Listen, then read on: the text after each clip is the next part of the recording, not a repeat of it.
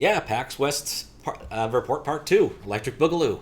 We still have about half the games to look at. So, this next one's actually a bit weird because it wasn't at PAX. So we got Puzzle Depot right here. When I say it wasn't at PAX, it's not entirely true, but it's not entirely false either. So we got this block pusher game.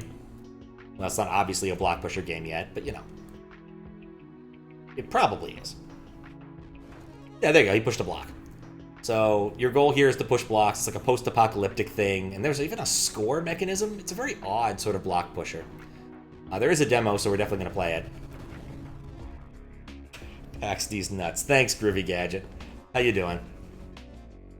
But yeah, it's an interesting little game. I didn't actually see it at PAX. I saw it at Seattle Indie Game Expo, or Seattle Indie Expo.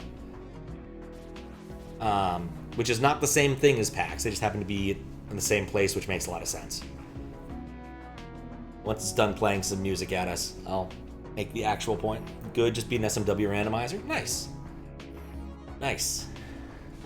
But yeah, no, I went over there for a little bit on Sunday and didn't really see a lot I wanted to play beyond this. And also, it was very cramped. It was a very cramped thing. They had like 16 games, I was 20 odd games, and it was not a very big area. It was in a conference room in a hotel, and it was just kind of awkward. Yeah, this one was close to the door, which was convenient, but yeah, I ended up going there once, going back to PAX, and then after dinner going back so that I could actually play this, because I think this was the most interesting of the things I saw there. Everything else just seemed to take too long to actually see. So you can see there's definitely a block pusher with a lot of interesting mechanics as far as block pushers go. Anyway, the point I was going to make about this regarding Seattle Indie Expo. So, let's see, do I have it open somewhere? Yes. Cheat sheet. Okay, so here's the basic idea here. This is what PAX looks... God, that's too big. This is what PAX looks like when you are going to PAX. This is downtown Seattle. This is I-5. Obviously, this is a conference center that has I-5 going through it, which is fun. I don't know why they did that. But basically, this is the main area. Summit, this is the new conference center. Convention center, where all of the board gaming and stuff happened. Arch and Annex, where all the expo was. And then this was a bit further off down the street. I want to say it was at the Hilton. So just to zoom in here, I think it was... Yeah, I think it was right here. So just had to walk a little bit of ways. Not very far away. Because, like, this is where the convention center is over here. This is the arch. It's kind of hard to see, but it's clearly an arch. That's actually all, like, enclosed. That's actually part of the convention center itself. I think. Maybe only part of it is. I'm looking at them. I'm actually kind of weirded out. Let's see. Yeah, I know. See, like, it's not all of it. It's just this part that's enclosed and indoors. And they had, like, vendors here selling, like, plushies and board games for some reason. Not uncommon in this sort of thing. So, anyway, that was the point of that entire endeavor. Also, this Cheesecake Factory. Never go to the Cheesecake Factory. It takes too effing long. And everybody goes to the Cheesecake Factory. If you keep walking up this street, there's Capitol Hill. There's plenty of good places to eat over there. Walking in America, if you're in downtown Seattle and you want to go a few blocks, it's the right thing to do. It's just going to be slower to get an Uber or catch a cab or, like, catch a bus. Way slower. How you doing, Fries? There's plenty of good places nearby is all I'm saying. Don't go to the Cheesecake Factory. Seriously. There's a Chipotle if you go this way about 4 blocks. Nike Seattle's right there because I accidentally clicked on Nike Seattle. Go away. Pike and Pine are not known for their friendly stuff, but looks like it was a nice day when they did this. 4, 3. This is still 4. 1 more.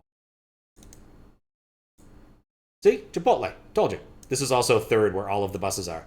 And if we look over... Oh, it must be up one street. I guess for the benefit of the audience. There's also the world's most fun McDonald's. If I'm not mistaken, it's right here. They don't allow sitting down in this McDonald's. Don't go to this McDonald's. You won't have a good time. There's the Chipotle down the road. You can sit at the Chipotle. Anyway, that was all the point that I had to do with that. Let's actually play the puzzle game now. Where to go? Where to go? Puzzle Depot. There it is. And then set it up in OBS.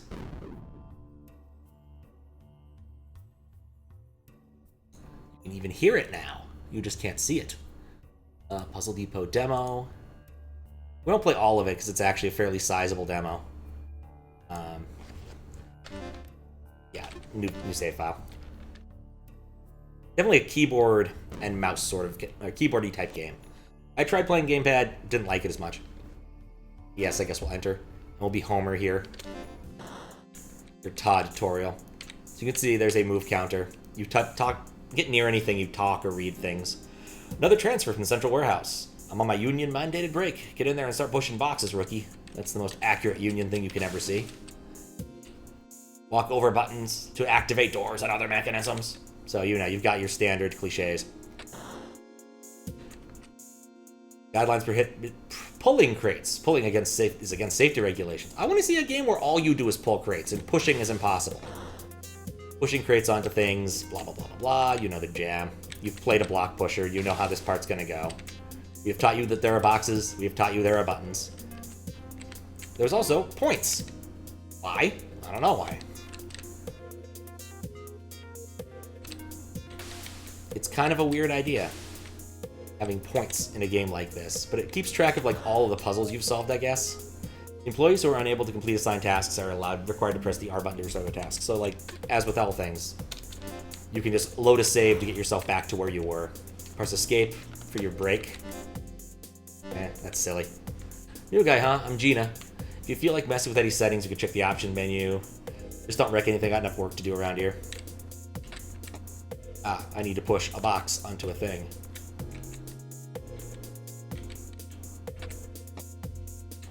Yeah, just go up and around. Oh, there's two of these. Yeah, it worked well enough. And again, 50 more points for beating that. I think I need or want the key card. Yep, need a key card. I feel like every game eventually gets key cards. Just how games work. You just need them. See, I got 50 points for doing that. Can't go that way yet, though. I like the little mini-map. That's a nice feature. One thing this reminds me of, a little bit bizarrely, is what that series of games? It reminds you a little bit of Drawed with the mini-map and all the things. 381 moves so far. Hello. If you run into someone with a lot to say, press space to advance. Help minimize workplace accidents by carefully observing your surroundings. Analyze objects, data log with the mouse or using the I button if you prefer. Yeah, I prefer keyboard controls for keyboard things. Design most of these data log formats myself. Hearts for assessing overall health. Hammers show destructive potential. And shields represent physical resistance. Simple now. Alright. What about over here? Oh, bonus room. Employees are encouraged to complete all assigned tasks, but some are optional best left to senior staff. Your mental health is important to us. I mean, it's block pushing, bro. This is not exactly the most difficult of feats. Alright, so I need to get a lot of these boxes liberated and down here in such a way I can use them. So I think that solved that problem. Yeah, oh, except that box is now permanently... It's not permanently stuck there. It's just partially stuck there. Oh, whoops. Not whoops. I see the problem here. Yeah, let's move that over temporarily before we're actually screwing ourselves over. Boop. Boop. And then... Boop. Oh, there's a note. Ship invoice. Fragile equipment handled with care, transferred from Lab 9 at the request of Dr. Weiss. There's probably plot here. I'm ignoring the plot, but there probably is some. Anyway, that was a bonus of 50 points for doing that. I don't remember all these rooms. Got your bearings? Good. That shipment moved. Then get that shipment moved, and don't ask how I got here first. Hack. No smoking, and yet he's smoking. Curious, isn't it? This is a pretty easy one, I guess. Just move these and then put that back where it needed to be. I mean, the thing is, it's a tutorial area. They can't make the block pushing too hard.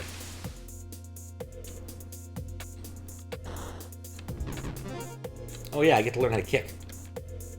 Oh, these barrels really roll when you give them a good kick. Press a direction while holding space. See? That was fun. Catch any green suits damaging Union property by kicking stuff around. The answer to me, Gina. Green suits? It's kind of dehumanizing.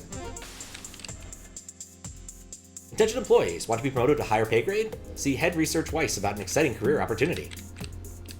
Usually this means you're going to get, like, dissected, I think, when you get to hear from a fun career opportunity from a doctor. Place is under the direction of research and development now. That egghead Dr. Weiss says is renovating the whole place. She's got to screw loose, that one. Ah, lousy cheap hex bolts. Okay.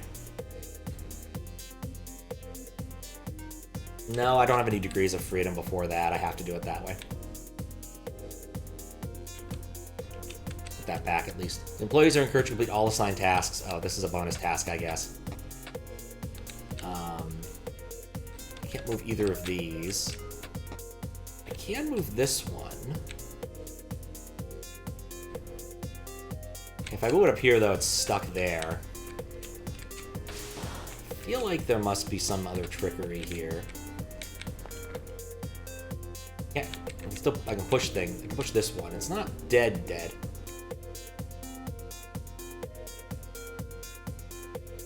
Hi, Matt. How you doing? What's up, Hawaluta? And yes, 23 months. Hot damn. I think I have to restart that.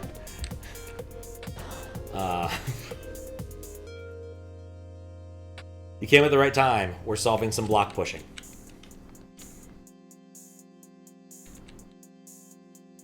Yeah, I think I see the key here. The key here is not to kill this other crate, or this other thing. I can't avoid killing it. There's the space in between isn't enough to push it. Take one more look at the initial conditions. Is there something else I can do as my first move beyond moving this box upward? I just don't think there is. So that's stuck, which sucks.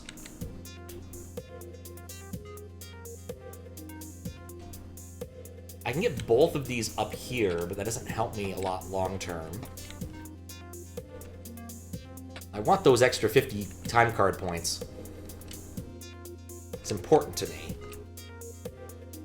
Can't move that. We only have so many degrees of freedom here.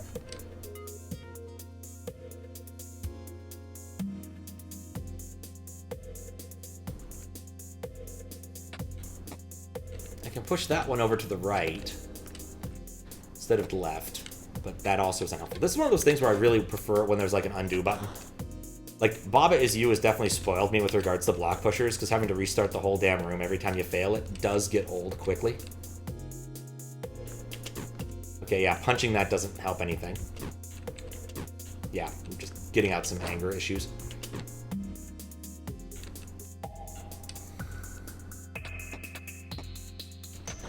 Oh, no. Want my points. No, it's the only reasonable move, because if I do this first, then I'm completely hosed and can't move that anymore. Okay. There's no choice. You have to put that on there, which kills this block for you and makes this area immovable. I need to get two things up here, but have them still be movable on one side or the other, which is really the tricky bit. Because if I push this one up here, it won't go. I can't push up the middle because there's boxes prevent me. Pulling is prohibited by the Union because that's the kind of game this is. Does the barrel go up? Does the barrel up there that's lying on the ground somehow roll when interacted? I can punt barrels provided there's nothing keeping them there by holding space, like that. So I can move a barrel like one extra block using that mechanism, but it doesn't, I don't think it helps that much for this purpose. But like if I do it to one that's already kind of stuffed, you can't really move any of them. Standard Sokoban rules. If there's two boxes, you cannot push two boxes. What's how you doing, Herasoft? Ended up playing the second level of Anton Blast again last night as part of the PAX thing again. Because it was still at PAX, so I got away with it. There's just like one very subtle thing I'm missing here. Yeah, it's only going to go in the direction of kick, yep. But like if I were to kick this into that, it doesn't do anything for our purposes.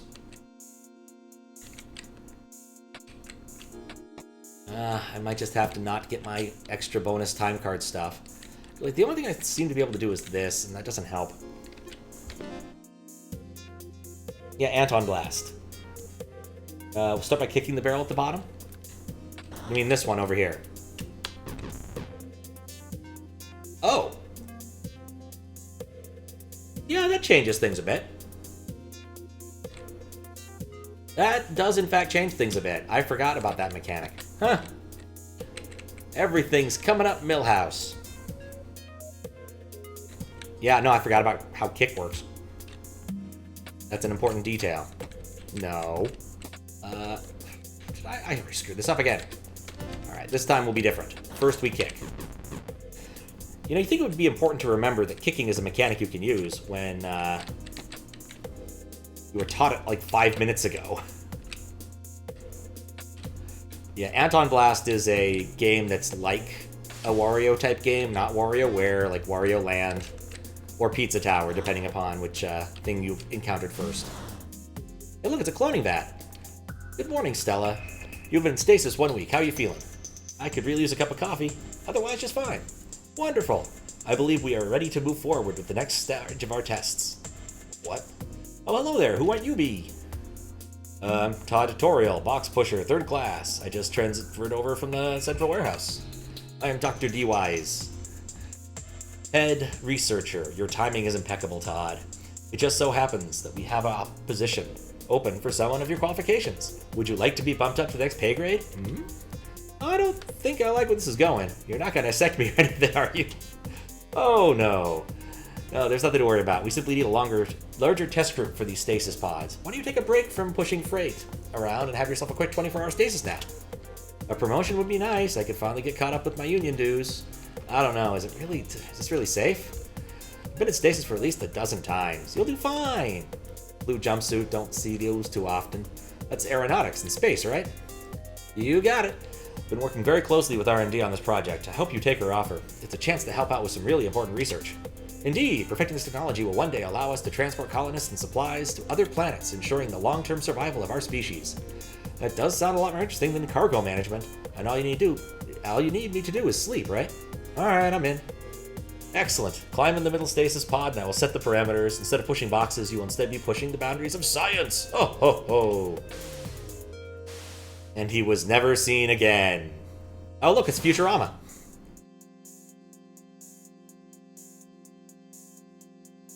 Oh, my head. How long is it in there? Is it Tuesday? Is that a robot? Better find that scientist, get some answers. Exterminate. Exterminate. Kick robot in nuts. That wasn't productive. Stasis pods are now in final production according to an expedited time frame. Retain current test subjects in long-term stasis. Error detected. Status pod O2. Initiating reanimation protocols. Elapsed sleep time. 61,572.3 hours. That's a long time. Let's find out how long that is, shall we? This should work. From time, date time, import time delta, hours equals 6157, 2.3. We print the resulting object. 2,565 days, which according to my otherwise useful math is approximately 7 years and change. So he's been out for a bit. And now the robots have taken over our jorbs.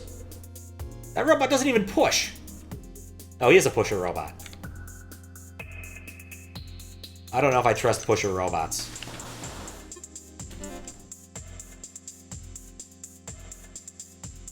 guess 7 years could be a long time.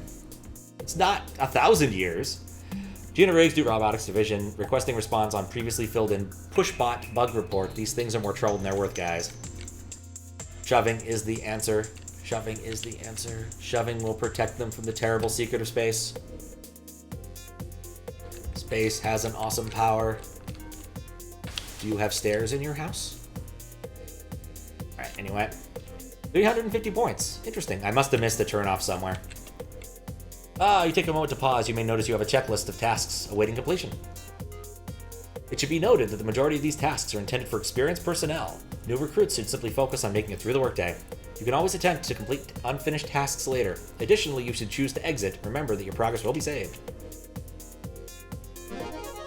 Alright, I got a lot of bonus points. Let's level up. Must earn enough points. More points means more health. That's gotta be useful. Reminder from Union, regular physical and mental exercise will lead you to being happier. Some of this doesn't, like, fill me with happiness. This fills me with mild dread when I see signs like this. Great. Blew another vacuum tube. It's not one thing, it's another. Like, I worked at a place that legitimately had those sorts of signs, which are like, you know, you could ascend to new heights at TPS and things like that. It's definitely not a thing that engenders happiness. Hey, buddy. Careful around those green barrels. They're pretty radioactive. Come to think of it, you probably shouldn't be in here at all. Alright. Yeah, okay, so you touch one of these, you take damage. However... Nope. Foot still gets hurt. This is the first time you can actually take damage in the game, so I presume that I'm probably okay. These vendos really suck. Ate my last credit and no FUD bar. What the fuck, said Biff. A reminder from Union Health Services, stop for regular meal breaks to stay healthy. First press tab to select consumable, and then press E to consume selected consumable. So this is one of those things that's really weird about this game to me, is like, you have an inventory system and a block pusher. And you have health. So like, you're gonna spend these on certain things, and you could easily get yourself stuck. So it requires really clever level design to prevent this kind of thing. I've only seen it done once, and it's really tricky. These things are supposed to replace your green suits? Oh, what a joke. I'm sick of repairing these walking trash cans. Newfangled robots spilling green goop on my clean floors. Hazmat poking into my business. Hell in a handbasket, I tell you. I like you, old Jenkins. You're pretty okay. Alright. Let's see. What does this sign say? Please refer to your union-certified physician in the event of an injury, chemical burn, and/or genetic mutation. Alright, so clearly I need to do that. That's probably the first thing to do. I need to get him an object. Wait, let me restart that. Was it on the bottom? It was on the bottom. Okay, I see what to do here now. Because I can use either of these for that purpose. Pushing is the answer. And we'll shove over here. Protect people from the terrible secret of space. I think I've run that into the ground.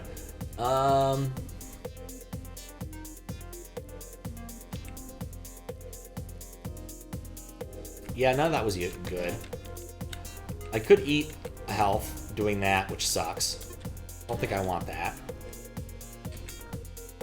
There are boots. I think I want the boots. I could eat one health to get boots, which seems like a reasonable trade-off.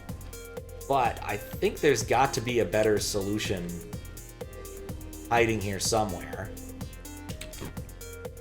Oh, he pushes back. Intriguing.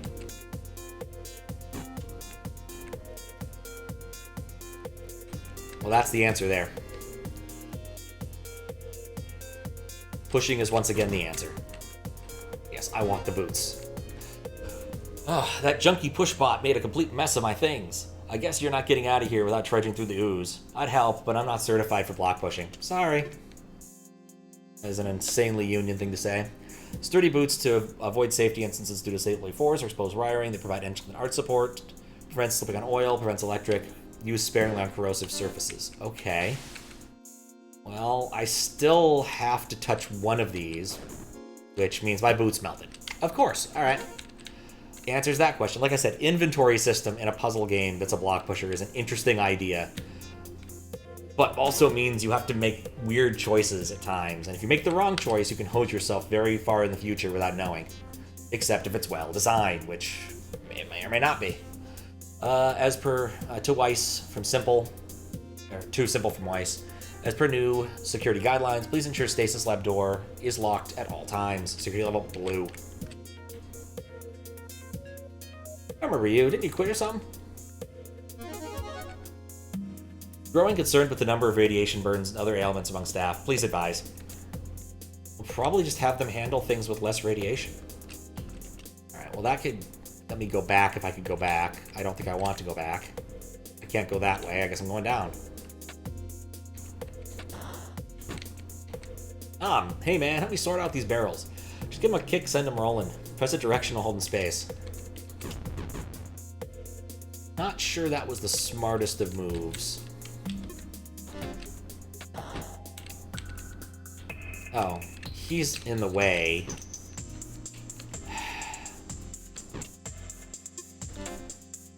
Can I kick the robot? No.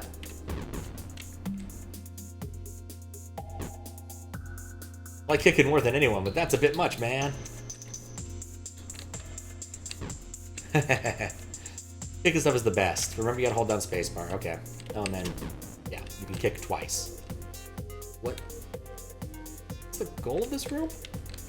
I think I'm gonna regret doing the thing I just did. I'm not gonna regret it at all. I'm gonna regret the thing I just did. Boop. Boop. Boop. Much simpler solution. Much more elegant.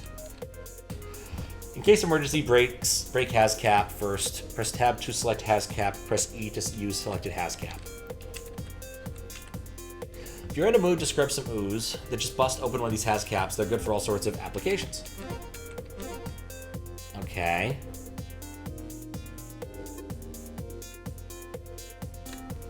What did I say to use? No, E to use.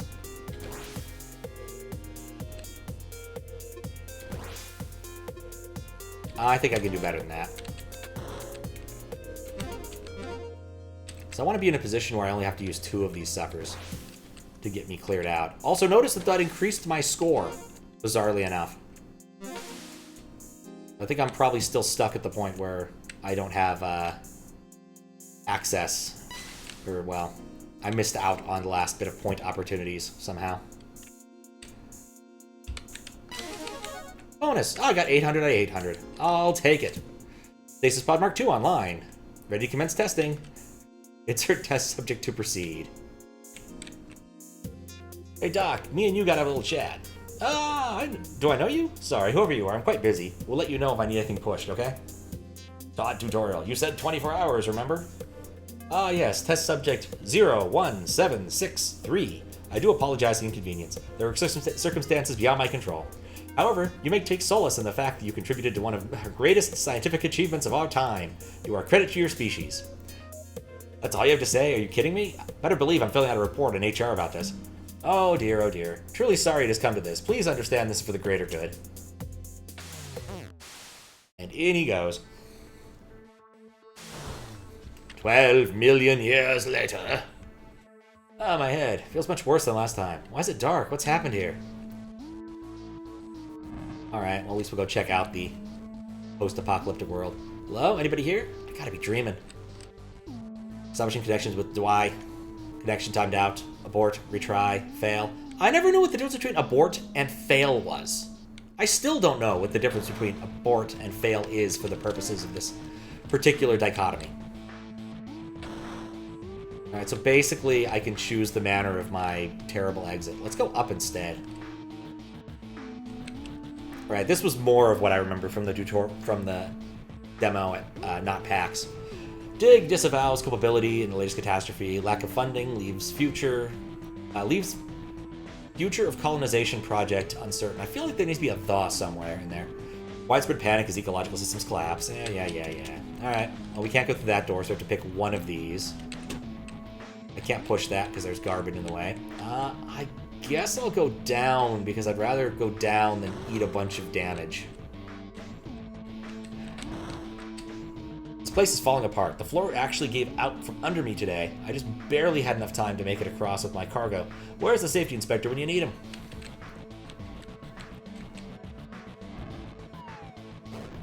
Aha!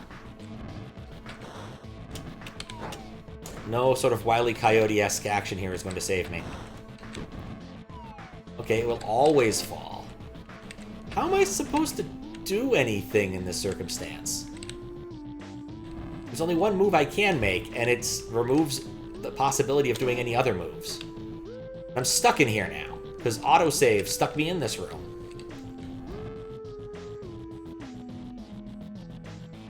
Is there another move I can make? No.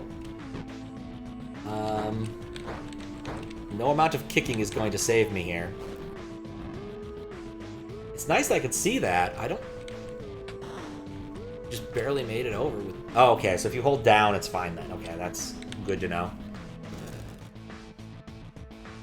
Alright. You can step on these things to squish them, by the way. But that isn't what you're really supposed to do. So they like eating scrap metal, which is kind of a big deal in this game.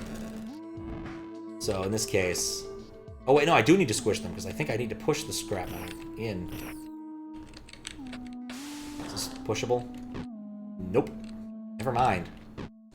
Oh.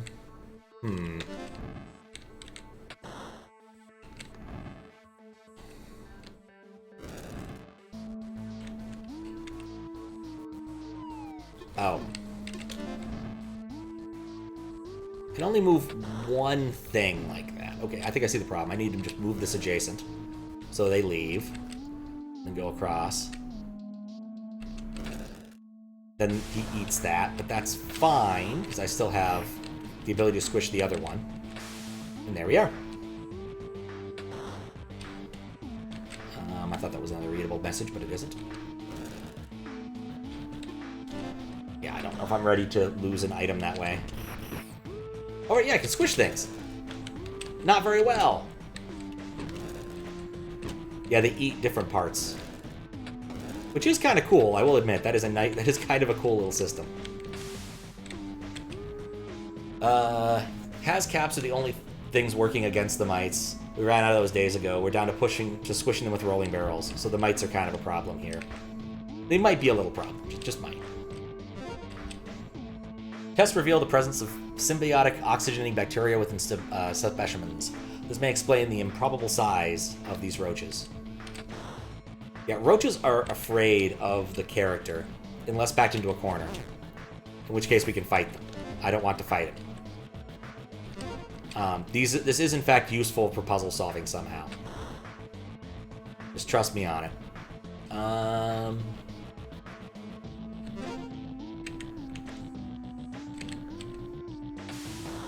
That's not a permanently depressible button. Okay, and then there's so much scrap, but nothing that helps. I can't push double boxes. Alright, start over that one again. Fight the roach. I don't want to fight the roach. Oh, that's why they give me the stupid bar. So I can, in fact, fight the roach and still be perfectly healthy. Like, again, inventory management in these kinds of games makes me always very nervous about using any item. Roaches have formed a rudimentary hive structure within the facility. As their numbers grow, so does the number of missing staff. They're all there on their prey. Okay, in this case, there's a single button I need to press.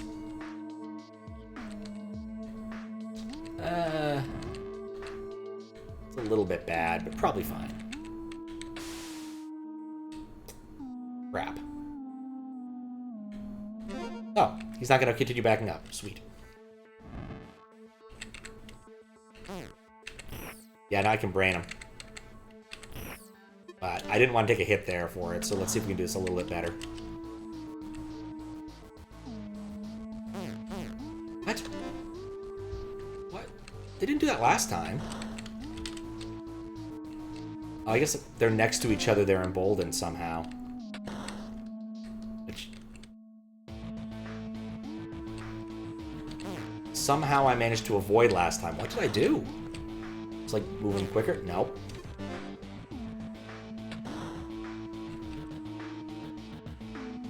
Roaches got aggressive when they team up. Yep.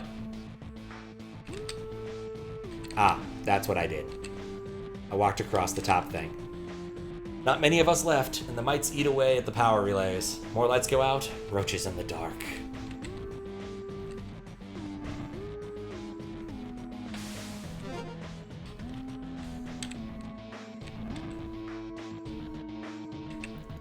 Yeah, I'm not sure that particular... Yeah, I see what I need to do there. I need to just approach it from a different direction. I got this one now. I almost have this one now. I did, in fact, separate them.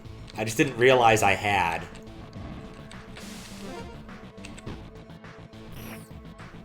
Okay. I can brain that one.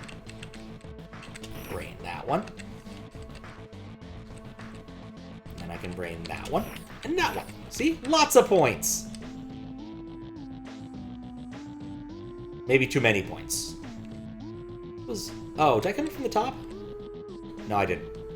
I think I still needed him on the button. Nope, that just opened the outside one. Did I miss something?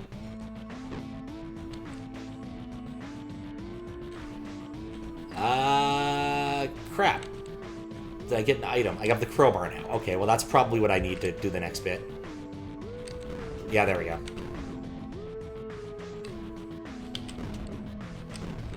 Just gonna destroy everything I can find. Once again, may not be the best of choices, but... Hey, I got a punch card! Cool. What was up here? It's not a destructible door. Yeah, it triggered autosave. Like, that's another thing that just worries me. Scrapple, hide shiny. No one ever find. Leave note to remind self. That's a weird sentence. But yeah, no, I definitely was stuck. Oh, I found a shiny. I have one Hazcap. Put my crowbar down for just a second. The big rat came out of nowhere and snagged it. Now all I have left to fight these roaches is an old beat-up barrel. As long as I can break up their groupings, I might be okay. Yeah, the autosave thing is a little bit risky. I think they really should have, like, a multiple save things. Just give you, like, a few rooms worth of checkpoints. I don't know.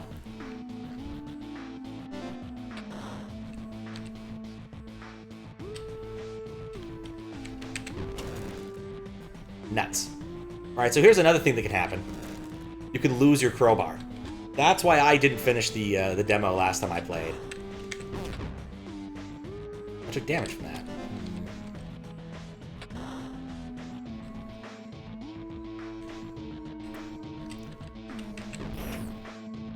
Ow. That didn't help. Okay, also I need to be able to get 4 things stuck. It's kind of important detail.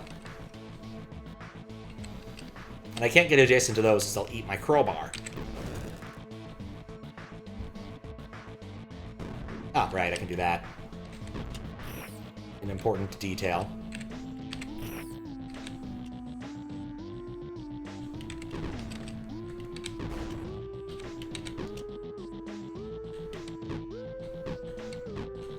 Yeah, that wasn't a smart move.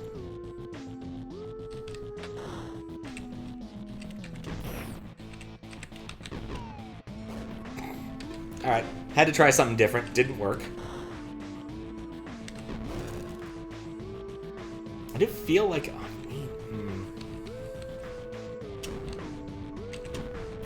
It feels like the logical way to solve this puzzle. Like I said, I would kill to have an actual not like room reset, but a proper like reset. Not sure that's a good idea either. Okay.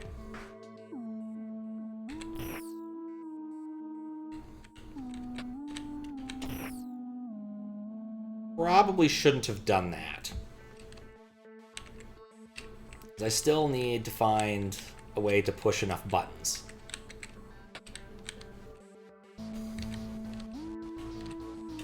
I can just brain that one. If I do this... If I do that, they're separated. That's good. I can squish these guys. I don't get... Nope, I can't squish those guys. I have to get them out of here. That is actually a problem. That is an actual constraint I need to be dealing with. And that sucks.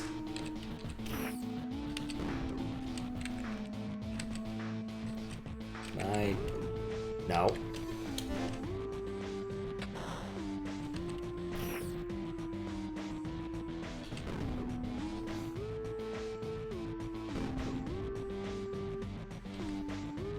I didn't think this through. I need an item that'll squish those things. Ugh. Like, all of these options kind of suck. And it's a matter of figuring out, like, which is the least suck option. Okay, we'll put the roach there.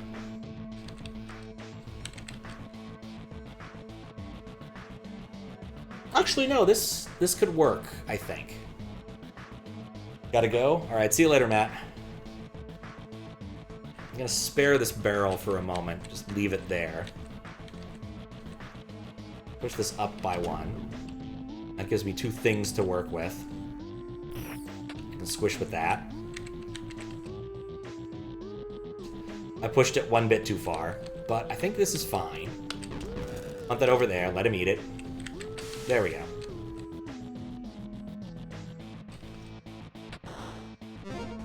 Got another punch card. Hazmat suit. Do not attempt hazardous material without safety equipment. Okay. Cool. Hazmat suit protects me against all this nonsense. I saw that rat there.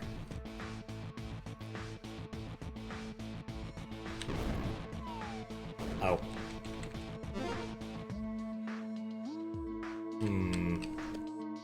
Roach took my suit. Don't think I'll make it out of here. Okay, let's see what we can do. What's up, Proto? How you doing? I guess now this barrel is just a conventional barrel. That's it. Move it backwards.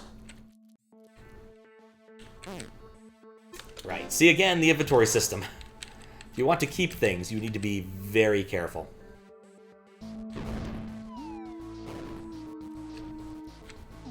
This work? I got a bonus. I'm keeping my suit. Took me a while to find my super suit.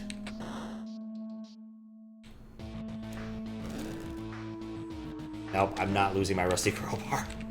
I like that thing too much. There's no, like, boxes I really need to put this on. What's a shield do? I'm chilling? Excellent. Okay, well, let's... Some people might be embarrassed about cowering behind a rusty garbage can lid. Others are more concerned about being eaten alive by giant arthropods and personal appearances. Appearance has been corroded. Okay. How does this work? Ah. It protects me from roaches. They check in. They don't check out. Anyway, just going through all of the PAX stuff and playing all of the available levels. Oh, that person had something to say and I stepped away from it so I didn't get to read it. Reminder to employees, it is not possible to complete all optional tasks in a single shift. Be sure to prioritize your workday. Yes, but I can prioritize, I can do this one. Because, wait, I can't destroy these. Ah, whatever. This is fine too.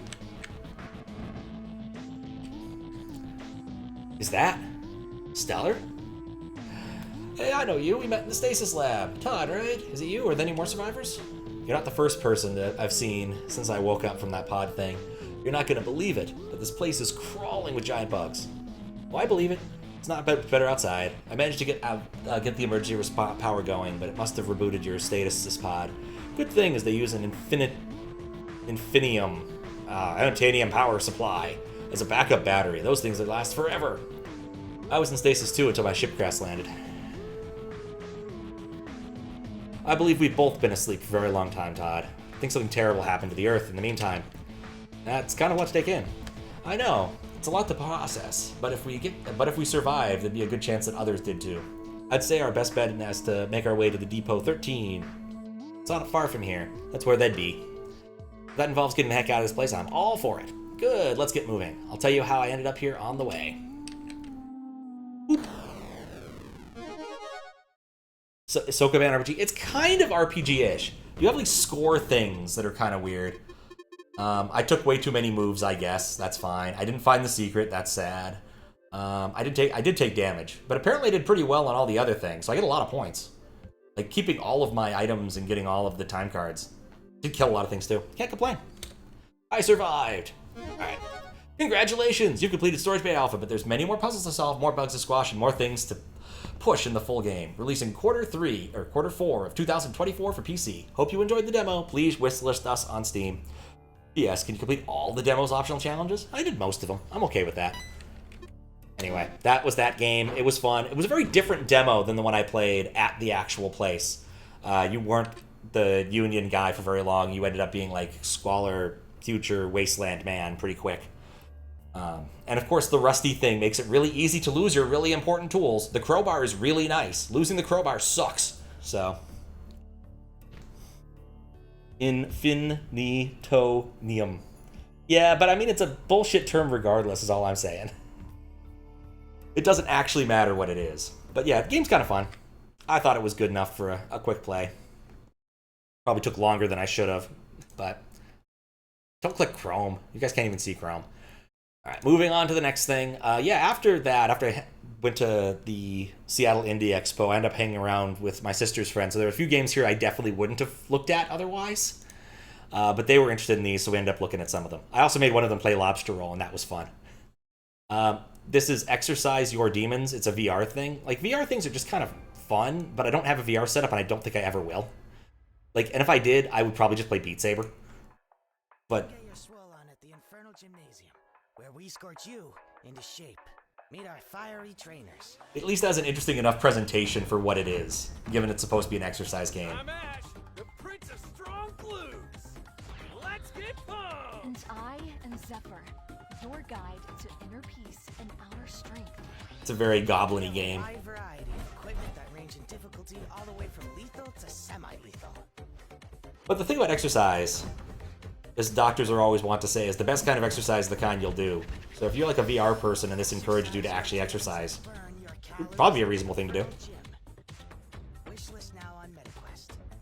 Downside being, of course, that it's on Meta as opposed to like Steam or something. But you know, can't win them all. But yeah, at least one of the dudes I was hanging out with was interested in this game. So this one has a demo, but we're not going to play it. This was one that I looked at briefly and didn't want to play. But it's an old man simulator. You get to be an old man as he remembers his life and slowly loses those memories because he has horrible Alzheimer's. It seemed horribly depressing. One of the gals really liked it, but she said she really enjoys a good old man story, to which I said, well, how many of those do you know? And she's like, I don't know. I'm like, well, there's the Old Man in the Sea. And yeah, then I ran out of good old man stories. I really should have mentioned the 100-year-old man that walked out, snuck out the window and went off into his garden and into the night, or whatever the long title is. Because that's a good old man story. It's basically like a Finnish, I think? Some sort of Scandinavian version of Forrest Gump. It's a really weird book. The other fun thing to mention here is when you start the demo, you have a choice between original and like actually fast. I think I might have my audio down too low. I can't hear these anymore. There we go. Not that we're going to watch it again, I just wanted to check the audio levels. VR is fun if it's cheap enough. You get some VR. Super Hot is fun. The only VR game I've actually played for more than a minute was Myst. And I only played it for about a minute, and I'm like, Myst, hooray! But anyway, the point I was going to make was you have a choice of like original flavor or extra fast. You pick original, you move at old man speed, because it's a third-person game. You like slowly walk around. There's also like some fishing mini game she got into like 4 times. or you can choose actually moving at a reasonable rate. She chose move really slow because it was just the way she wanted to be. Anyway, that's all I got to say about this. It was a demo. Go play it if you want to play it. I just didn't feel like playing Depressing Old Man Simulator. It just didn't fit my ideals. Playdate. This isn't so much a single thing as a console. Like, I've seen these things around before. They've had, like, I've had booths at PAX. In fact, they had a fairly sizable booth around here? No, Playism? Panic. Yeah, this was where it was. It was close to Playism, I think. They had an actual big-ass Playdate with a working crank. You could slowly and carefully crank. This video is about a little box called Playdate. It's got like 1 million games. You can program in Lua or C++. Here's the thing they don't show. It has a really small viewing angle. They brought a lot of these to PAX. They also brought a lot of lamps. So you could actually, like, see the game. Honestly, it's one of those things that's cute. It's very reflective. That's bullshit. You definitely can't. Oh, it's Panic. Okay. Yeah, they definitely look like they're in Portland. Many mustaches. Anyway. Okay, so who makes the games? This is one of those things like indie devs really love, I guess. I don't know. So mysterious. I love it. So what are these new games they're working on? Let's look at games. It's like a season of TV. Yeah. Surprise game that could be basically anything? Anyway, it's an interesting handheld. I don't think I'd ever use it though, because like I have a phone that I can use at all viewing angles, and it has better battery life. These things apparently do not have very good battery life, from what I recall them saying. My guess is inside it's basically an ARM system, something akin to a Raspberry Pi. Parallel processor. Does it actually say what's inside? Does it have a bill? A bill of lading or whatever you call those things? I'm curious, actually. Playdate specs. The specs. All right, there we go. According to this arbitrary website, 14 days. Okay, 8 hours active. Yeah, my phone is better than that. Oh, it's got a Cortex M7. That's very not what I was expecting. I was expecting it to be an ARM. Odd choice. Cortex? What does that even run? Is that an ARM? I vaguely remember that being an ARM. Cortex M, huh? Yeah, see, it is an ARM. It's just one of the Cortex ones. I've used the Cortex core before in the context of FPGA, but that's another hill of beans. 16 megabyte RAM is kind of sad in this day and age. I don't know why you'd want to go that low, but there it is. Maybe it's all SRAM, make life easy, because you're already not running at a terribly high clock rate anyway. 8 kilobytes of cache is probably fine for 16 megabytes of RAM, and then 4 gigabytes flash feels a bit sad, but games are not that big anyway, so. Bluetooth coming soon. Headphone jack. It has a condenser mic? Huh. 1-bit display, 3-axis accelerometer, crank, and it costs $200. So it's $199 US if you want to get something that is basically like a Game Boy, but marginally worse. So, I don't know. The indie devs seem to love it. The moment he said you can develop, I talked to one of the dev guys, he's like, oh, you can write in Lua. He lost my interest entirely. And he was like, oh, but you can write in C++. And he resumed my interest, which means I can write in C and avoid the plus part. Because I don't like C++. C++ classes is fine for me, but yeah. Oh, yeah. So, after playing around at PAX for a bit, I went into the free play game thing, and I played Panzer Dragoon. The thing about Panzer Dragoon, though, is that I didn't play this version. I played the Saturn version, and I just want an excuse to get my Saturn out. Because they always have, like, Saturns and other machines you can play weird games on. Well, it's definitely intentionally limited. It just feels silly to limit yourself that much, especially when your primary programming language is going to be Lua. But anyway, I got the Saturn out. We're going to play Panzer Dragoon for a few minutes. Completely dumb gimmick midway through. Let's see. There we go. I played it at PAX. I can justify this. Probably never buy one. Oh, definitely. I mean, it's a cute gimmick thing for people who want cute gimmick things. Nothing wrong with that, but it is what it is. We are also going to skip the plot because I don't care enough about the plot. I just want to play a level of Panzer Dragoon. Like, this was one of the major arguments to own a Saturn. It still looks pretty okay. I think it looks marginally better on projector, given that it makes the image quality a little bit worse than the LCDs they had it playing on a PAX. But if you've ever played the rail shooter part of Sonic Adventure, you've basically played this. It plays very similarly, though the camera controls are a little bit different for that. There's no camera that matters in that one, because it just is all rail shooter. Here you can kind of adjust the cameras you're going through and see that it's an endless wasteland of water. Also, these things will hurt you if you touch them. The pillars that are just hanging out here. It's a very Saturn game once you begin to understand like how the Saturn architecture works. But yeah, the console replay part is actually a really nice part of PAX. If you just want to like play a game on a console and you don't own the console, that's a great way just to go and do it. And frequently they have most of the like good games for any given console. Sometimes they have the really bad ones too, but you know. Like they had Secret of Monkey Island for Sega CD, and I really wanted to play that, but turned out there was a kid next to me who had already checked it out like 3 minutes ago.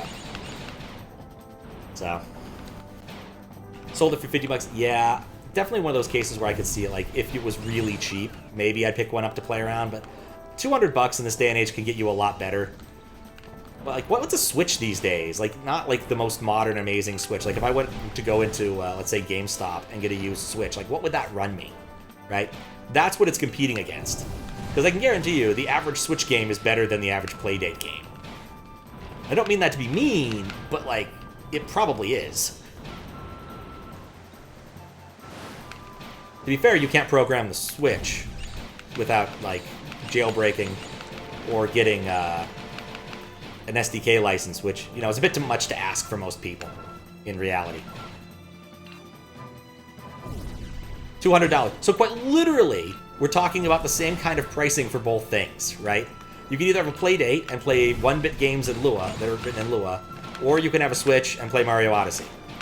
It's a really hard question here. Oops, I forgot where I'm going. It's not how the game actually works. Anyway, you can shoot bullets, you can lock onto targets. Locking onto targets tends to do a little bit more damage. At least I found. It was more reliable. You have a health system. The thing about it is, like, the parts of this game that are really cool that I've seen are not the parts where you're flying somewhere. It's when you're fighting the bosses that are actually really cool. Just because the game's kind of sparse in its geometry. Like, you can see this big water thing, you see the temple here, but it feels a little bit empty somehow. And also this temple looks hella flat when you start, like, rotating the camera. But that's just Saturn for you. Actually, it might not be flat. Huh, hard to tell. Hey, we're going in. Okay, what's a Switch Lite game then? How does that work? I assumed it was a Switch, but lighter. Like the 3D, like one of the 3DS revisions that was the 3DS, but smaller. Maybe I'm misunderstanding what a Switch Lite is, because that sounds really dumb. No, I was never going to get all enemies defeated. This is not my class of game, and the controller... This controller's actually been kind of wacky, so I didn't know if I'd get this far in the list of games last night. So I've had the Saturn like on standby the entire time. Oh yeah, here's the boss. This boss is cool. Nope, there we go. But like just random airship out of nowhere. Because I actually don't know what the plot of this game is. Like maybe one day I'll sit down and play it. Things that have the courtesy not to move are nice to hit. As you can hear, I'm just spamming all of my buttons. Oh yeah, also the controls for this can be confusing at times. At least I found. Especially when you're on the side. I think I managed to zoom in a little bit further than I wanted to be. There we go, much better. No, I'm in first person. This is not what I wanted. I can't dodge in first person. Nope, that's wrong too. Like, what button zooms out? Ah, okay. You got problems.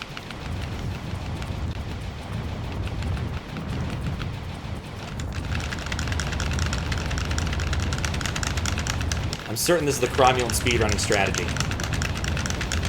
I'm just like courting these.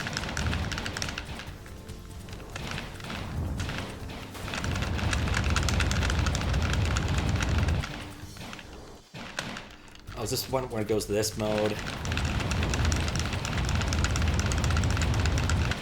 Oh, you gotta kill the missiles, but know where they are. For some reason, I'm so far pulled out, it's really hard to actually hit them now. Before they're, like, right in my face. I played through the first couple levels, like, 3 times.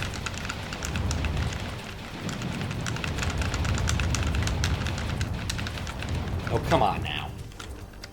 You are almost dead and you know it. There we go. Yeah, it was weird. I don't know why.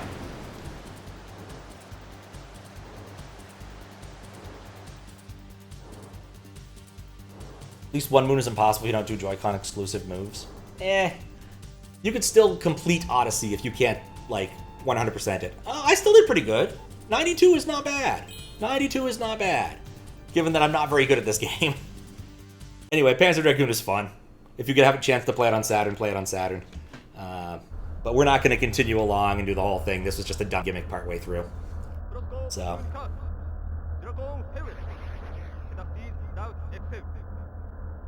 We'll watch the cutscene, though. I catch up on chat.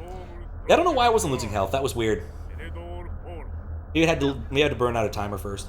Respect to little whelps. I'll teach you some respect. One kid you work with had the misfortune of being gifted Mario Kart steering wheel for a Switch Lite and he can't connect to the controller. Oh, that's sad.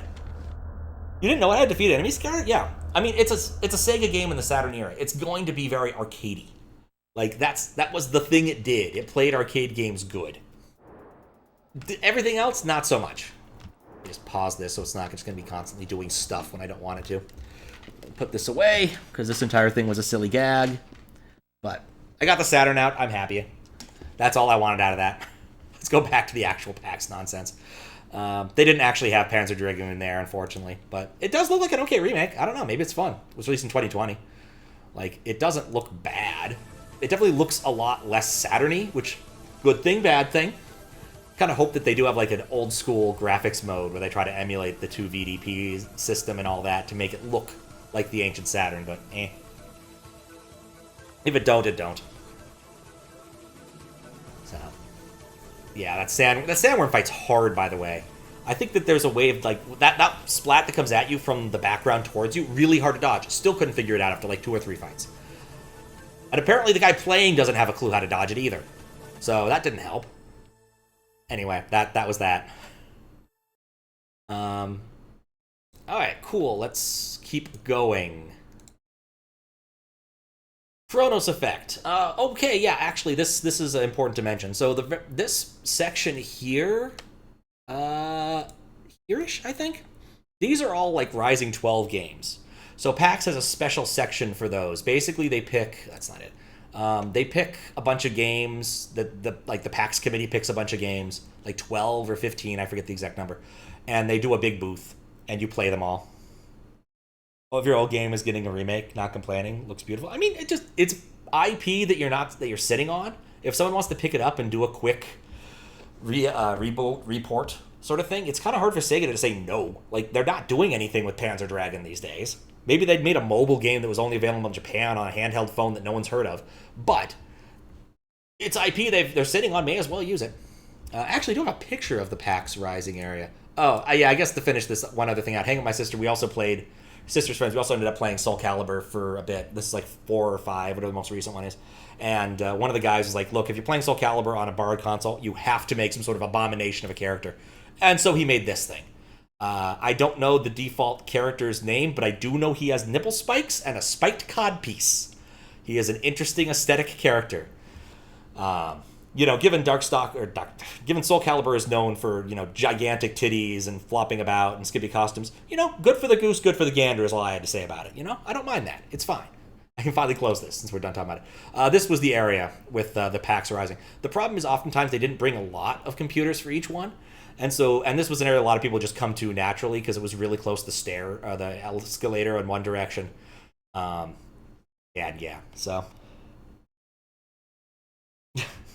Oh, that guy, exactly. Better company sitting on P is not doing anything with them. The Kiss the Nugget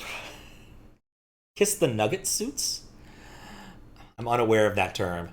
But yeah, we'll talk about Desktop Explorer in a bit. We'll get there eventually.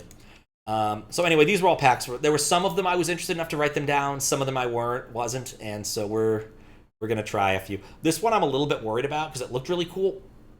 But it also demanded that I upgrade my NVIDIA drivers, and that's or AMD drivers. I have an AMD card in this thing. That's never a good sign. So we're going to see if it has terrible FPS or not. I guess we should actually watch the thing before I get done talking about it. It's a dumb meme. Okay, I'll have to look that up then. But yeah, definitely had this like slow down, gun fun aesthetic, rewind stuff. One of those. I did install this, didn't I? Did I install this? Let me check. I did. Okay, cool. Describe a guy sitting on IP has only released the same product with the same IP over and over. Yeah. That is unfortunate. I mean, in the case of Panzer Dragoon, like, the actual base gameplay is really good. Just upgrading the graphics and moving the sound up a bit, not a bad concept. I watched some people play this a bit. It looked kind of like, what's that, like surf maps a bit with rewind. I don't know why the quality is so crap. It's like they uploaded like a 360 one, a 360p one for this. It's a shooter like 80, yeah, exactly. Exactly. But Panzer Dragoon, I just keep talking about Panzer Dragoon for some reason. Panzer Dragoon is also known for, it had a pretty successful run, like, as a series. I don't know why we're doing this detour still, but, like, it had 5 or 6 games. Like, one, Zoe Mini, I've never even heard of. That looks adorable and silly. It was probably, this is on Saturn. Oh, it's put on Game Gear. Oh, that's a shame. I can still play that, actually. Huh. That doesn't look terrible, but certainly doesn't look Saturn-y. Saga is apparently a really good RPG in the rail shooter genre, which is weird. But they only made like 6 copies and sent those to America, so no one else got to play it outside Japan. One of those weird things that happened back in the 90s. Anyway, let's see if this game will work. Can't think of any other shoot. Let's you rewind. Yeah, fair point. All right, we're going to see if this works. If the FPS really... Oh, wait, it doesn't like that. I updated my drivers! No. Look, I updated the most recent drivers. If it's not happy with this, it just made my card is old and sucks. The card I have in here is about 6 years old because it came with the computer. And by that, I mean when I built the computer, I put it in there. And it's definitely got problems. Like, when I boot it up, it no longer boots up cleanly into text mode, which worries me a little bit. But hasn't bitten me yet in the last year or so. So I really should just like get a better video card or possibly just upgrade the computer wholesale. Basically, let me know if the FPS is physically painful to watch, and we'll go from there. Let me move that out of the way. New game. If it at least kind of works while I wiggle around and, you know, put the button forward. Yeah, it looks okay. A little bit laggy, but we'll see what we can do. We'll play for a couple minutes. I don't think this is a game I want to play long term, given how it's feeling. It is a little bit laggy to me. Drop back in time with right. Whoosh.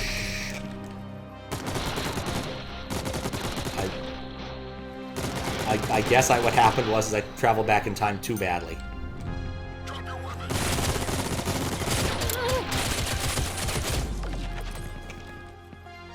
You know, maybe I should have rewinded time to the part where I was being shot perfectly.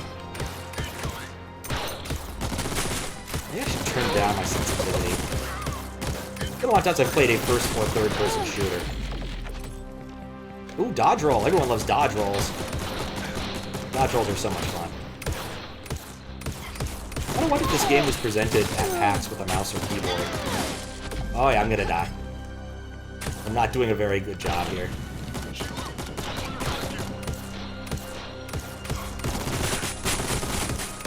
Probably should have chosen to get a different weapon. Use the pistol only as a last resort. Really wish there was a melee weapon. This melee weapon with rewind and everything could be a lot of fun. But yeah, no, this is not my genre. But at least we got through the training. I am not adept, no. Overwatch Core, yeah. Anyway, this is this game. I don't think... maybe I just don't like third-person shooters. I don't know. But I didn't die, and I'm still sliding. Whee! If this was the entirety of the game, I'd probably have a lot more fun. Just whee! Butt slalom! I don't know if any of you ever saw the like short era on YGMD where like butt racing was all of the jam. A sort of stop-motion animation thing where people would pretend to be racing to Mario Kart music on their butts. Using doing stop motion with actual people actually has a name. It's pixelation, of all things. Anyway, I think if the FPS was a little bit better for me, I might want to play more of this, but my video card sucks, and so do I. That Warframe, spent many hours third person. I don't do much of it. Anyway, that looks kind of cool, just not my thing. Go back to the page. Just crow things. This looked cute. I wasn't really sure what to make of it. It looked like kind of a Goose Game, just fucking around with people and physics engines. That's basically it. Go around being a dick. That seems to become a genre in and of itself. I'm gonna guess there's some sort of collectathon aspect to it, but I couldn't really tell.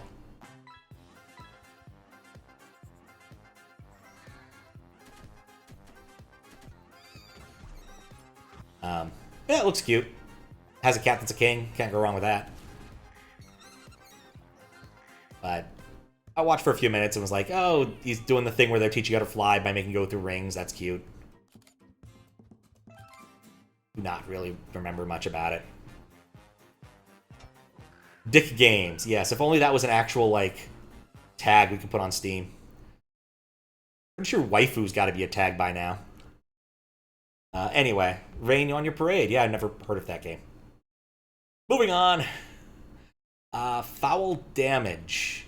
Oh, this one. Yeah, this one I actually want to play. This is an egg platformer. You are an egg. You platform. If you fall too far, you die because you're a friggin' egg. Thank goodness you're here. I have not. I have not seen that. I watched a guy play this for a bit when I was at PAX and was like, this looks fun and definitely up my wheelhouse. Let me put the keyboard away. I don't think I need it right now.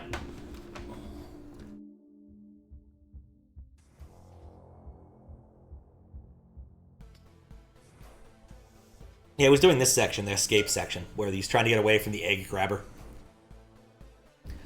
I think it must be run by... This must be a post-apocalyptic that's run by robot chickens, but I really do not know the plot at all. But it looks cool.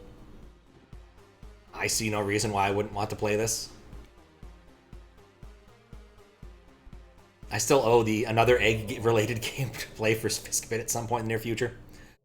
So I should do that. Anyway, yeah, looks cool. Let's play it. It has a demo. Oh. Right, and then tab out. And then realize I pressed tab on the wrong place and somehow it scrolled the screen up all the way. Where are you, OBS? Help me, OBS, you're my only hope. Foul damage. And it shows up. Good. Now we can press any button and play demo. And get cables all the wrong places. But yeah, egg platformer. Don't jump too high. They see me rolling. See, if I'd fallen all the way down, I would have exploded. I feel like this might actually be a genre, like egg platforming, because there's a few other ones I can think of that exist. The Tofu game was kind of an egg platformer. You couldn't jump too high or else you'd explode because you were tofu. What did I just pick up a fetus? What was that thing? I'm trying to think of another one. There's the, like, Love is Over and Heart is Too. Or Egg is Broken and Heart is Too, where you're a chicken trying to protect your egg from splatting. Spelunky, or not Spelunky. What's that game called? Spelunker. It's like an old NES game where, like, if you fall down too far, you just die. There we go. I got the... I can't see it as anything other than a fetus, so I have no idea what it's supposed to be.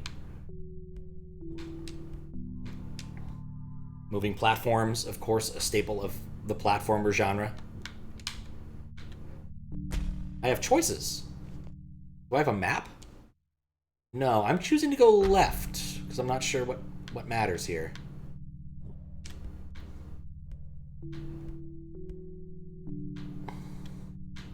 Jump up.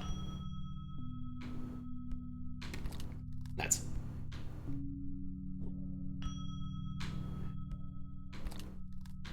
I just need to hold over. It's not that hard. The funny thing is, I didn't, like, miss a story or anything. That's just what the game does, is it boots you into this mode. Moments in Spelunky, where you're falling too high can lead to death too. Oh, okay.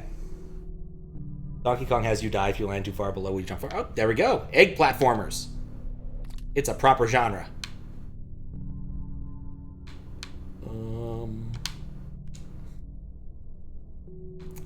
Huh. Well, maybe if I just do this.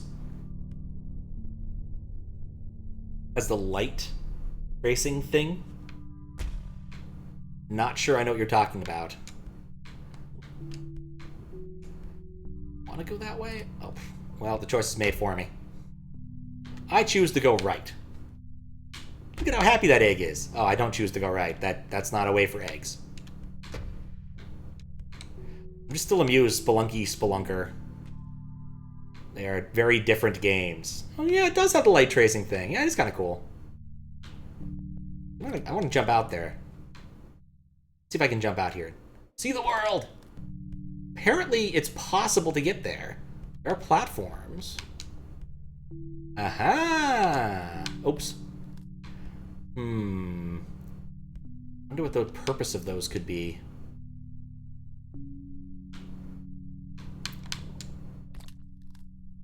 Yeah, I don't think there is, like, a controlled jump in this. You just get full impulse no matter how hard you press.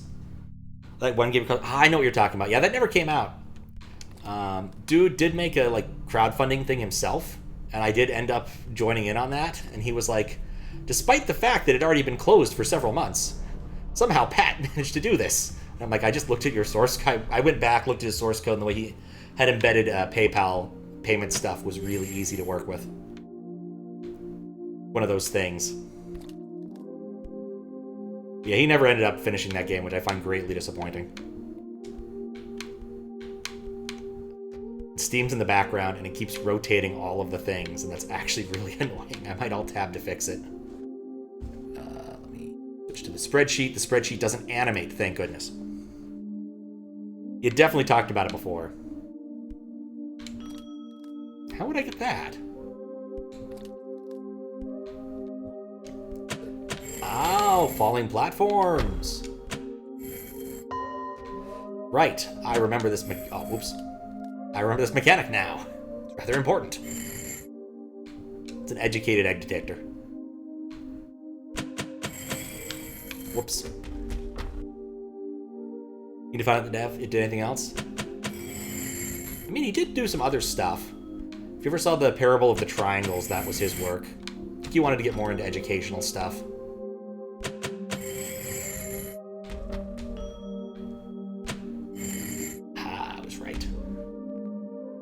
Does it tell me the things I've collected?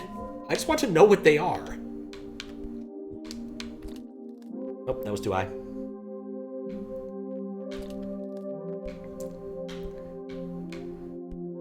Anyway, chill egg game.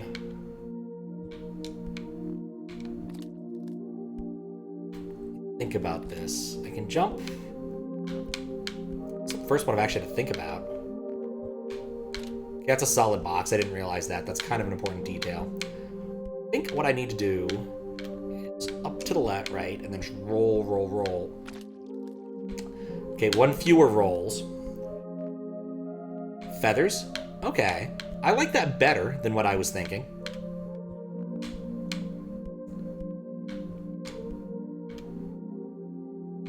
Can I jump into this? Nope. You know, it occurs to me, I had a choice of going one way or the other, and I chose a poor direction. I could have gone to the right, and it would have been fine, as opposed to going to the left block. There we go.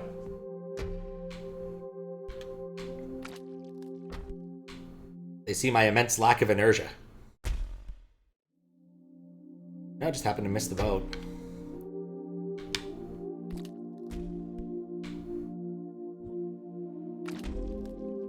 Oh, I can fall down there. It's a little hard for me to tell what's solid and what isn't.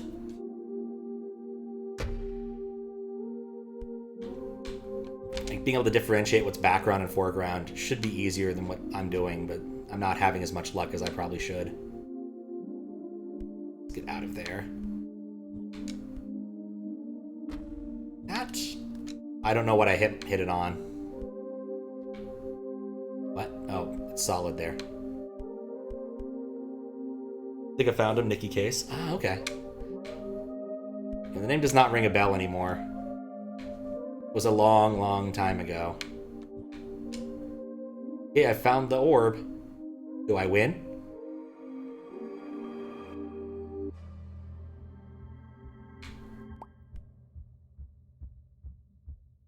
Pack only used vanilla graphics, not those fancy X graphics. I could tell what the background was. I mean, it's not the first time you've heard this sort of complaint. In general. It happens. It happens a lot. Some hackers are just like, oh, I need to do all the graphics, and nope. I mean, alright. Really have been up to stuff.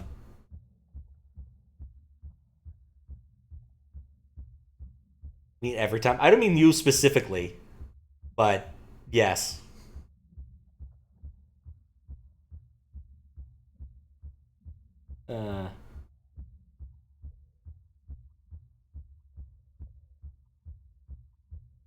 Anyway. Let me actually egg. Levels... Oh, oops. Levels egging me on.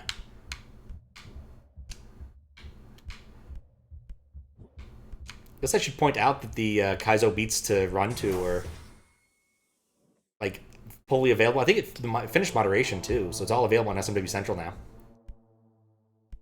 which is pretty nifty. I haven't played it yet because I'd have to use an emulator to play the one level. I don't like using emulators, and it would make me sad. Yeah, it's properly out. It used to be like if you knew a person who knew a person, it was out. Now it's actually out.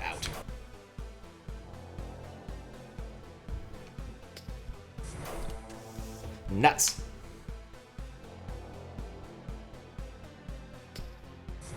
Has cool MSU1 detection of locking up Mesa if you enter the level. Oh. That's not great. I'm curious why that fails.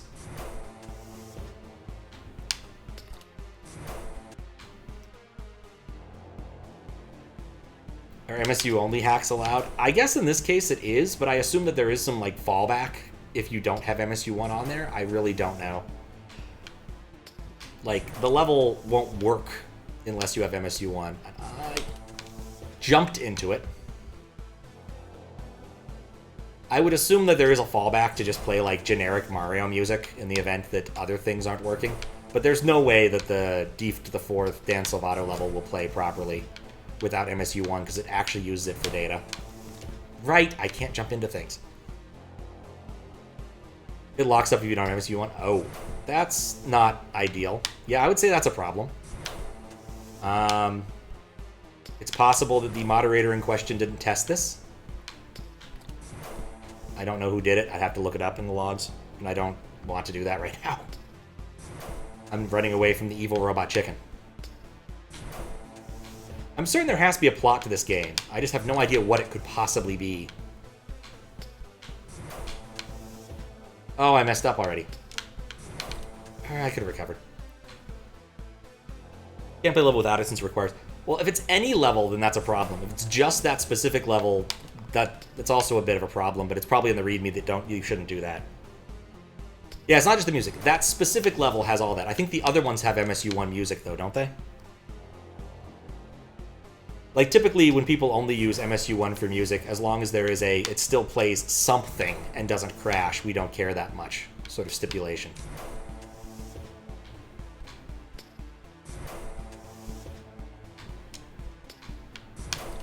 Dang it. Only do the 4th level? Okay, then. Yeah, that's not ideal, though. I will admit that, but it's probably okay as long as it's stated somewhere.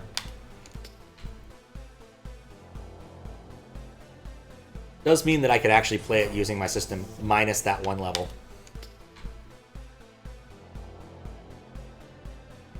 Yeah, I would have been disappointed to hear it wouldn't work in MESN, because like I generally use MESN if I want to emulate SNW or emulate stuff, because it's just the best debugger. And I know it supports MSU1 fairly well, because I've used MSU1 in MESN before. Dang it. All the other levels just use MSU1 versions of Song on SPC. Okay, that's fine. Like I said, as long as they play something, it doesn't matter if they play the friggin' whatchamacallit, Switch Palace theme. As long as they play something.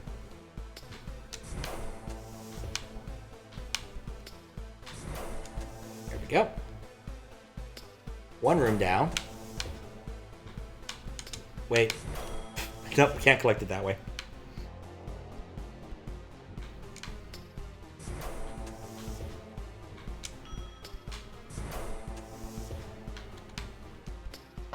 There. Well, you know, small victories. I'm still up against this thing. Whole thing could have been without MSU1 if the credits song and Dia the 4th didn't use it. Ah. That makes a lot of sense. Like I said, as long as it kind of works, it's fine. Based upon the moderation rules. Oh, that's too high. I need to drop down one more.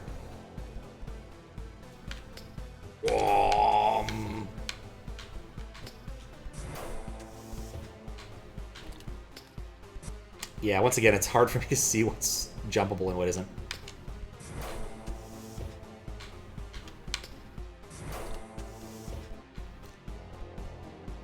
Still a really cool level set.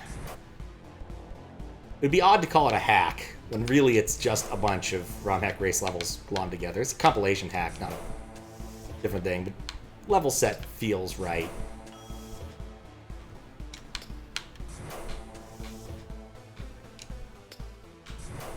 Feels more right, at least.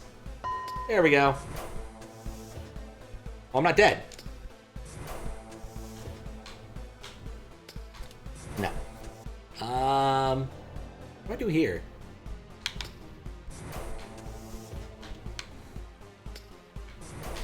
Oh, I jumped that high. Okay.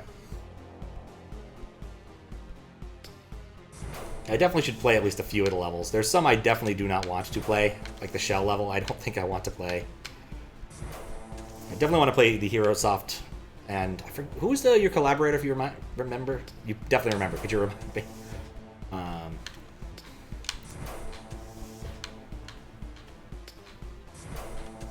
I want to go all the way up. There we go. I love how every time I get to a checkpoint, it kills me. Oh, there's a divot. Why not? Ah, right. That one's high up there. There was another one I'm like, I think I could do this. There were a couple I thought I could do. Oh, that's down.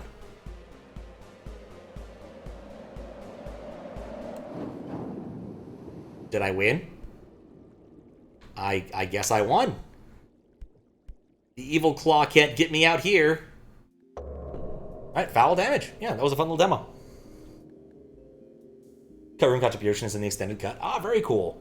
Yeah, I got 7 out of 12 of the fetus things. I got 71 deaths and took 15 minutes. That's not bad. That was a fun game. I could definitely see me playing this, especially if it plays well on like Mac OS through Wine or something. Yeah, that was Foul Damage. It was fun. Close that now, and I guess we're back to this view, so that's all fine. And move on to the next one. SacriFire. This does not have a demo, does it? It did not. Okay. Boomstick. Oh, okay. Yeah, this is an upcoming RPG. It looked kind of like a PlayStation 1 game where you have 3D models and like 2D sprites. It's a feather? Okay. I will take your word for it. My eyes might not be the best for this thing. You took the Malcora. Enough! But it looks okay. This game. It's had some platforming aspects too. You must retrieve the Malcora. Yeah, it's kind of an aesthetic you don't see a lot of anymore. The 2D sprites over 3D rendered backgrounds, which is odd since you can make things look pretty good in this format. But statues coming to life. Am I dreaming? I don't actually know that much about this game. Looks very Star Ocean-y. I guess it's another game that, for PS1 that had that kind of property. 2D sprites over 3D backgrounds for everything. Damn it. Made all of the NPCs kind of look like paper. Xenogears also had this property, except when you were in gear fights. Except instead of it being pre-rendered, it was actually real-time rendered. And you could adjust the camera, which was loads of fun, trying to do the minor amount of platforming Xenogears required while making the camera spin around indefinitely. Anyway, this looks kind of cool. I don't know. I watched enough of it to be like, I want to talk about this one. On to the next thing. Winter Burrow? Oh, yeah. Is it just me, or are there just a lot of these, like, we want to give you, like, a cozy... Maybe not cozy, but, like, it does say cozy right there. You know, exploration, crafting, whatever game. This looks like Mouse Guard. If you've ever read Mouse Guard, this is what a Mouse Guard game would look like. There is nothing left for me in the city. Redwall, all those things. I have traveled back to where I grew up. Here I found my childhood home in ruins. But it looks okay. It's just a genre I don't care for. Why hasn't my aunt taken good care of it? The bridge to her house is broken, so I can't even ask her. I'd be curious to know how much plot there is. That would actually make a difference for me, maybe, if I wanted to play this. I will make the tree stuff See, cozy home, crafting. no matter what it takes, and no matter how hard it gets. I will fight and find meaning and beauty out here. Don't starve Mouse Edition. Some say I like in it. the dead of winter, a small city mouse doesn't stand a chance. Maybe so, but I must keep believing that every winter leads to spring. Auntie, finally! Of course, you gotta have an owl. There always has to be an owl in these games or concepts. Like Redwall had owls all the time. Mouse Guard, one of the books had owls. I forget which one. Anyway, I watched them play this for a little bit. Like I said, it's cute. I like the aesthetic. Like Redwall, Mouse Guard are good aesthetics to copy if you're gonna pick something. You really can't go wrong with those ideas. They're timeless in a way. People like cute little mice, but the owl's always shown to be evil. It's just how it is. If you're gonna have your mice be, if you're gonna have mice as your protagonist, you're gonna have owls and foxes and cats all be evil. That's just how it works in Redwall. They're all evil. I think badgers are good, but what was the other thing that wasn't good? It was like a badger, but different. I was thinking about Redwall the other day. I was like, man, they really have not done anything with that property. Anyway, have you seen the Owls of Gahuli? Why do I expect this to be a D's Nuts joke? Oh, that is actually a thing. I have not. Oh, no, I remember seeing this. I saw the preview for this at some point. I just couldn't stop laughing at the fact they were owls. It was really dumb. Is this about 2010? Yeah, that would have been a preview for during one of the Harry Potter movies. I went and saw that. Yeah, I have not actually seen this movie. I just remember laughing my way through it. The trailer. I do not remember why. I thought it was so damn funny. I was laughing enough to annoy people in the audience. I wasn't drunk or anything. I just was struck by, oh god, they're owls. This is just so funny to me. I just could not explain it. Thought it was pretty good. I'm certain it might be a good movie. Just I could not stop laughing. It was not ideal. Anyway, moving on from owls. Desktop Explorer. This is another one of those, like, we want to make a, like, mystery game uncovering things by using an old computer. And so they've made their own kind of fake OS and all this jazz. Owls will get you while you sleep. Not in the city, I don't think. These aren't city owls. I need to grab the keyboard for this. I didn't actually get to play it when I was at PAX. I did, however, get to play the demo version that's just the OS, which is weird. I don't know why they brought that. And mention a bunch of things they may want to consider about, like, ancient interfaces that most people don't know about. And I'll talk about that a little bit when we actually play it, because it's a demo and I want to play it. How you doing, Noah? These newts. These hoots. There we go. These hoots. Yeah, I talked to him a bit, and one of the guys I talked to was an intern. I mentioned a couple things that are just nice to have in terms of how these interfaces should work.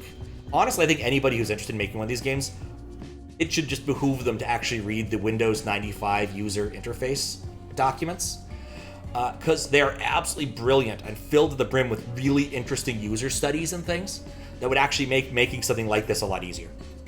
But it's one of those things that most people have just never looked at. Microsoft put a lot of work into developing the Windows 95 shell to make it really good. And there's not a lot of other public documentation like this, so it's worth stealing, is all I'm saying. Let me kick this up. Also, when playing this, I need to actually do this twice. We'll probably have to reset the game because it has a cute boot up sequence, and we're not going to get to see it if the capture doesn't pick up, like, immediately. Oh, no. Get to hear it at least. Do this.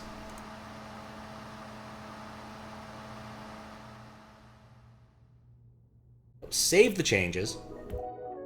See, we get a little bit of this, a little bit of the interface.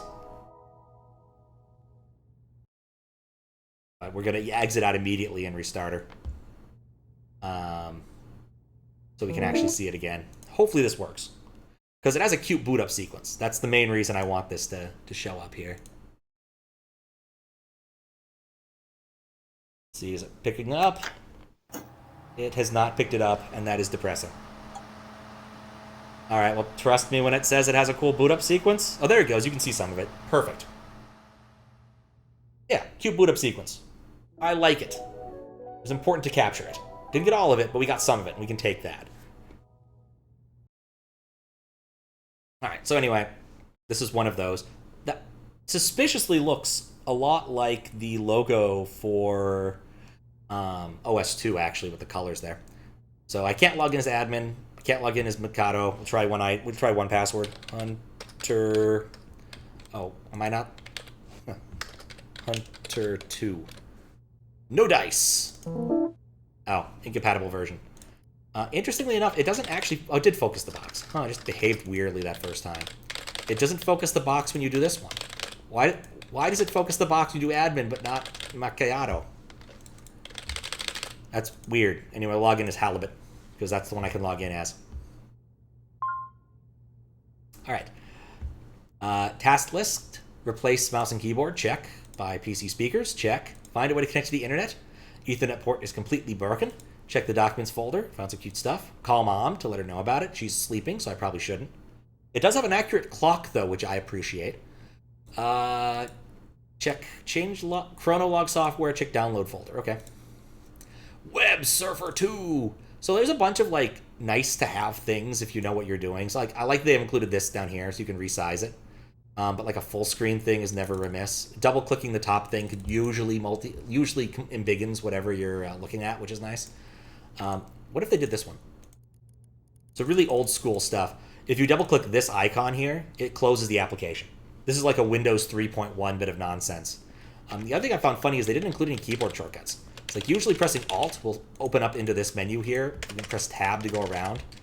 I mentioned a few of these things. They're not, like, really important, but I do think that if you're going to do this kind of thing, you should at least put some, like, effort into making it a little bit easier to use in those regards. But anyway. What's that? A plane? A star? No, it's your new narrative text reader. Storyteller Plus. Tell the stories you want, however you want. Bring your stories to life with typewriter style and self-writing features. Make your text pop out with a little shake in rainbow colors. Add our new easy-to-use tags to your old note page files and enjoy the show. Check out examples from one of our talented creators. Storyteller example, STP, okay. That's how a storyteller file looks when opened on a normal text file. Editor, amazing. Goldmine Inc. Hiring. Whoops, no internet. Also, that scroll is, whoops, no internet. All right, well. Only display cached pages. Oh, I can't even go to the page I'm already on. That's a weird choice. Okay. Let's see, can I click on that? No, I cannot. I think it's just telling me I'm not on the internet. This does have an actual volume mixer, which I adjusted earlier, but apparently didn't matter. Either way, I doubt this thing's going to make enough noises to actually annoy anyone. What is this one? I need a password. I don't have a password. Documents. There are cute things in the documents. Oh yeah, also we should see if there are programs installed. There's Note Page. Note Page works. Format word wrap. Oh yeah, see, this is just Notepad. But no keyboard shortcuts. Kind of like Windows 98, unfortunately. Games. No, we can't play. That I did notice. That's clearly ASCII text. So I wanted to decode that and see what it actually said. I already have Python open, so let's just do this. 70, 61. This is probably going to be easier if I look at it over here. Nah, I can't make it quite big enough in that window. 70, 61, 7, 4, 6, 9. Let's see if at least we're getting somewhere. Base 64. No, not 60. What am I talking about? Hex. Pat E. Huh. Well, that's a step in the right direction. Clearly there's something there.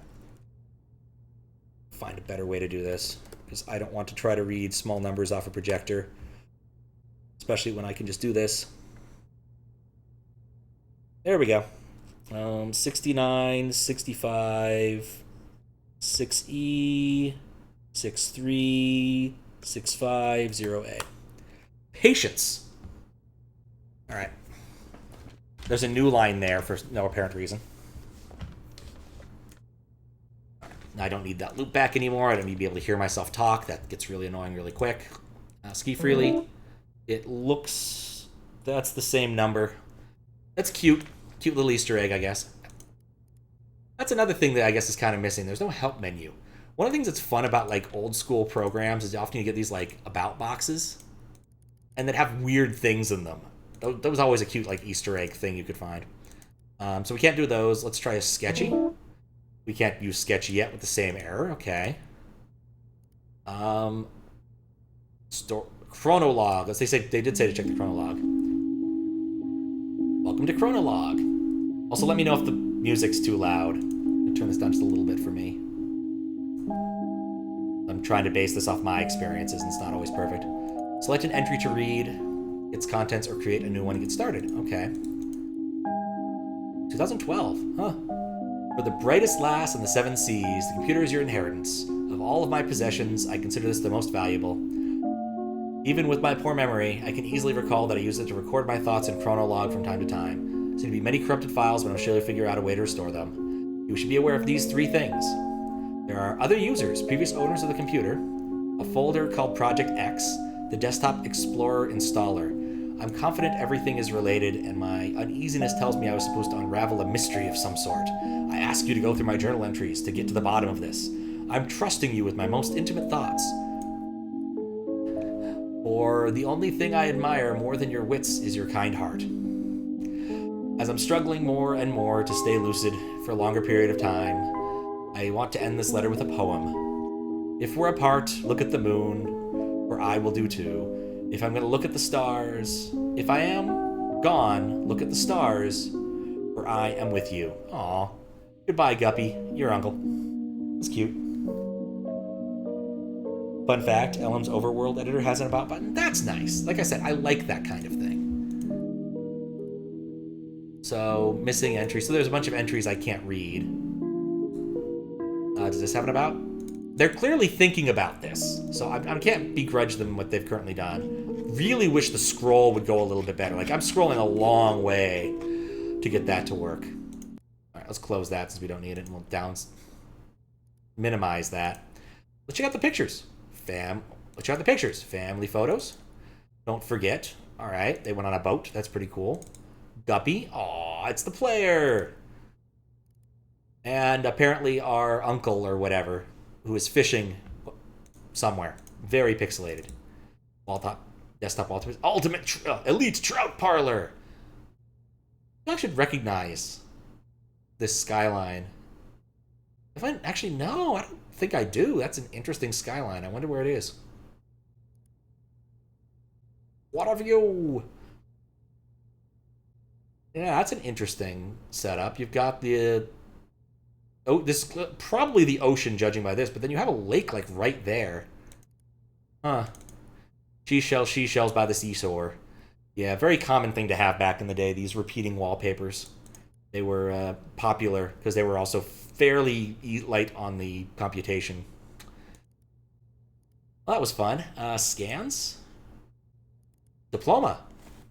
Lone Oak Junior High certifies that cursive name has completed the course of study prescribed by the Department of Education. Determines whatnot, this diploma and the signature of the principal has been affixed. On the 27th of month of something 02. Yeah, this is very hard to read. Is it easier to read over here? Nope, it's just terrible to read altogether.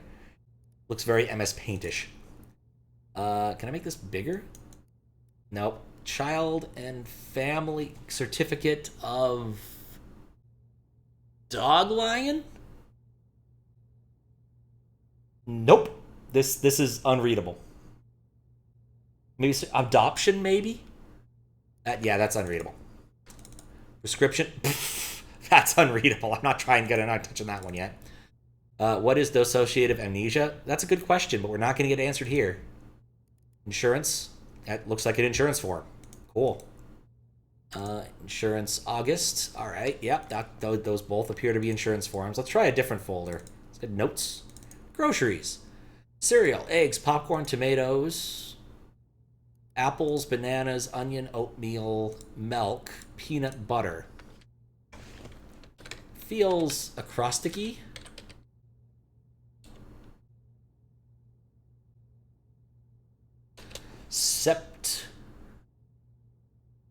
I see taboo. That's interesting. Yeah, I don't know if that's useful. Interesting though. Did that save? Good, it didn't. Interesting links. Oh, cool links. I definitely want those. I'll look at records. These are. I'm gonna assume these are fish. No, these are way too heavy for fish. Wait, what? Oh, this was a kid's birth weight. No, this is going down over time. It's going up over time. What could this be? That's weird. 36 9 pounds. I mean, maybe fish. You don't get a fish that weighs 70 pounds. These range of poundage is very odd. I don't know what to say about that yet. Okay, we have these cool links. We can log into some places. That's useful. Do we look in downloads yet? I'm not ready to go to the thing. Oh, we have the DE installer. Let's install the DE. Reticulating spines, decompressing scenarios, decoding images, setting up file hierarchy. Oh, great. Hello, and welcome to Desktop Explorer. I'm Pizarro, and I'll assist you in this experience. If you're ever stuck on a puzzle, click on the light bulb and your taskbar, and I'll give you a hint. Okay. Cool. Thank you, Pizarro. But was that it? Was that it? Oh, here it is. Got more. readme.npg. Desktop Explorer. Learn your computer's features on an exciting adventure. Desktop Explorer will test your abilities using features from your NOS-powered system. Navigate through folders of this intriguing story of exposition. By solving puzzles, you'll unlock password-protected folders to advance. Important. Whatever passwords are given to you through text, they'll be preserved in the following format. Presented in the following format. Password. That's kind of nice. Passwords won't always be hidden within text. You'll have to deduce some of them on your own. Have fun, complete your adventure. Will you discover the mysteries of the cave? Will you answer all its riddles? Will you uncover some secrets within you?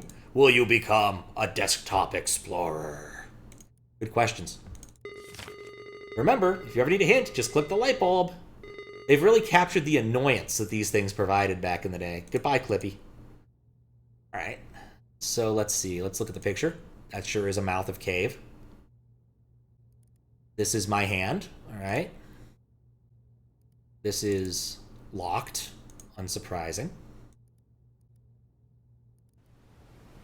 Okay, are you lost? Oh, you are lost. You find yourself between the sea and a lush forest, dragging your feet in the sand of a beach you've never seen before. Aside from your wits and senses, you bear only a small compass, which has been damaged in a fall. Among the shore's dark rocks, you spot what looks to be an entrance of a cave. Approaching it reveals that its entrance is narrower than what you anticipated. However, the grotto seems to broaden the deeper it goes. It starts to rain heavily. Your weary feet welcome this shelter. Okay, so that's the password to shelter. Another one bites the dust. On to the real puzzle. Alright, cool. Move that. Go away. We have a lot of things here, actually. Inside the cave, another picture. Probably should close this. We don't need that right now. That looks like a torch. It says it's a torch. We have long scroll and inside. Let's try inside. As you glance up inside your new shelter, you notice a few cracks between the boulders on top, feeling the lack of natural light in here. Despite not being able to see much around the cave's darkness, you stumble across a stick all rolled up as a scroll. As you open it up, you realize it's comically long. Chant my name, O child, and your voice will bear my fire. Dust surrounds me. Mana lights my path.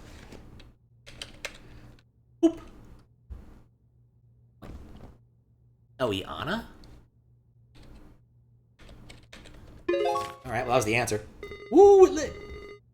Hip hip hooray! Hip hip puzzle complete! We leave him down there. He clearly wants to be there. We can't get him to go away for too long. Alright, so the torch opened.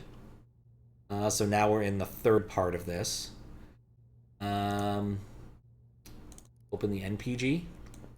Okay. I've got a pretty good idea of what to do with this. After barely pronouncing the name you read, the tip of the stick you were holding kindled into a soft flame. You now hold a torch of suspicious origin. With a newly lighted path, you press on to the room with a wide strip of papyrus on the floor. I lower the sound again, because it seems suspiciously loud. You notice strokes of writing scattered in it, along with some suspicious traces of creases. You read, answer quickly and answer proud, oh solve my riddle, say it aloud. I garden the flowers with my horse, wouldn't you know it, I use my nose. The rest is lost in the paper's folded format. Okay. What's this? Oh! Notice I keep writing. Oh, God. Let me move that. I can read it better. Notice that. That's annoying, actually. It locks onto the screen. I want to have it further to the left.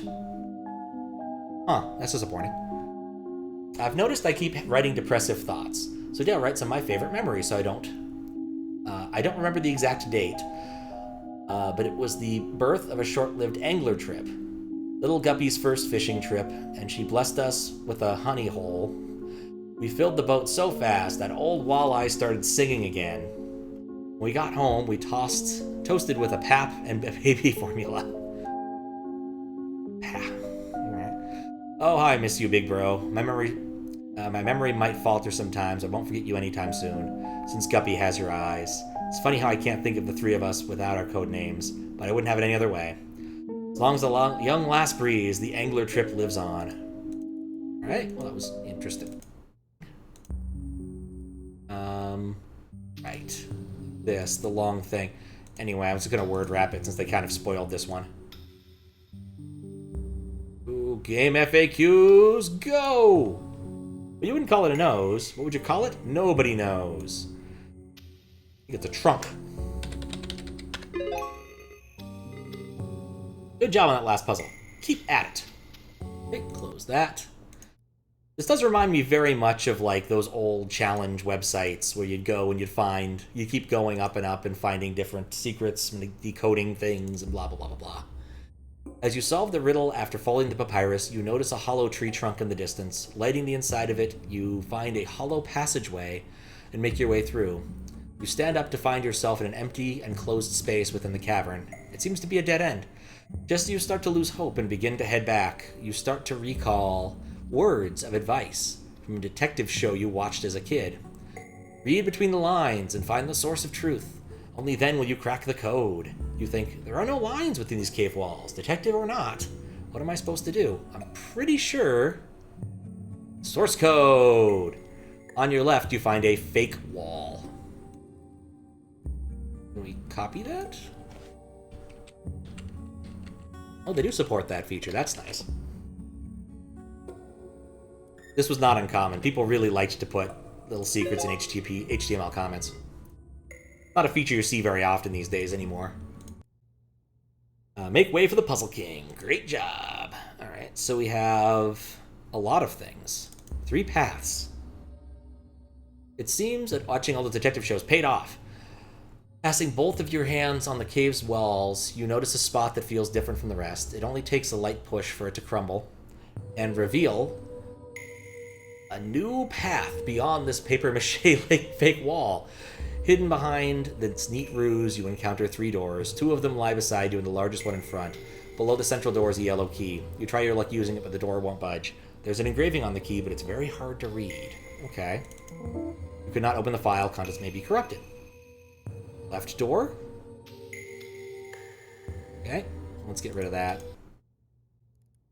There's a rune. It's a rune with a view.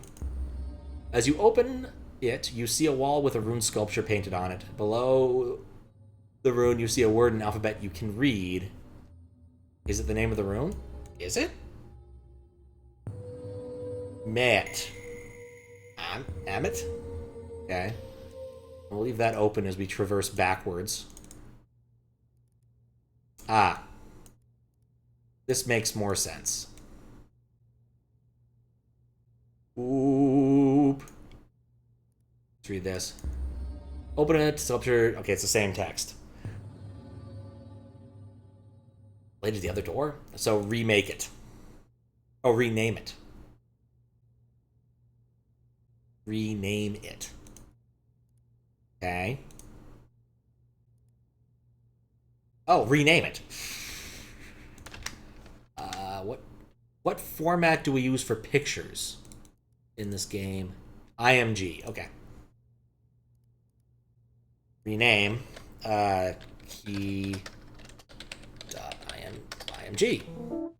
A new copy is being created because the current user does not have permission to modify the original file. That happens a lot. Evrio lock obeys Patronus. Okay. Oop. Convenient if that worked. Patronus. Another one bites the dust. On to the next puzzle. He doesn't have that many lines, does he? We had retrieved another log. My doctor suggested I go write about this, so I'll give it a go. My big brother died on a rainy day. He's come to his illness after many years. Couldn't help a lot with his funeral. Trembled for hours during that day. Big brother was cremated. Saw his face and body go up in flames. The thing did not look like his brother. This is stupid. What does recounting, step by step, how my brother looked like a fucking ghoul have to do with my headaches? I just ruined my morning writing this, and if I forget everything like everyone says, how is that I can't forget what my brother's withered face? How's that for amnesia? Oh, that's some sucky amnesia. Okay. That's some things. It says, say my name. Isn't that like the thing they do in Deadpool? You tinker the key into shape, revealing its message, and ready to turn the lock with it. You find a closet-like chamber behind the big central door. The rock walls of this compartment are completely covered with the same phrase, dare to say my name. You know from experience that speaking aloud holds some type of power. Examining the room, we're sure the only one forward is to call this name, whatever it is. Who wrote these words anyway? Properties? Author MMTT. Guess we could try that.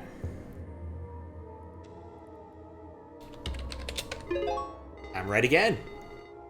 I'm good at this class of puzzle. I thought that was supposed to be hard. Keep it up.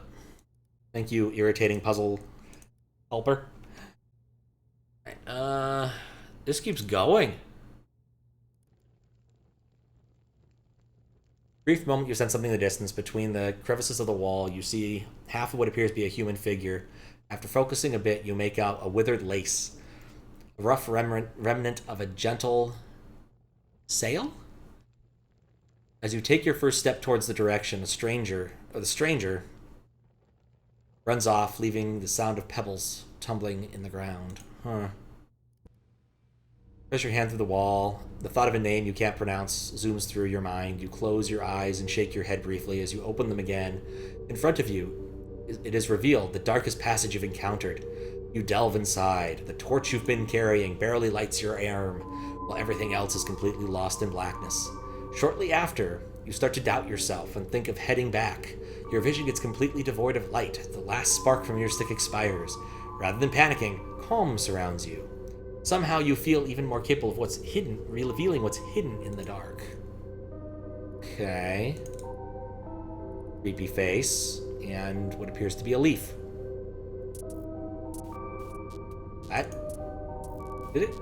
It had a different name a moment ago. That's creepy. Let's try using source again. Concentrate on your field of view. Is there a way to reveal what's not meant to be seen? Concentrate on my field of view? What does that mean? Oh, that's a nice little touch. Shows you which things are playing music. I know that's feature norm, like things nowadays, but man, Windows 95, that could be really nice. Windows 98, it would be really nice sometimes. I guess I should look at the source of this one too. Maybe that will help a bit. Please, word wrap. Nope, nothing there. Field of view. Oh, interesting. It waves.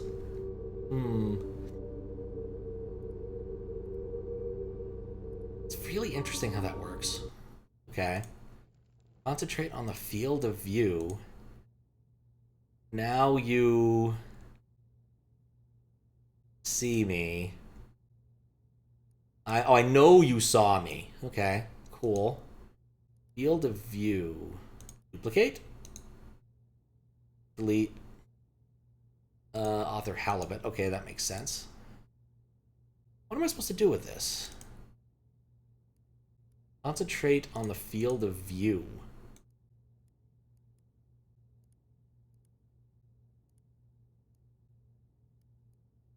Nope, can't see you. The stone's in the way. Aw.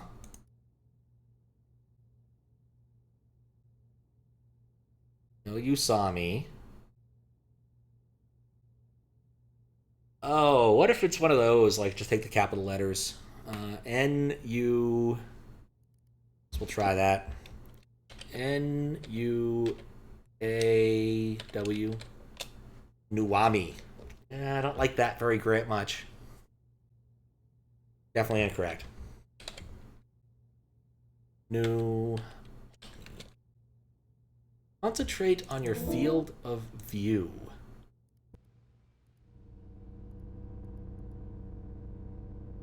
Search in the web. Ah. Hidden files. Go away. Heightened senses. The improvement of your vision has reached its peak. The dark still hinders your sight, but you feel comfortable moving within it. You even start noticing details in the walls further than your arm's distance. You find a boulder with an engraved warning. Keep out. Keep out. Reaching the point you have must have required courage, but going past it is utter foolishness. Heed my words and turn back now before it's too late. Thank you, Cassandra. You know, usually you should heed words from... Wasn't Cassandra the one cursed to know the future, but no one would ever believe her? Like, you definitely do want to trust the words of Cassandra. With view and angle brackets? Yeah. Should have been smarter there. Puzzle cleared. Woo. You ignore Cassandra's warning and press on, only to find a contrasting scene. A calm and lighted room surrounded by stalagmites. You can clearly see the way forward, but your intuition tells you these stalactites are worth paying attention to in this short break. Soothes your anxiety. You continue on. It's one of these things. There's definitely word here.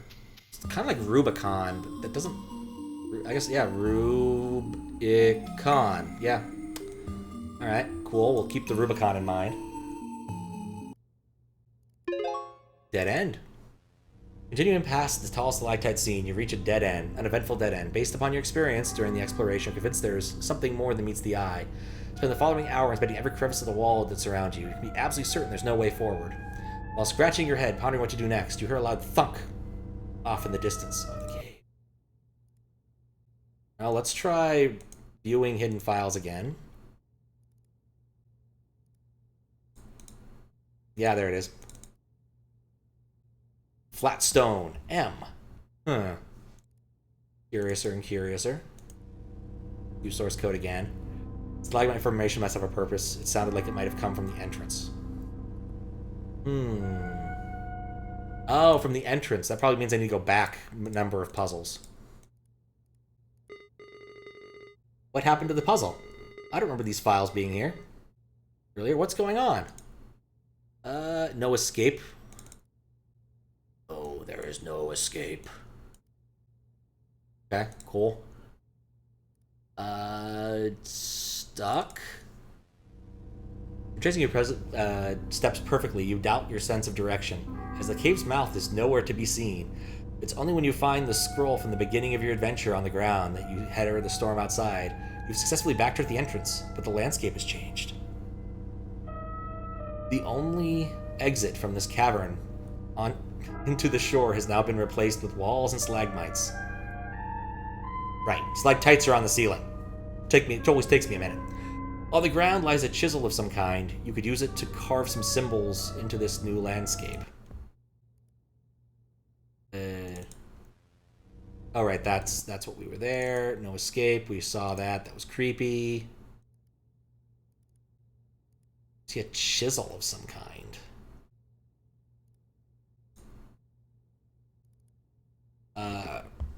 Rubicon?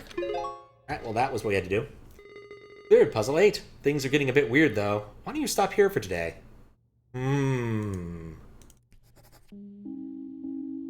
Today I remember something delightful, so I'll write about it, and make it harder to forget. With the smell of cake in the oven, my nostrils tickled, and I couldn't shake the image of her smiling at me.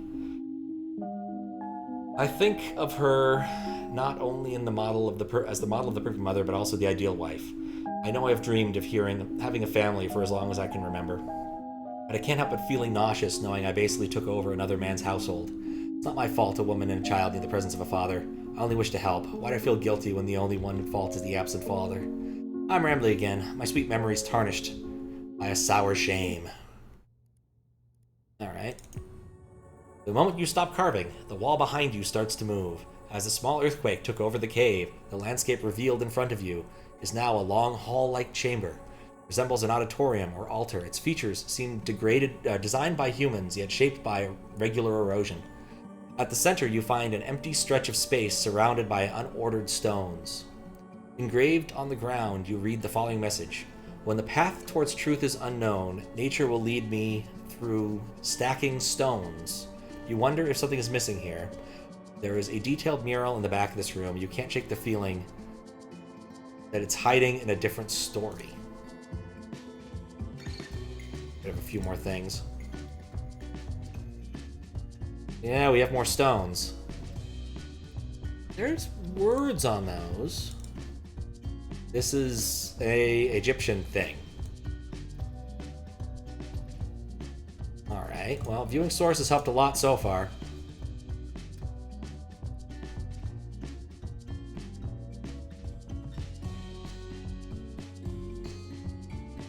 Okay. Should you take this advice literally? You've been finding strange stones in the cave. I wonder if that's the advice you get if you click on this thing. So remember this being part of the adventure. Continuing on might not be such a good idea. Alright, so I need all the stone things. Put these somewhere. Try to remember where I put the rest of the stones.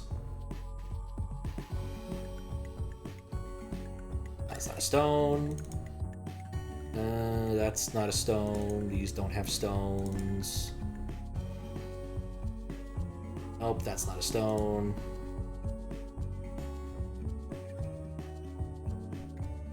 Flatstone S. Okay. Stalagmite. Flatstone M. Alright, well... Small, medium, large. Okay, I get it. Well, I have these now. Do they have properties that could be interesting? Not really.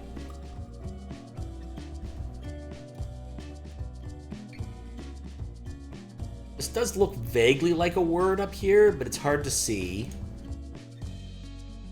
there's not a lot of other signal I see. We have leaf, we have branch, we have tree.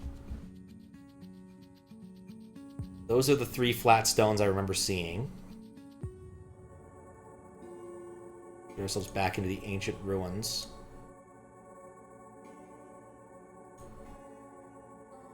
Not the ancient ruins, the Atlas. We said about the mural. I don't really see any of the things in the mural that have to do with these stones. I don't have a lot of other like commands I can use on this.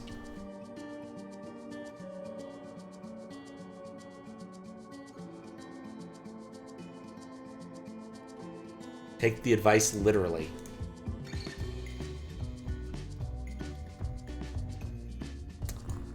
Yeah, okay. Well, didn't see that coming. Balancing the stone cracks something inside them. They crumble silent instantly and reveal inside some sort of quartz shards. You hold a piece next to your eyes and notice the most interesting qualities. Depending upon the angle, it changes color like a lighted prism. And even doubles as a magnifying glass. Is this what the inscription meant? The mural is back. The mural at the back of the room looks even clearer behind the quartz. Well, that wasn't what I meant to do, but okay, that works too. Let's see, can I... Don't... Photos. Get rid of that. Color lens. Oh, shiny. I finally have a first thing that does a thing. Colorful news. It seems Colorful Lens has been added to your installed programs. You can access it through the Start menu. There it is. I never looked at settings. Settings is also empty. All right. So cool. And I can use this to zoom. Oh, baby. This is going to help me read shit sometimes. All right. So let's take a look at the mural. And color lens.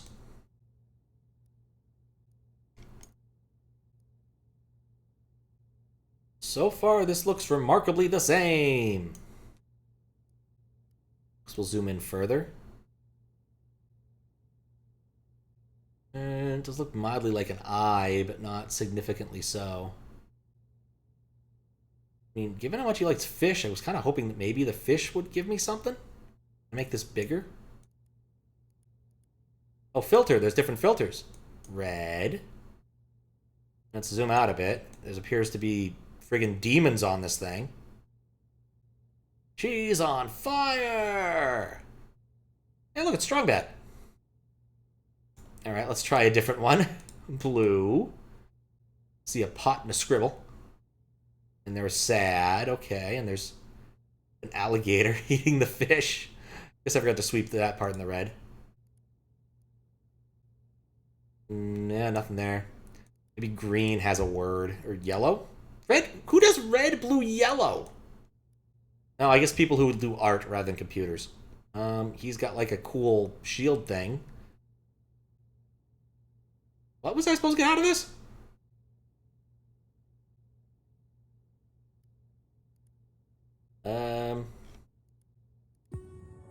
Look at the source code of this one again. It seems you have to do something slightly different to exit this place. I mean, I swept over it. Maybe that works. Nope. Maybe there's another thing I can use this on.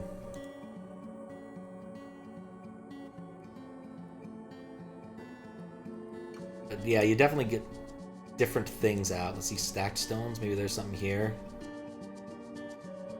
Oh, nothing interesting in the scribble space. Can I Alt-Tab to get around? Nope.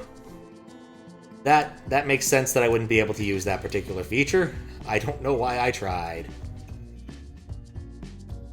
Yeah, it's clearly showing stuff in green. Like, the blue one gives you blue. It's got a purpley blue, to be fair, but it's still blue. Red is clearly red.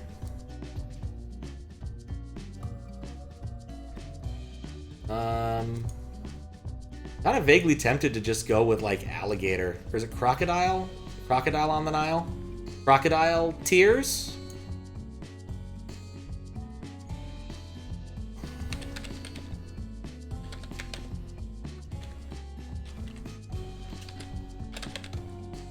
Maybe I can't spell crocodile. Yeah, that would be a very different kind of thing.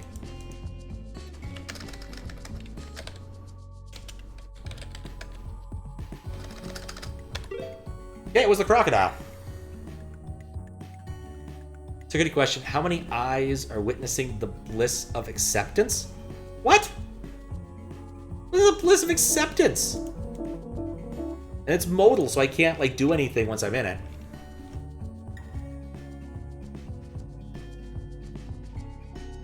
Bliss of acceptance? Is that really what that said? Yeah, the bliss of acceptance. How many eyes are witnessing the bliss of acceptance? Well, I'm gonna assume this isn't the bliss of acceptance. They're not very blissful here. This doesn't look terribly blissful either. It looks like that. 4, 5. There's one on a friggin' boat. Or do the ones in the hands count? Well, it's... Oh, okay, wait a second. I get it now. 1, 2, 3, 4, 5, 6, 7, 8, 9, 10, 11. I assume I don't... Yeah, maybe I count hers? It could be 10 or 11 based upon this. I'm gonna go with 10. I'm gonna go with 11. I'm gonna go with 12. 13. Make me spell this out. It's 14. Alright, so there were the... Let me just... I want to check my work here. So we counted 1, 2, 3, 4, 5. 1, 2, 3, 4, 5. Oh, that'd be 11 there. Yeah, I guess... I have no idea how they arrived at 14. There's 11 here. I guess we assume there's 1 eye on the girl and 2 eyes here. That makes 14. Seems like kind of a bullshit puzzle.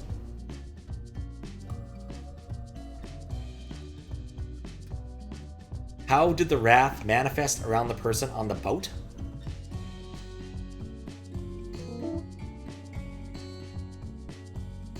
Okay. Wrath. Wraith? Well, that was definitely the red filter. How? Fire?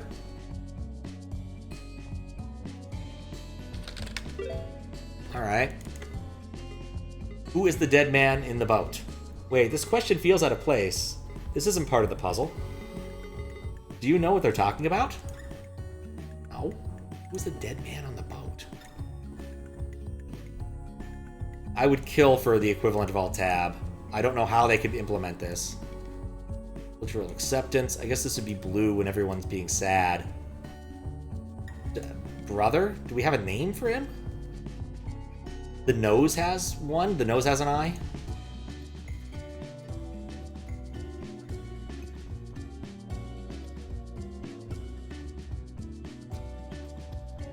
Oh, I see what you're saying, maybe. I mean, maybe I should count the fish. Like, I think it's just kind of a not terribly good puzzle, just because of its ambiguity here. Who is the one on the boat? Try brother. Alright, well that did something. You are not supposed to be skulking around. Not on our watch. Duaj and Sefer?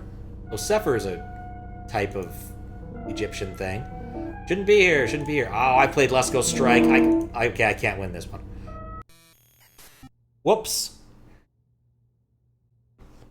Desktop Explorer. A fatal exception has occurred at... What is that offset? No, that doesn't make any sense. 1, 2, 3, 4... Oh, well, no, I can't look at the error screen now.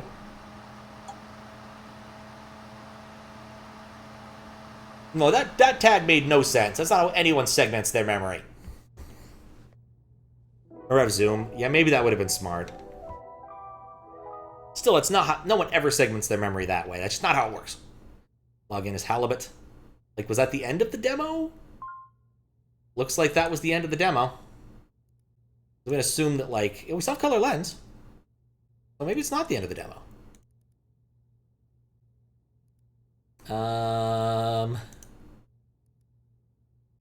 How did we get there? I don't really want to start over. We go back. Oh, wait, no. We fork off here. View hidden files? Nope. Apparently it doesn't like us here. Oh, you're still here? Don't worry. We'll see each other when the full game releases. Okay, so yeah, we got to the end of the demo, I assume. I guess the jump scare was the end of the demo. That would be nice if they actually said it was the end of the demo. Maybe it did on the blue screen of death and I just didn't notice. I'm so irate about the stupid address segmentation. Guess let's take a look to see if we can actually get into any of the cool links. I don't think it's going to matter, but we'll try this out real quick. Hooklineandsinker.com. I guess this is some sort of fish-based pornography website, given the XXX next to it.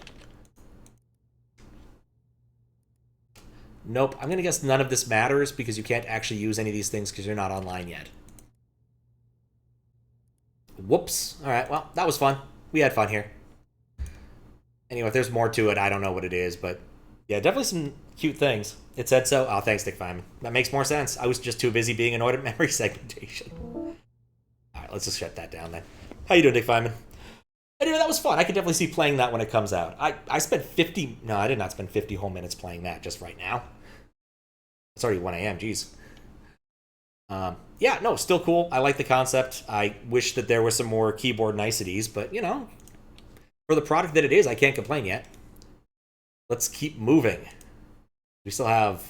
God, I've made no progress. I started here and went there. It's already been 2.5 hours. Get too distracted by playing longer demos. Need to do shorter ones. Ascent Rivals. Oh, this is pod racing. This is just literally pod racing. It's only been 40 minutes we've been casting this, but my goodness, has it been a lot of chaos and anarchy. Yeah, it's pod racing. Go, the explosive start. We get to see everybody off for the rush here. Rounding the corner, somebody explodes instantly. Somebody explodes shortly after that. The guns are firing everywhere. On the first, but just barely. What? It's Roman Orc. Now Roman Orc takes first after Gnarls gets dropped. The boning the... What? Changing repeatedly. What did I say to inspire that, Dick Feynman? Unfortunately, Roman Orc has to take a wide turn, and he still hits the wall. But now it's Gnarls, Captain D-Gen, Roman Orc, the Mormonator, Grand Oh, fish porn. Yes, I mean, the XXX next to it, it made sense until it didn't. Captain D-Gen already back into first right now. Gnarls on but anyway, this is pod racing. If you like those pod racing games, you'll probably like pod racing. The pod racing with all the serial numbers filed off. And chaos trying around the corner fast enough. So folks, not only a racing game here, but you got to worry about people exploding you by physically hitting you. You also got to worry about a rail. Yeah, we don't need to dwell too long on this. I'll never play this. It's just totally pod racing. But some people need to know that pod racing exists in this day and age. I'm just gonna quit it now. I'm ahead. Direct Silly. I guess this is another one I'm not going to play. This has a demo. I'm not going to play it because this is a visual novel about dating Dracula, gay Dracula. This will certainly make somebody out there happy, but it's definitely not me. I don't like visual novels all that much. I don't like gay supernatural. I don't really care much for the whole supernatural pornography genre. I don't know. Well, it's not pornography. What do you call that thing? It's like urban fantasy, you know, sexy vampires and the like. It's just not my genre. I'd rather be staking vampires than being staked by vampires, or vice versa, or how it's supposed to work. But this is gay Dracula, the game. So if someone out there is saying, man, I really wish I could date Dracula in a dating simulator, this is totally their thing. It's just not me. Love stories? Not really. Erotica might be the word I'm looking for. Like, I'm thinking of, like, those particular books you'd see at the grocery store with Fabio on the cover and he's like a sexy pirate or something. Or maybe a supernatural sexy pirate. It doesn't really matter. They're not really love stories. They're not really pornography. It's somewhere in between. Like, people read 50 Shades of Grey in public. It's not deemed to be pornography, you know? There's a big difference between whipping a Playboy out of your pocket and reading 50 Shades of Grey. But guess what the thing with pornography is, you know it when you see it. This... It might be, I don't know. Also has all sorts of wonderful characters that are really hard to type. Just thanks for that, I guess. That's all I got to say about the gay Dracula game. Ctrl.alt.DEAL. I might... How many more did I have that were installed? Telebbit, that's quick. Skyscraper, that's quick. Oh, not too many. Alright, this will be fine then. Ooh. Romance novels. I guess that probably is the best category of description here. Anyway, not really what I meant to get into there, but it is what it is.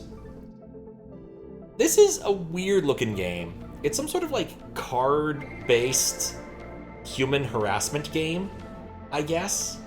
It looks kind of interesting.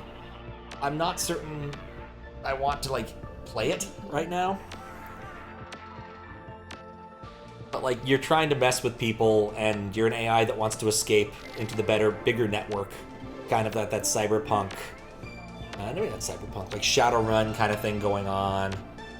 What was that movie that had this sort of explicitly as its theme? The Lawnmower Man, I guess. Maybe Lawnmower Man 2 had this as its theme. At least try it for a few minutes. One of those things where I've definitely let some of the demos take longer than I should have. Like, I really was having fun with the block pusher and the desktop game. So, yeah, we'll give this one a quick shot. I still have the keyboard and stuff. And honestly, the other ones I have down here will take a lot less time just looking at them, because some of them just don't have long demos. Telebbit is fairly short, because once you know what you're doing, it's not that hard. Let me set this up. Ooh, not Desktop Explorer, Ctrl.alt.DEAL. Also, just a good name. Embiggen. Okay, good. There you go. You are a sentient AI trapped in the evil paperclip megacorp. Use your cards to support, to gain support of the Deckard and gain one step closer to freedom.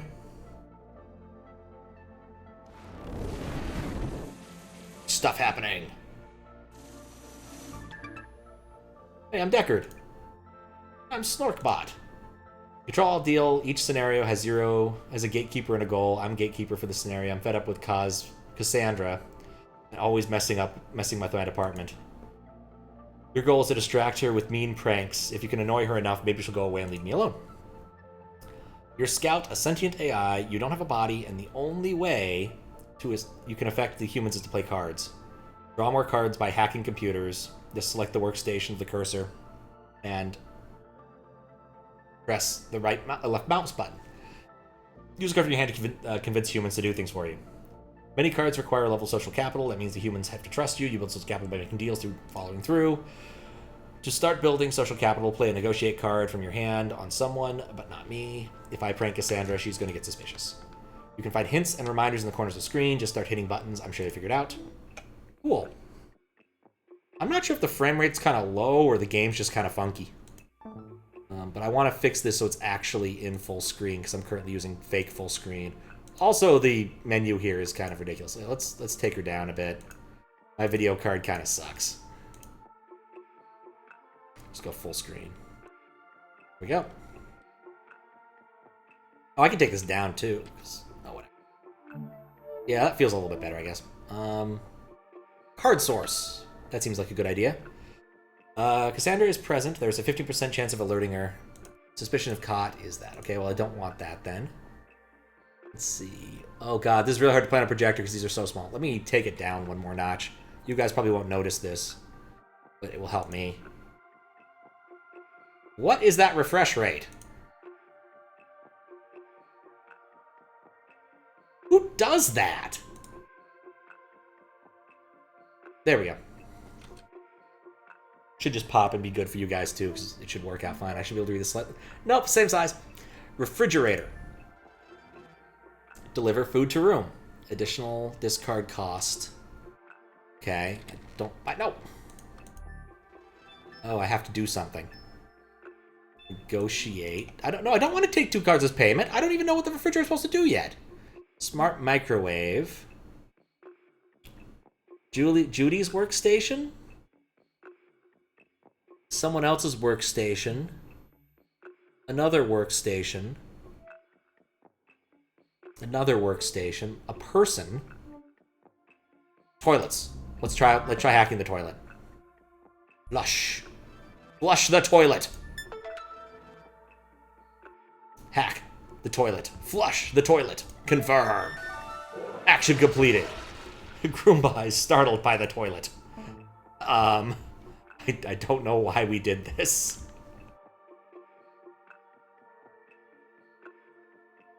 Like it better, right, you think? Oh, the emote. What is this? I like it.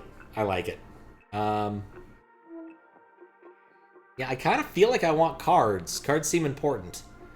And this seems complicated. Alright, I'm gonna confirm. We're gonna tap it.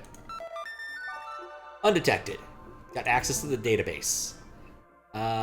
Select a new card.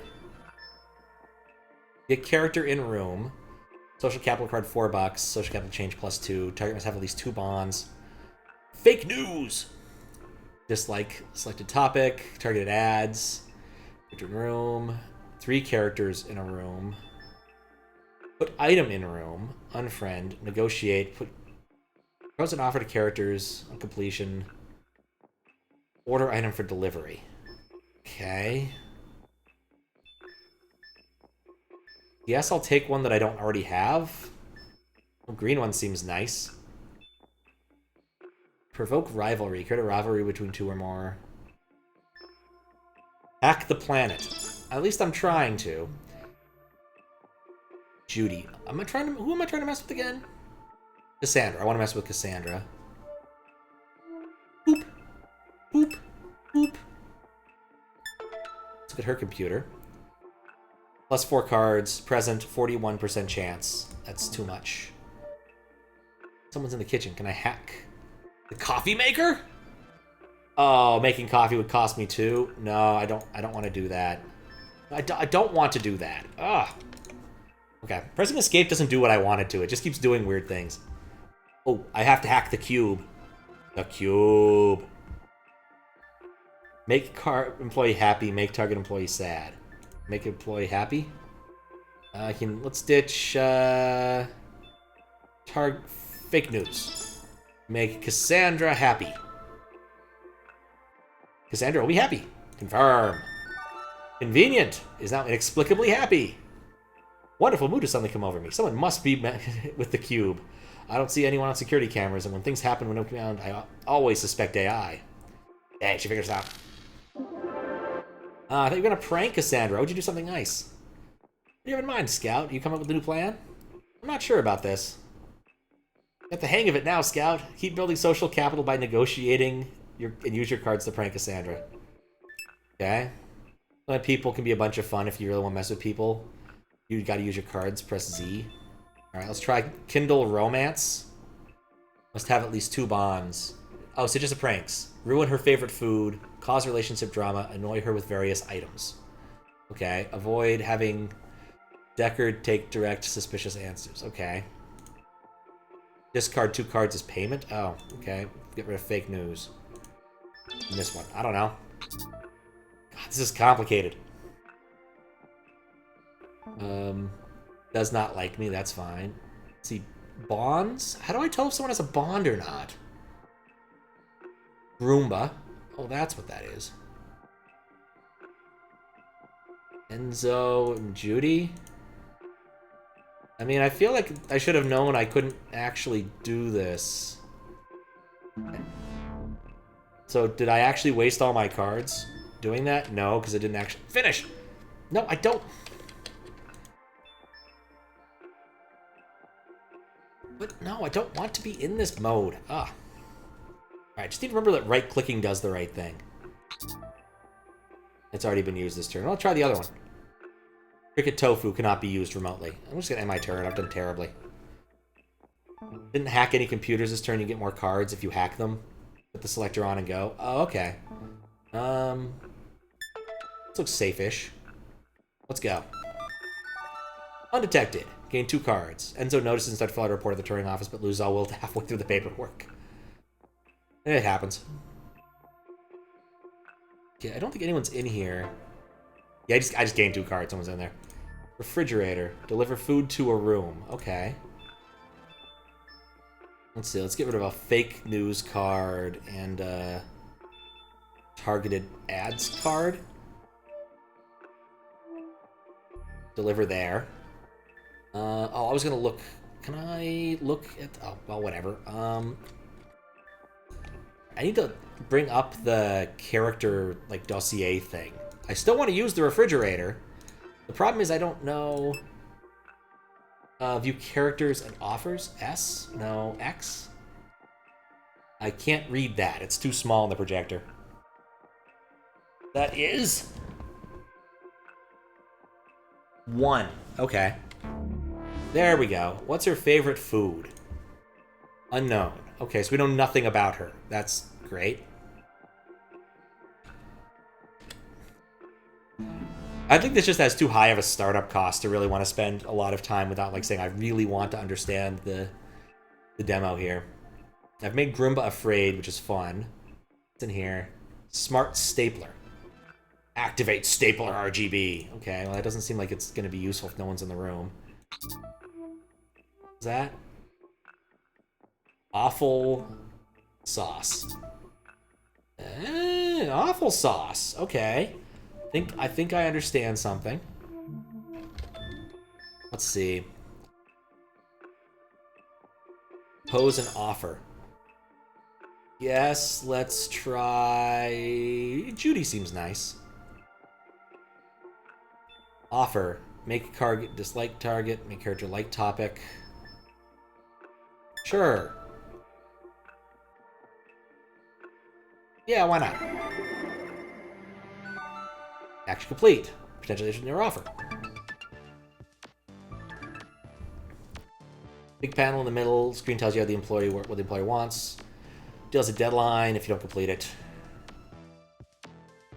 You lose social capital. You can refuse a deal and go for a better one. It'll cost you cards. Okay. Accept. Good work. Once you complete the deal, you have more social capital with that person. You get more cards with them. You can prank Cassandra. Also too small on PC screen. Yeah, let's see if we can find a thing for that. Settings. Graphics. No. I think it's just a case where like there's just not an option to really make it bigger, and it's hard for me to read any of these things. Okay, make Groomba like stairs. We're gonna at least try to get Groomba to like stairs. I don't know how I'll make him like stairs. Send an employee an item. Okay, let's try that. Required 2, capital change 1. Discard 2 cards. Okay, sure. Move Neo Tomatoes to this room. 1 to 5%. Yeah, that's fine. Idea why I'd want to do that.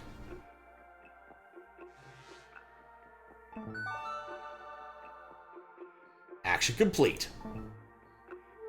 Okay, is there any, like, what was the hint thing? Target ads make characters like things. Basically, promise to play that on Groomba. Oh. With the window being too small on your end. I mean, I'm having trouble reading it even through the Twitch thing if I full screen on my laptop. Did I use target ads? I did not. Okay, let's use targeted ads. Target must be available. There's not enough discards. All right. Ah! All right, end turn, since I seem to be bad at this part. Oh, wait, no, I've got some possibilities to get cards still. Right? I can hack her computer without being detected now, so I can get cards. Cool. Discard 2 cards, move to room, and... Oh, I do want Snoop. I want to... Can I use... That probably costs 2 cards. Yeah, whatever. Groomba. There we go. Yes. Groomba. Stairs! Groomba will love stairs! The ads are targeted indeed. How you doing, Milgrips? Groomba thinks stairs is okay, but acts more enthusiastic about it to fit in. Alright, I made a deal. Woohoo! Offer conditions met with Judy. Must like stairs. I now have social capital. You did it! I have an idea on an awesome prank. Now you have social capital, you can give Cassandra a gift that she'll really hate. I play Snoop cards and see what she doesn't like and buy a gift item. Like on a human, but not me. She'll never believe it. I won't give her a gift. Okay, so I've got one more chance to get more cards. I'm going to go for this, since I've got pretty low suspicion. Cards. And then I do have Snoop. I can play Snoop, which requires discarding 2 cards. This would be nice, but we can't do anything about that. I want you to Snoop on Cassandra. And 2 things about Cassandra. Confirm. What's up, Jamie? Happy birthday. It's zoomed in now. Wait, when did that happen? Oh, I see. Let me see if I can fix that. We'll see if I can fix that. It's... Oh. Wait, what? Oh, okay. I know what I did wrong. I need to copy the transform. I didn't copy the transform between these 2 things. When I made this, I did not test this. Transform. Paste. There we go. Problem solved. Thank you for noticing it, by the way. Even if it took me a couple minutes to notice. AC broke for your birthday and a storm rolled through and made you end stream early. Had a lot of fun, so don't care. Nice. I'm glad you had fun. Alright, she hates cricket tofu. We learned something good. We fixed the resolution. Salted cricket tofu? Yep, I can do that. I have social capital Judy, so we can probably get that to work. Let's end our turn. Yes. I'm out of cards.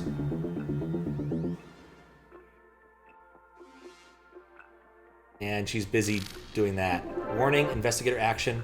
Cassandra gives Enzo a fiery lesson about proper computer security, such as not leaving password and posting notes on his monitor. Enzo promises to be more mindful, keep an eye out for computer security. Oh, that's not great. Okay. Measures active, suspicion 10. So that's our, like, thing we need to keep track of. And worry about. Okay, so... Duty. What cards do I have? I need move item. Give item? Use a gift item. You can also order food from the refrigerator. Don't have the card you need. Okay. And then I don't need a snoop. I don't need negotiate. Select character. Duty. Select item. Cricket tofu. And give to Cassandra.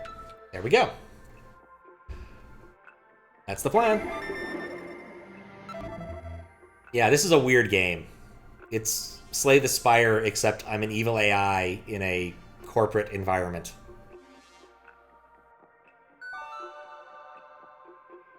Action complete. Gives it to Cassandra. Cassandra's disgusted at being given cricket tofu and throws it in the nearest garbage can. Ugh, that looks terrible. Did AI write this recipe? Dispose of this so-called food item at once. I don't think you'd hate it that much. Please don't feed me to the Broombas. Wasn't that the thing I was trying to do? It was just prank her? Oh, do the Broombas eat people? That was great. Look how upset she is.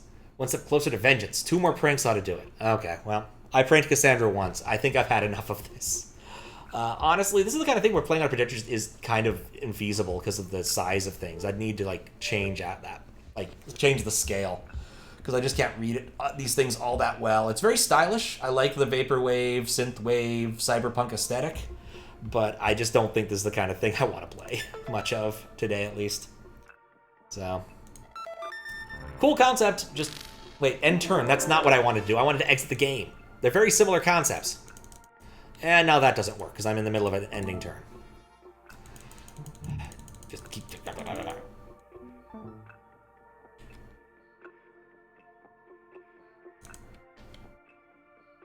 Alright, is it done? Can I exit now?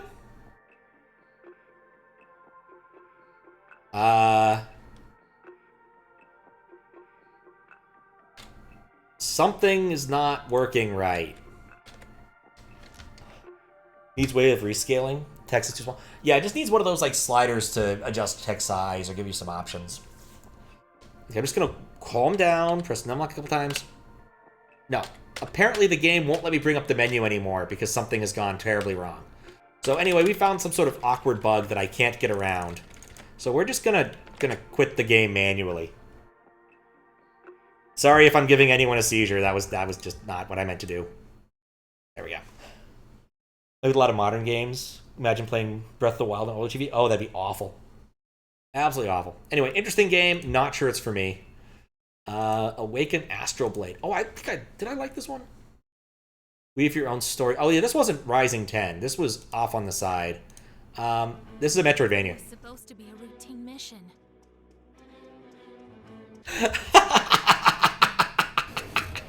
I'll get to that in a minute, Jamie.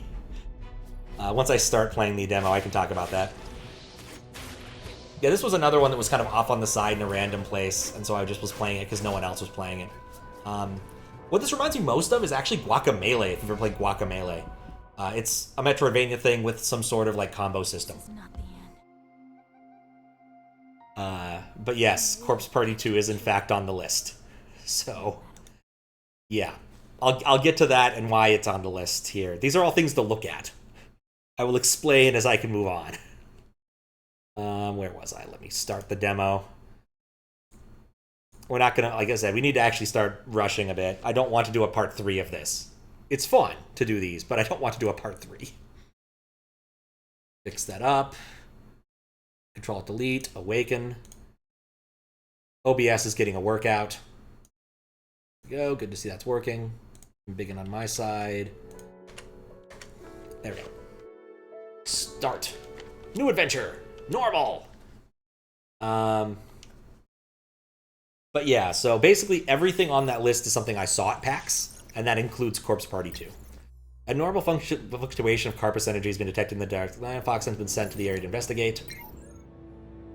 Please head to the Dark Mist Rainforest right away. CR 104 Tanya. Good luck, CR 104 Tanya.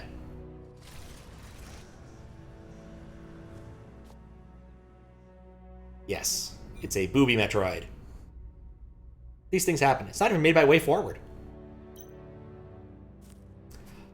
Combat Bionic Tanya from Orthon Technology, serial numbers OS CR104, is requesting to speak to the commander of the command center, and this is Commander Harvest. Tanya, can you report directly to me so you can be more casual? How's it going? Father, I've reached the designated spot at the edge of the Dark Mist Forest. The Carpus energy here is obviously higher than normal. I can feel it. I'm getting ready to explore further as planned. The advanced team discovered a relic of 500-year-old city, Jaka, hidden in the Dark Mist, Rainforest, and a royal altar in the city. I believe it could be the Carpus energy bursting point. Collecting data for these energy bursting points is important for Orthon Technologies to further research and optimize our use of Carpus energy. You're my pride, Tanya. Dear Tanya, you're the only one who can complete this quest, so don't let me down. I'm taking the keyboard off my lap. I'm getting really friggin' warm with that. Also, too many cables. Your arms are transformed by near new materials. Oh, I don't get to read that because it was there. Anyway, she's a combat robot. Stay safe, protect. So yeah, you attack things. You have two... No, I don't have that unlocked yet. This is the forest. There are some birds. You can jump. Oh, wait, hold up. Also, there's another reason we're playing this. Investigate cat. We must investigate cat. See? Investigate cat. Totally worth it. Cat investigated. I don't know what that actually means for how the game's meant to be played, but the cat sure got investigated. Anyway, you can pick up some items, which are important, because you need more HP in games like this. Boobs of Video not made by Way Forward. There was one, and I did yesterday, well, I looked at yesterday, that was made by Way Forward. I didn't realize till after I actually looked on Steam. But yeah, definitely made by Way Forward. And it definitely is that kind of video game. They're good at making waifu video games. Press A to jump, B to make her dash, press B to match her dash in the midair. So yeah, it's that kind of game. It does have a combo system, which I think is kind of nifty. It does have tentacles, which, well, not quite as nifty. Platforming's not bad. It's a little bit floatier than you would hope, but it works. Like, this is actually a pretty fun game, he said as he missed his jump. Yeah, can you actually do the... Do we get Wile E. Coyote time? Yes, we do. Okay. And then you could dash again. That's what I'm missing. See, I appreciate that when you're dashing. You get a little bit of Wile E. Coyote time. There we go. Got the thing. Could upgrade my nano weapons system. We probably won't be doing that in the next few minutes. But we are going to beat the crap out of that plant. Is there a reason to? No. But we're going to do it. I think this is like a save point or something. But yeah, it seems like a competent Metroidvania. It's got plot. Has character. Etc. The one I was talking about earlier, the way forward one, was Yar's Rising. Yeah, you can do combos.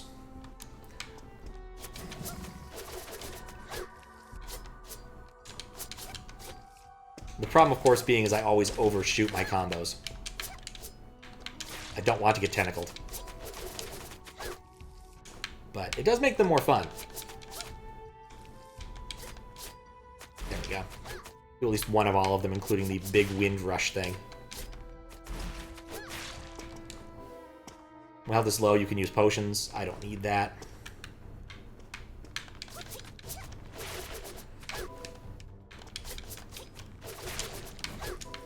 I tend to have a bad habit of these sorts of games, of not really abusing the combo system the way you should.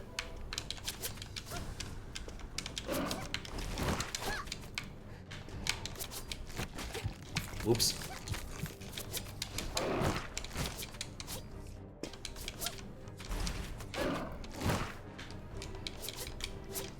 Dang it. I only want 2 in the air. Why? There are more mutants in the rainforest than anywhere else on the islands. Sure enough, that's where the Kappa's energy is concentrated, so the plants and animals are more exposed to intense levels of radiation. Rainforest would probably be a quiet, beautiful place if it wasn't for these nasty mutants. Anyway, there's like a plot. I'm not paying that much attention to it. I do like having the health bars on top. That's always a nice little feature. I assume the further you get in the game, the more combos you get and all that jazz. I didn't even see the critter on the ground that I'm killing until I murdered him. There's also a bunch of like collectible things that are like plants or something. I'm not really sure what's up with that yet. Investigate. The Kappa's energy. We're kind of waiting for someone to mention that.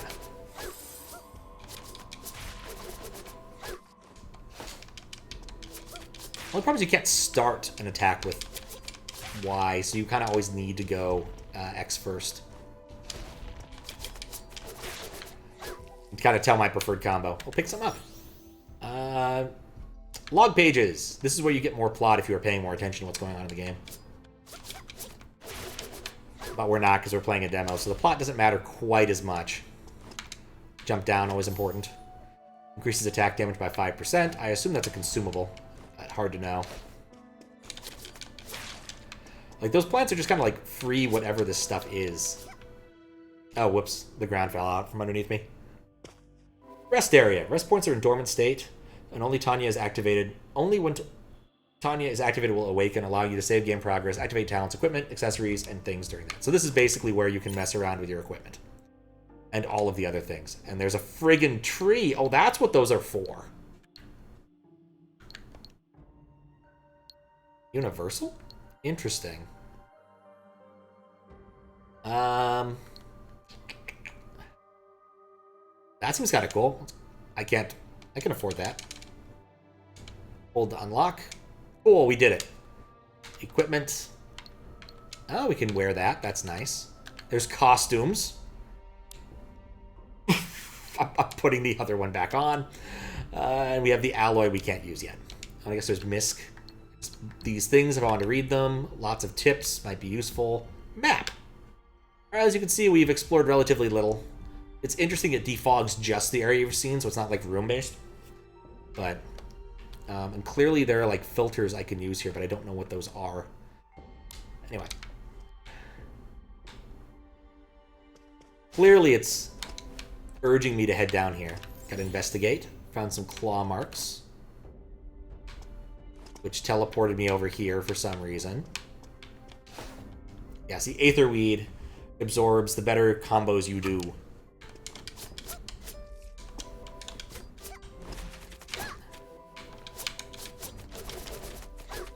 Like, this is like the dummies you can test out your various combos on. And I guess if you do a better job, you get more something. But, yeah, you see I got 300 for that. That's not bad, I guess. One of those, I don't actually know what's good in this game because I haven't played enough of it to know. But since there is an upgrade skill tree system, you assume you want more of this stuff.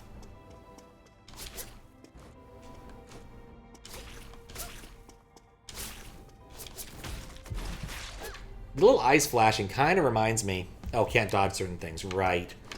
Definitely reminds me a little bit of Metroid... The Metroid 2 remake. You could definitely see the enemies like with the shiny thing, and then you'd have to go and hit them. Or do a scoop move or something to avoid getting hit. Chaos Scorpion! Who can't afford capital letters. Okay, my brilliant plan didn't quite work.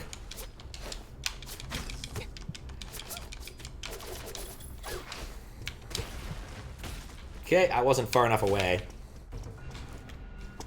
Okay, 40 HP. Definitely don't want to use that yet.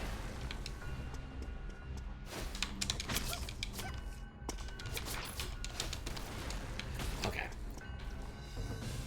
I played Dark Souls. I know how these work. I know what an Estus Flask is. And I can also attack the giant enemy scorpion for massive damage. Okay, now I want to use my Estus Flask. Nuts. Oh, what the heck? I guess that was that cool skill I got proccing, which I have yet to use effectively in any way, shape, or form. It's a brilliant attack.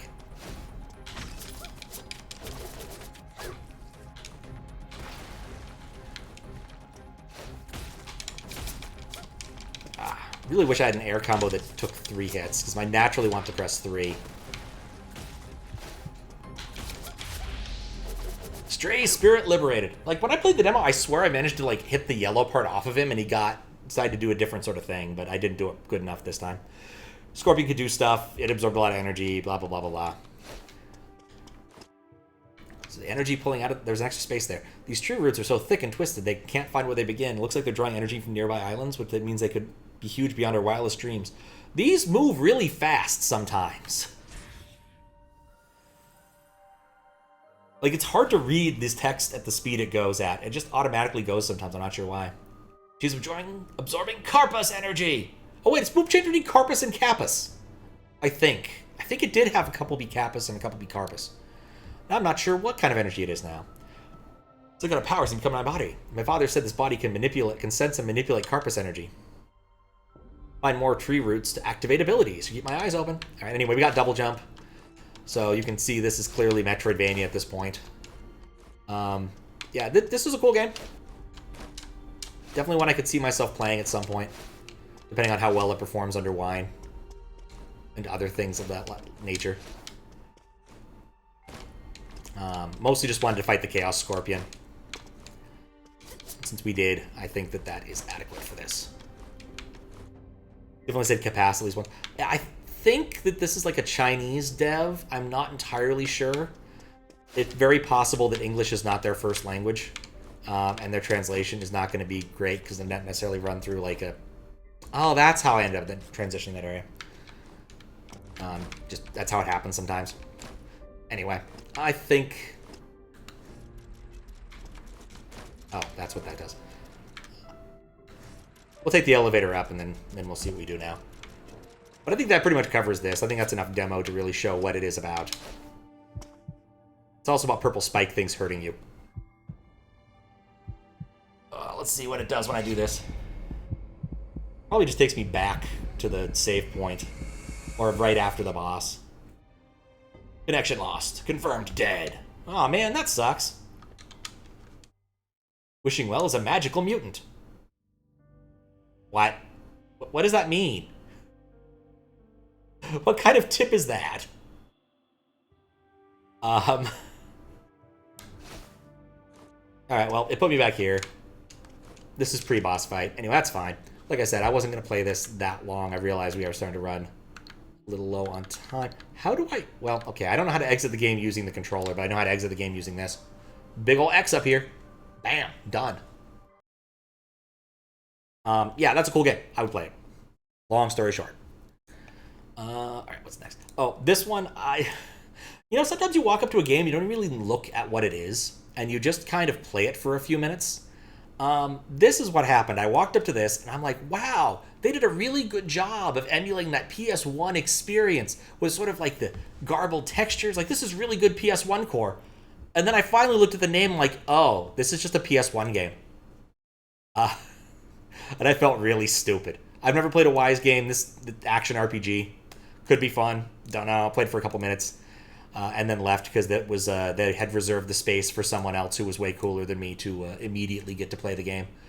So it's a PSP game. Yeah, same sort of thing though. It's got the garbled, it's got the wobbly textures and things. That's all I'm saying. But anyway, you can choose between like better graphics and older PSP graphics. Wise or Ease. Yeah, I haven't played them. I know people like the series. I just never have. That's all there was to this. I just thought it was funny. This was over... Where is this? This was over here. Where was this? Marvelous, right here. This had a bunch of other, import type games. Okay. So yeah, not much to say about Wise, just silly story. Big Catch. I think this is like what the Big the Cat scenario in Mario or in Sonic Adventure would be if it was like made cool or something. Love the game. It's really good. I'll take your word for it. Like, action RPGs can be a lot of fun. Yeah, 3D move platformer about catching fish. Like, this could be Big the Cat the game if Big the Cat the game was a better game than Big the Cat the game. Looks cool. Didn't get a chance to play it. There's no demo, obviously. But yeah, looks cool. I can appreciate fishing core.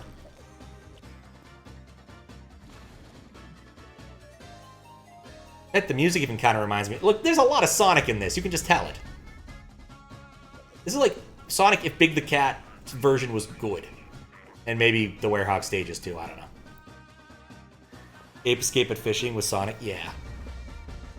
It looks cool. I could definitely see myself playing this game as like a gag at some point just because fishing. I don't actually like fishing. I like the concept of fishing, but I also don't like fish.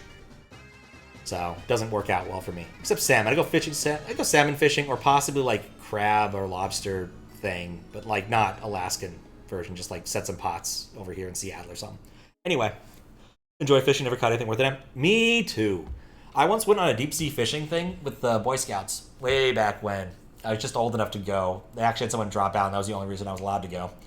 And we went out on a boat. There were two groups. It was us and the W's. I'm not going to say their last name because I think it was it? I don't remember who it was. It was W's or H's. Doesn't matter. We separated into two boats because there were too many of us. And we went to one area and they went to another. And I was the only person who caught something all day. And it was a tiny little fish. And they're like, no, you got to throw that back. It's a little kid. And I'm like, oh, yeah, no. But my cat could eat it. And they're like, no, you just throw back tiny fish. That's how fishing works. I'm like, okay, fine. Then we caught no fish. The other guys caught tons of fish. We caught no fish the whole day. It was stupid. Anyway. Moonlight Peaks. Yeah, okay. I played this for a minute, but then I realized what it is and realized this is not a game for me. This is your Animal Crossing, Harvest Moon, Star Seed. No, what is that called now? What's the game everyone references when talking about this? I don't know. Harvest Moon core type game. What is the name of that game? I cannot believe I'm blanking on this. It's been like one of the most popular cottage core games for the longest time. I just look it up. Do I find it? Surprisingly, no. Cottage core game was definitely not the right term here. Harvest Moon like Star something? Why is this bugging me? Stardew Valley. There we go. It's Stardew Valley, but goth. That's it. Farming sim, sure. But the person who came and talked to me when I looked at this briefly was like, oh yeah, it's Stardew Valley, but it's goth. It's got witches and vampires. I'm like, yeah, okay, that's nice. I played this for a couple minutes, like, this just isn't me. But I looked at it, so that's on the list. Bringer? Oh yeah, this actually looks cool. No, I played this. This was Playism. I don't know what to make of this game, to be honest. It's a, like, 3D twin-stick shooter game with lots of customization. And you can also, aside from, like, hitting people with swords and shooting them with guns, you can also, like, get in these giant mechs and then try to wreck people's shit. It seems really cool. And I guess the mechs are, like, ancient technology or something. Very stylish game. Feels like it belongs on, like, the Saturn or something. But it's cool. Yeah, Stardew Valley, exactly. Not the PAX you expected, but the PAX we deserve. Fair enough. How you doing, Steven? I'm doing well. You know, we're getting through the list. I'm hoping that this will be a two-parter, and we're making good headway in that direction. So, we're just looking at some things. This was also in Playism. Playism just has a lot of interesting, usually import games when they show them off at PAX. Typically Japanese, no guarantees which way. I fought that thing for a few minutes and lost horribly. These things have a lot of HP and different hit spots. Like, it seems like a really interesting game if you get into it and get into, like, the motions in combat, but very hard to kind of pick up from the demo. And there were a lot of options. Just a lot of ridiculous options. Yeah. Seemed cool. The Rookery? It does not. I don't know if the Rookery was at PAX. Like, there are 82-ish. I guess that means about 76-ish because of how I did my I did some of the other stuff. But I did not see the Rookery. I saw Rooster, and there's a story with Rooster. Yeah, Corpse Party was there. Isn't Corpse Party like one of those like weird, like degenerate visual novel things? I don't know why Corpse Party 2 is here, but then I looked in the Wikipedia article and was like, there's a million of these games. Why are there so many Corpse Party games? And none of them are actually like linearly linked. There's like 3 Corpse Party 2s. It's one of those Japanese series where they don't want you to understand the order of anything you're supposed to do with it. I do not know about it, unfortunately. I'll have to look it up. I'm curious. It's a phenomenon. RPG. Yeah, I think that sounds right. But, like, yeah, it was there. People were playing it. People seemed to like it, mostly positive. Release date 2019. Why was this at PAX? Was this even the right game? I might have just looked up an arbitrary Corpse Party game and just gone with it, to be honest. It's very possible this wasn't the game that was at PAX, now that I think about it. Because I didn't actually have any documentation. And I said, there's like 4 Corpse Party 2s. Let's see. Nope, Corpse Party 2. I guess there's only one of them. I don't know what to say about that. It's on Steam. I guess it can't be that degenerate. Huh. Rookery is like roguelike chess? Oh, I definitely didn't see that. Yeah, Bolero I've heard of. That's interesting. Anime too. It's one of those series where like they just try to confuse you. I guess I'll need the keyboard. I'm gonna need the keyboard again sooner or later. But like, yes, that's what I wanted. Corpse Party. It's a mobile game. It's just it's a ridiculous. It has a ridiculous number of entries too. Like, where is it? It keeps scrolling. Like, look at this. Look at how many damn games this has. Then there's multiple 2s. There's 2 Darkness Distortion. This must have been what they actually were showing off there, because otherwise it makes no sense. And you have this other one, Corpse Party 2. Why are there 2 Corpse Party 2s? Why are they using Roman numerals for one and a number for the other one? Why is this? I don't know. It doesn't matter, really. And there's another one up here. Dead Patient, Dead Nurses. Dead Patient Nuez. I mean, are these related things? Is it the same? No, this came after that, right? No, that came before that. Like, is this a re-release? Is it a different game? Who knows? Anyway, welcome to my TED Talk. I'm done rambling about that now. But look at this. Look at how many damn games are in this series. Correction, 1 is 2. 1 is II, yes. I mean, sometimes the usage of the names matters a whole lot. Like Danganronpa V3 actually matters a lot for reasons I won't get into here. But in this case, this seems silly. This is just one of those things the Japanese do to confuse us so we don't know how to read what order to do things. It just happens with these Japanese developers. Like the Neptunia series gets really confusing. Which one do you play next after the third one? Oh, of course, you play V2. Why is it V2? I don't remember. Anyway, that's all I have to say about Corpse. I didn't even play it. Death the Guitar. This is the one I thought was Metalbringer. So this just looked cool. It's another one of your 2D platformers. It has a guitar. It's metal. Very metal. I think you actually are the guitar. Yeah, you're an anthropomorphic guitar and you're running around. in tiny levels doing jumps off amps and stuff. It just looked fun. This is like Commodore 64 core, you know. Cannot complain about this specific style. Maybe Amiga style core, I don't know. This seemed really cool. I wasn't willing to stand in line long enough to actually play the demo though, because there were an awful lot of other things I wanted to get to and see. But it still seemed really freaking cool. Very stylish. Just cool stuff all around. Kind of like the egg game in a way, but like less annoying because you're not constantly falling down. Instead, you're murdering people under robots with the power of rock, which just seems like more fun. Had a small chance to get a Commodore 64, but didn't pan out. That's unfortunate. I actually don't know if there's a lot of like really good Commodore 64 games. It's one of those computers I kind of missed out on, and there were a lot of like ports. Like Windows or DOS got a lot of ports in that era from Commodore 64, I want to say, but I don't know. Dan Silvato definitely proselyted the virtues of the Amiga, which helped a lot. Did see some Saturn activism for Lizstar when I was at GDQ, same sort of thing. But Commodore 64 is still a little bit over my head. Anyway, this seems cool. Okay, I guess we're getting into the other weird things. I don't know what this is. I played it, and I don't know what this is. It's some sort of open world game. So you walk around. I got the controller in hand, or could keyboard, whatever. I started playing it, and I realized I had no idea what to do. So I asked the dude who's running the booth, I'm like, what do I do? And he's like, oh, sorry, we turned on this other weird quest. You should do this other quest. So I walk over there, tells me to go to this place, walk into a dimension, and take a picture or something. Like, this seems to be an MMO that has no combat. It's about, like, making clothes. Also, every time you do any sort of movement option, your girl changes clothes, and I don't know why. It's like I jumped, she turned blue. Completely different outfit and everything. Like, I guess it's a game if you really like dressing up your anime waifu, but they had a huge booth, too, which is sort of inexplicable. People seem to really be into this.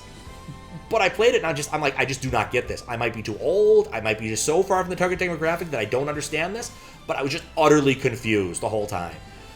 I end up leaving after a few minutes because I'm like, I just don't get it. I really don't get it.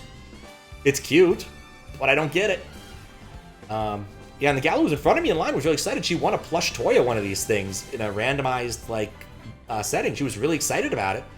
No idea why. It's a cute plush, but yeah, it's confusing. And they had a humongous booth. I want to point that out one more time. It was this booth right here was pretty dang big for what it is, and it was just the one game. So. Something about this unnerves you. Seen it a few times, still don't understand. I mean, you could try it. Go for it. Pre-register. 16 million served. I don't know. But it was just confusing. So confusing. Because they had a wraparound line for the booths. Like, if you're at this point, it's an hour wait. And people were waiting. I just didn't get it. Like, there's certain things where I can understand the appeal. And that I just did not get. Like, it looked like kind of like Neopets, maybe. Like, the whole bowls to dress things up. Maybe that's the real end goal of the game. But there were quests. I don't know. If it was free, maybe, but I'm just out of the target demographic. That's really the long story short. Now this one has a story. Okay, so everything else here has a reasonable link. It's either like the top level of whatever it is. There's a few I couldn't find. Like got Zenless Zone Zero, got Academia, got the guy's thing here, got Lobster Roll, which is an itch link, meta, whatever, and a couple other things. This one. I don't have anything for it. So it's this game here, Bad Cheese. Unfortunately, I don't have a very good picture, but basically we filed the serial numbers off Steamboat Willie characters, and we're making a horror game. People love MMOs, I guess. It just feels like the area is so overpopulated already. But anyway, so ignore the person, but basically this thing behind her is Mickey, and he wants drugs because he has a headache or a hangover or something, and you're just chubby little mouse kid who's supposed to deliver stuff for him. And so there's a couple like bits where it's kind of scary. You move kind of slowly. I pointed out, he was like, oh, you're stuck in crouch mode. And I'm like, well, yeah, but I try to jump, and usually if you jump, you leave crouch. He's like, oh, I should add that. Because this was the Polish developer area, and typically if you were talking to somebody, it was the guy who actually wrote the game. But I want to point out something here. Look at the size of the QR code for this game. Just take a quick look. Look at the size of QR for this game. Look at the size of QR code for this game. If you look at them in comparison, you'll notice this one's a lot bigger. So that link actually doesn't take you to anything relating to the website. It takes you to a friggin' mailing list. Doesn't tell you what it is. Just sign up for a mailing list. Of course, if you actually like go and look up what Feardemic Games is, because I had to look this up because they were the person working with it, they don't even show the game on here. Like, there's nothing about this game online, except I know it exists. I played it. I talked to the dev. But, like, the only thing I could find was, like, a few things saying... Let's see, look right there. Bad Cheese game. So apparently someone else also was looking this up, or maybe it's just getting my IP... It's not getting my IP address. I'm running this through patsierra.net. That's not what we wanted. But, like, this doesn't really exist online.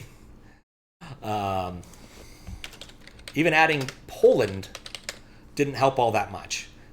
So, like, this doesn't really exist except like this LinkedIn post saying that they're going to go to the oh wait, no, this isn't even, this is National Chicken Month. Never mind, there was a different LinkedIn post. I have no idea what's talking about that. But yeah, this is it. This is it. It might be doing this funny. Yeah, okay. So, like, these are all of the other ones that came to PAX. So we know that Bad Cheese was there, but it doesn't really tell you who they are, just the developers of them. So, couldn't find anything they're hiding. Trying not to get sued by Disney. Yeah, no, I'm just saying that what they did, unfortunately, was really ineffective, because no one's going to be able to wishlist their game. Now, to his credit, he did give me, where was this? Swag thing? He did give me a nice sticker. I'm never going to put this on something, but he did give me a sticker. But notice the sticker has no QR code. Like, there's nothing... This is a bit of an unfortunate little cell phone, because it didn't actually tell you anything about the game. I feel bad because it was fun. I had fun playing it. If there was a demo online, I definitely would have played it. But I can't. So there's that. Is it through there? Okay. I think we're gonna skip this next one because I don't think it's gonna work well. But yeah, that was Bad Cheese. I just utterly confounding. And this is the only evidence I have that it exists, is this picture that I took on because I wanted a picture of the Poland thing. So, anyway. Steel Seed. I played this for a few minutes and got stuck. Like, hard stuck. The game really didn't want me doing what I thought I should be doing. It looked kind of cool.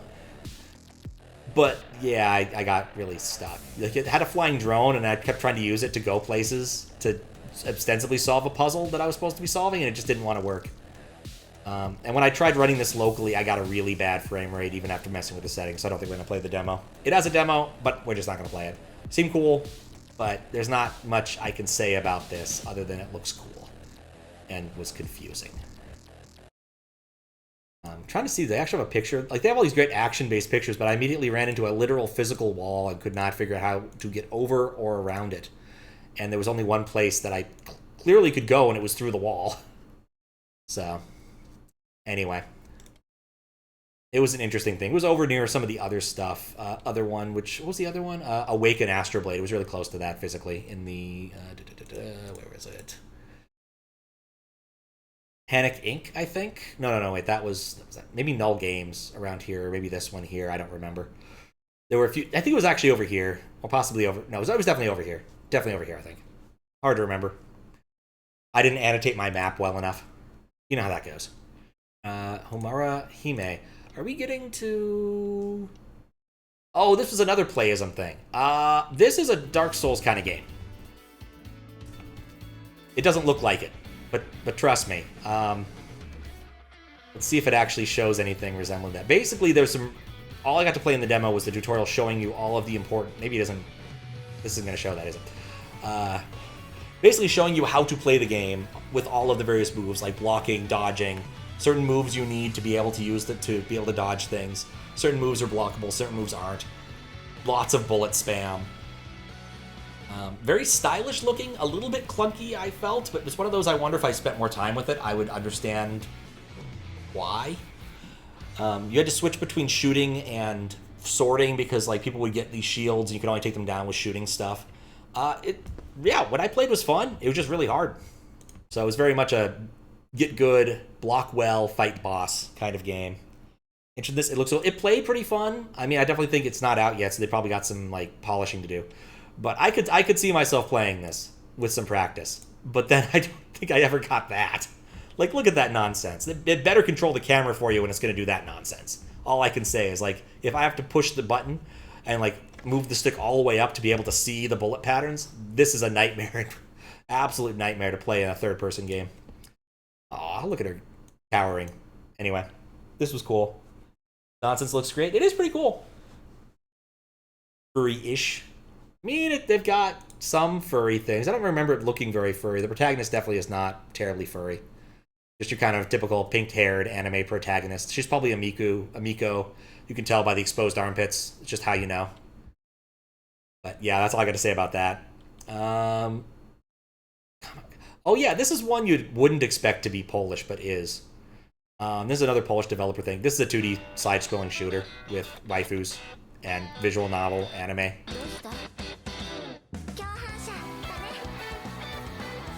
It's got kind of this, like, I don't know, what would it call? It's like tailspin-ish aesthetic?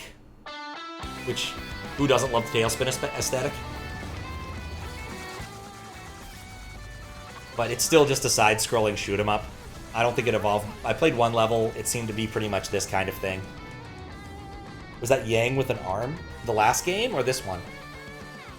Also, most people have arms. I might need more context. But yeah, it looked kind of cool. I played the first one. I got a little bit of swag because I played it, so... This one? I don't know who Yang is then. But yeah, that's definitely waifu-centric. I could pick whichever waifu I wanted for my swag. So... Which one did I pick? I think the purple-haired one. We'll see in a second. I'll go look at the swag picture again. If this had a demo, I would play it online, but... It doesn't. Ruby. Ah, okay. Yeah, I'm aware of Ruby. I do not know any characters. Yeah, it had different power-ups, had options. There was something nice about how the options were handled.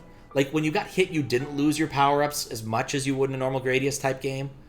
I don't remember enough here. They were in Poland. Let's see. What piece of swag did I get? Oh, I got, yeah, purpley-haired chick. The lens flare there doesn't help. But they gave away buttons. That's always a nice bit of swag. Only saw a few frames, so okay. I could see it. There's only so many anime waifu cliches you can work with. And of course, fan service, because who doesn't like... Oh, I like the ducks. I like the angry ducks. I don't have much to add to this, do I? The game is about planes and fan service. Possibly in that order. Possibly in the other order. I don't know. I didn't play enough to know. It already came out, I guess. It came out like PAX weekend. Huh. I could buy 2 copies of this. Or I could buy their other thing, Date Z and Kamikaze Lassplanes. What a name. Anyway. Telebbit. Yes, this one. This one is cool. First off, look at that picture. Isn't that awesome? This was also over with all the Toho games in the Japanese publisher area, indie publisher area.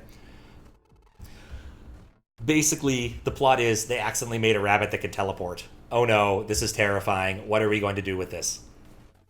And it has a demo, so we're going to play it. The demo has a few problems, mostly for OBS purposes, but those do not matter because it's awesome enough that we don't care. But yeah, it's kind of got like a... Basically, the rabbit teleports to teleportable surfaces. You can only do it so many times. It shows up in kind of a stylish way. I have to see if I can point it out easily. Bad frame for that. So you have 5 teleports, and they show up here, and they recharge over time because you overheat when you do too many teleports. But yeah, this one's high on my list of I will totally play this when it comes out. Just because look at this. It's got like a biopunk aesthetic. It's also got some like Metroidvania components. You actually get some upgrades as you move along. You don't just teleport. It just looks really cool and plays pretty neat. So we're going to play this now. I do need to remember to do this. I need to take down audio down to -20. And I need to remember to put it back up afterwards. Because there are no sound options in this game. There are no graphic options in this game. There's no exit button in this game. It needs a little more polish in this regard. But it's still pretty awesome, so we're going to play it.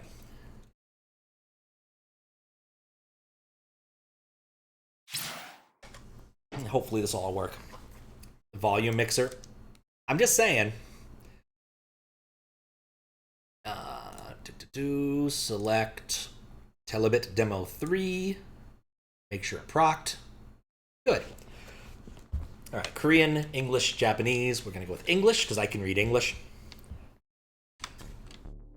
Anyway, Telebbit. The beginning. See, an appropriate font for this kind of thing. Chunky.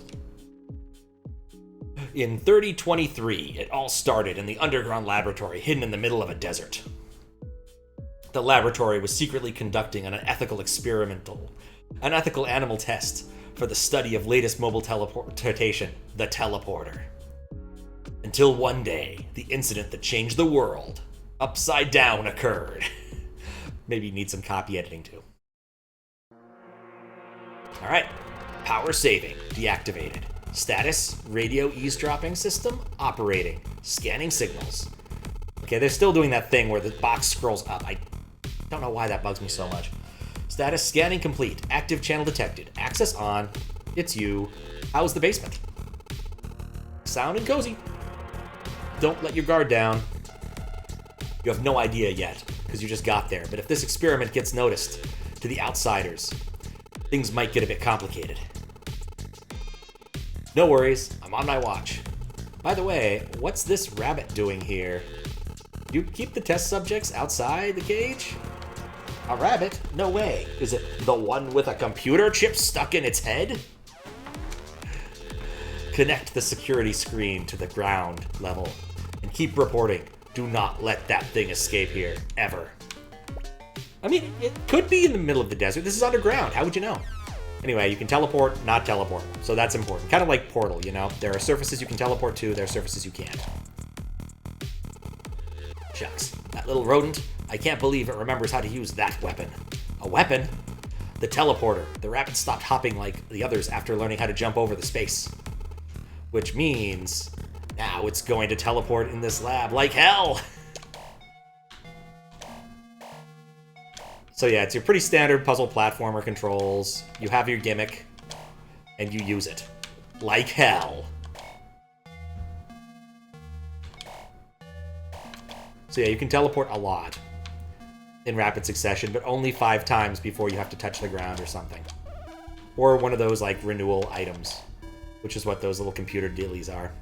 This is one of the interesting things. You maintain your momentum while you are teleporting, which makes sense. So a lot of the puzzles early on here are about that. And here we are. Investigate. Firmware update. Delay port. Goodness gracious, the teleporter had a firmware upgrade. The firmware update? Yes, a firmware update. That teleporter can update new functions through the network. I'm sure I put a password on my computer. Though, how did this rabbit manage to get it? Maybe you shouldn't have used the password rabbit. Oh, whoops. Anyway, launch. This is a teleporter at a distance, effectively. There you go. So, still really cool. Oh, whoops. And then if you die, it does that splat thing. It's like this is like the first opportunity to die in the game. Oh, whoops. I'm trying to do this without the delay port for some reason. There's no real reason to. It makes it easier. Because now you don't have to focus on the... pressing the right direction at the right time. Oh, bummer. Now this is what I concerned the most to happen. Do you know what happens when you move through space? Simply put, a huge object is literally squeezing out from the gap between nowhere. Then what happens if the destination is not empty? The worst, the object at that place will get torn into pieces. Precaution of use. Do not use the teleporter to go to space occupied. The user will break through the space gap at teleportation. The object location will be destroyed as a result. So speaking of which, let's use it. They are teleporter surface available. Oh, whoops. So, gotta be careful. 00001. I thought I saw 2. Oh, I keep forgetting to jump. Yeah. I just like the aesthetic of the splotches. What? Come on, Pat. This is not a hard room. I just need to focus for like half a second and stop talking about how awesome this game is. Whoops. I didn't die this many times playing the demo at PAX. There we go. Alright. See? Nice and simple.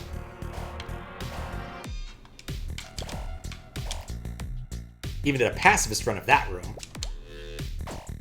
Not of that room. That was not in the cards. Alright, so you can see a one-way here. That means one thing in a Metroidvania. It means new shit. Firmware update. Laser.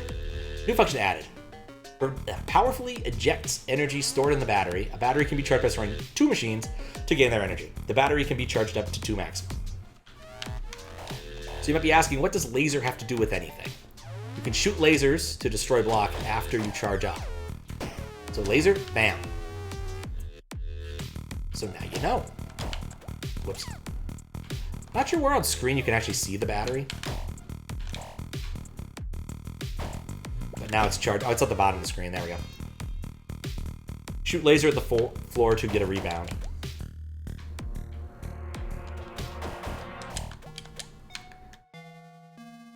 Actually, how does that work? I didn't try that yet. Probably would have been better if I had. That's a little bit of a double jump.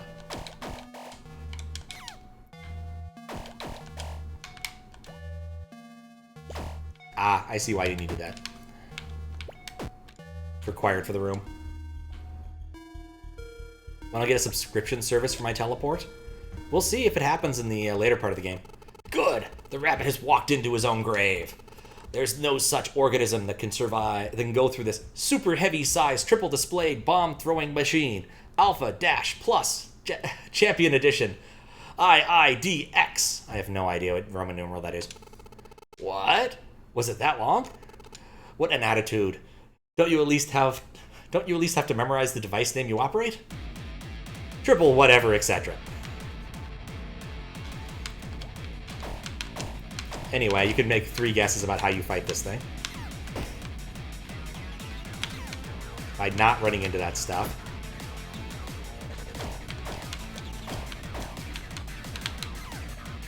Ah, okay. Shoot. Oh, okay. Shoot. I killed it, it killed me. I almost killed it, it killed me. It's okay. We'll do better this time. I do love that it has a ridiculous Street Fighter name, though.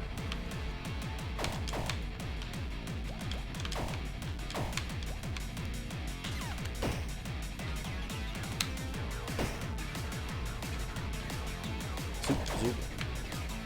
Zoop.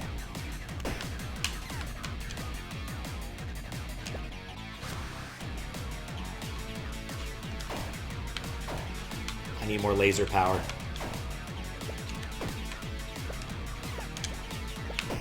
There we go. 4 hits. No waiting. What the? Rabbit?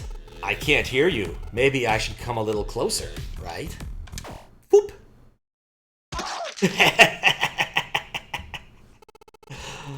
How's that taste, huh? Satisfied?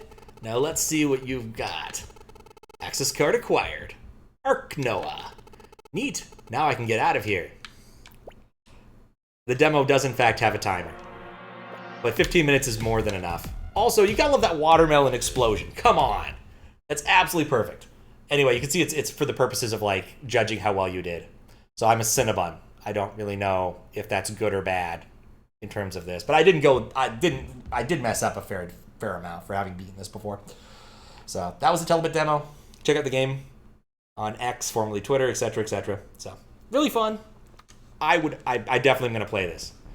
I would also still appreciate if he had a normal exit button, which he decided not to do. So, alright, I turned off Synergy, so I can't do that yet. Alright, and that reminds me I need to put that back to 12. That's why I put a note in.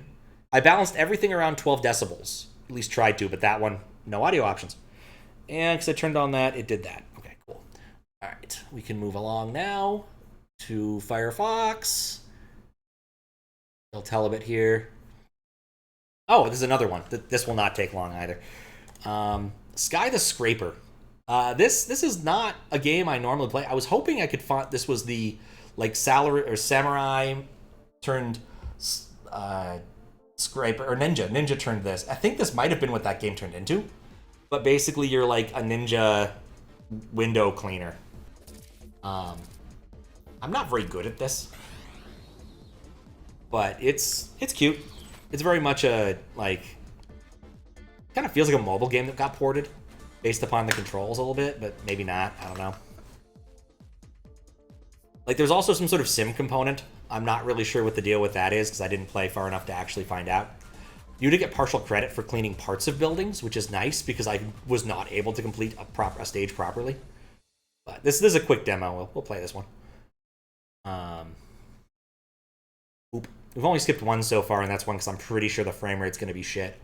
And it's going to get mad because I can't update my drivers to the point where it wanted to. Ooh, not Telebbit, Sky the Scraper. Also, you gotta love that name, Sky the Scraper. It's a good name. Anyway, we'll do the tutorial, which is basically all we need. Also, if you play the demo, big warning, it boots into Japanese. So you'll have to figure your way out to the menu to actually play it in English, which is a little bit of a problem. Alright. He's only explained once. Ascend. Descend. You go use your left stick for that.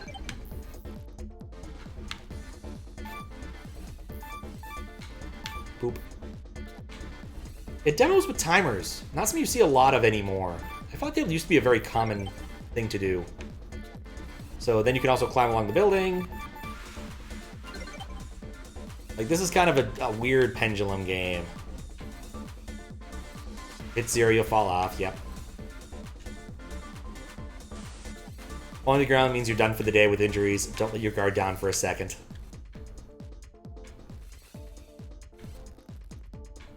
Okay, wipe it, you press A, and... like, yeah, you're kind of doing this, like, samurai, little ninja move. And then you fall off the wall. I get to try again. Because this is the tutorial. But once you run out of cling, keep an eye on it. Yeah, you have to you see the wiper up there, it loses stamina. There's a button to clean it.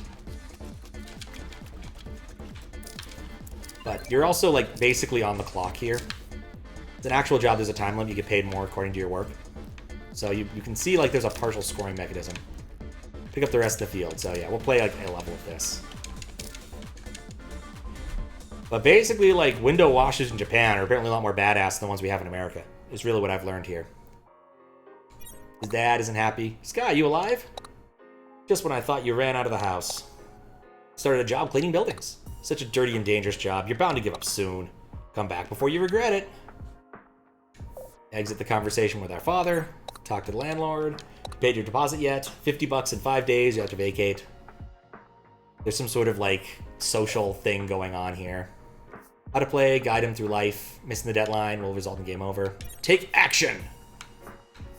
Go to work! Like, I'm not sure why this has, like, a living simulator in it, but it's what the dude wanted, so. So we'll try and clean the windows as best we can without falling off. We'll note the lens flare there made that really hard to see. I don't know what the balloon does. I think it temporarily makes it easier for you to ascend. Nope. Ah, I managed to not die there. It was a close thing, though.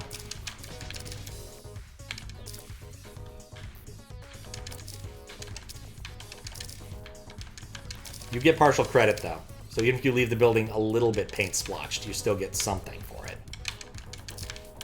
So he still has a chance to not go home empty-handed. Into this big splotch before time runs out. There we go. Job done. So, we did okay. Minus taxes and everything. We got a C rank. I'm not very good at this.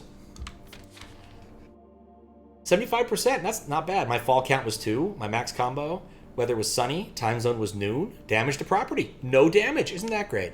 There's probably a lot more mechanics where this comes from. But, yeah, it's a little arcade game. It's cute with the sim thing. It's kind of cute. I don't think I'd play this much, but, like, I think it's an interesting concept. Either way, that's all we're doing with this. Let's move on to the next stage. Whisper of the... Oh, this! Okay. Have you ever heard of the game Unpacking? It's made by Witchbeam, which is headed up by Tim Dawson, who used to do the webcomic Dragon Tales, and also made Android Assault Cactus. Basically, someone saw Unpacking and was like, I think I want to make another game based upon a similar concept with similar art. And that's what this is. I think it's a slightly bigger game than Unpacking, because Unpacking is kind of a narrative thing, and this is more of a, like, do jobs for people, and maybe it judges how well you decorate. I played through the very first stage, which was literally just your house here, and I put everything on top here because I thought it was funny. And it didn't stop me or punish me for it, so I don't actually know how the game mechanically works, but I realized very quickly, this is not a game for me. I'm certain this is the sort of thing that some people really love in their lives, just arranging stuff in fake houses, but...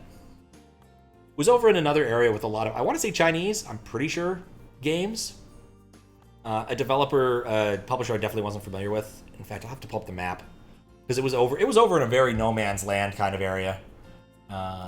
There's parts of the Expo that are easier to get to than others. And this one was kind of far out in the middle of nowhere. But, yeah, I played the demo. I didn't care. This is not for me. Apparently, ooh, you get to do secret rooms and go... What? Apparently, this gets a lot spicier than I was expecting. Huh.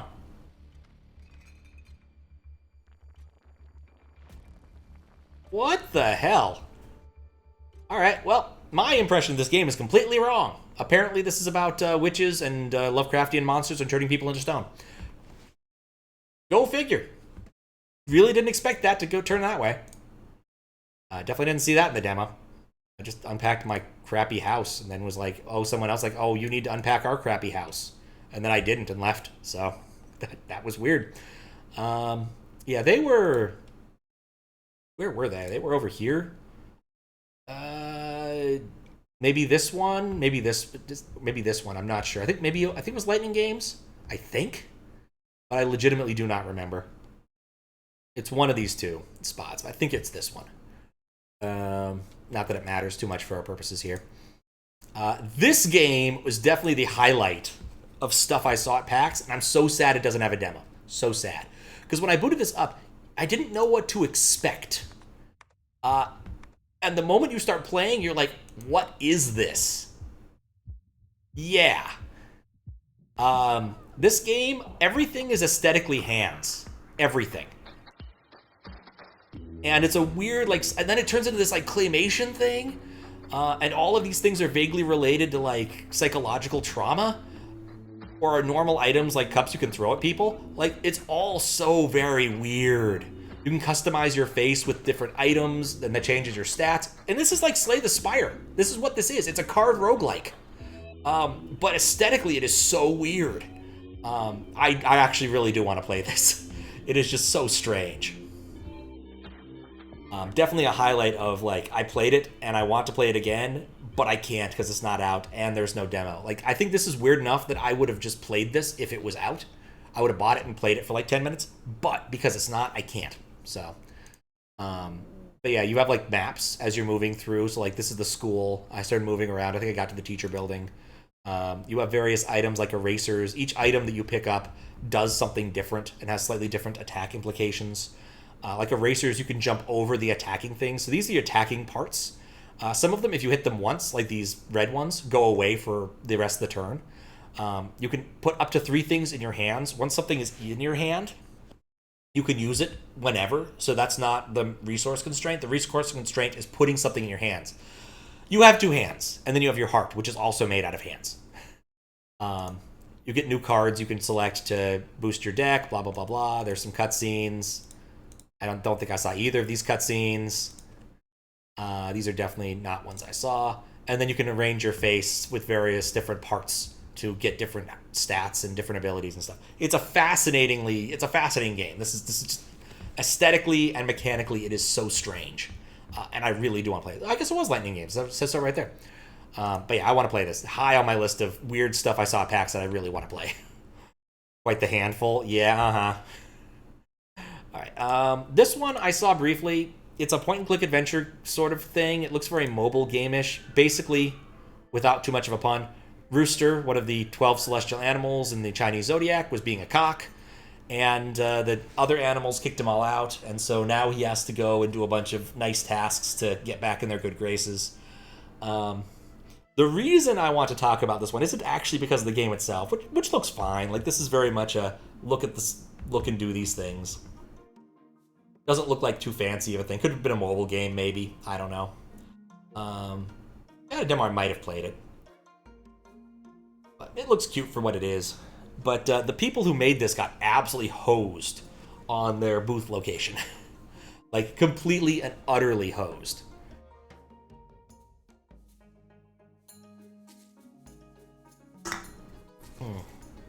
Because they are a tiny little, indie dev thing. The lady was talking to me through a mask. I could scarcely hear her, even putting my ear towards her.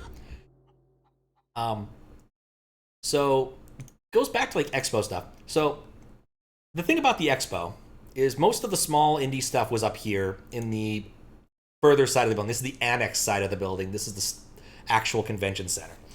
You can notice there's a bit of a discordance between how big certain booths are. Like, there's a few big booths here, and then there's a lot of really big booths over here, like MSI, Namco, Zone Zero, Pokemon. The Behemoth also had a really big booth, but they all have the same, 4 games they always have. And then they had a few things around here, tiny indie games, like this one here. No, was that one there? Where was that one? I don't remember. There was one I played for a few minutes and didn't leave enough of an impression or have any documentation such that I could actually write something about it. Or maybe I did write something about it. Do I have it here? Yeah, Rogue Climber. I'll talk about that in a minute. Okay. They were right here. I think they're, right here. Sticky Brain, right here. Yeah, this was a constantly running, tournament. I think they were playing Soul Calibur or some other fighting game at the time. Completely unable to hear anybody talking at these booths. Utterly impossible. I cannot believe they said, you know what we should do? Put these tiny booths right next to the giant fucking stage. An utter cruelty to these people who actually paid good money for this. I cannot stress enough, PAX was absolute cocks for placing these booths here because no one could hear them. And it's not like there wasn't space elsewhere. I mean, not there. That's the open area people usually use for cosplay stuff. There's a nice atrium over here with a waterfall, and then there's actually outdoor area over here where people like to take a lot of cosplay pictures. But people were not as over here as they generally were, because this is all of the space they were using on this side of the convention center. They were mostly using the big convention center, the new one, for most of the stuff except the Expo. Honestly, it would have just been a kindness to put these guys in the other building.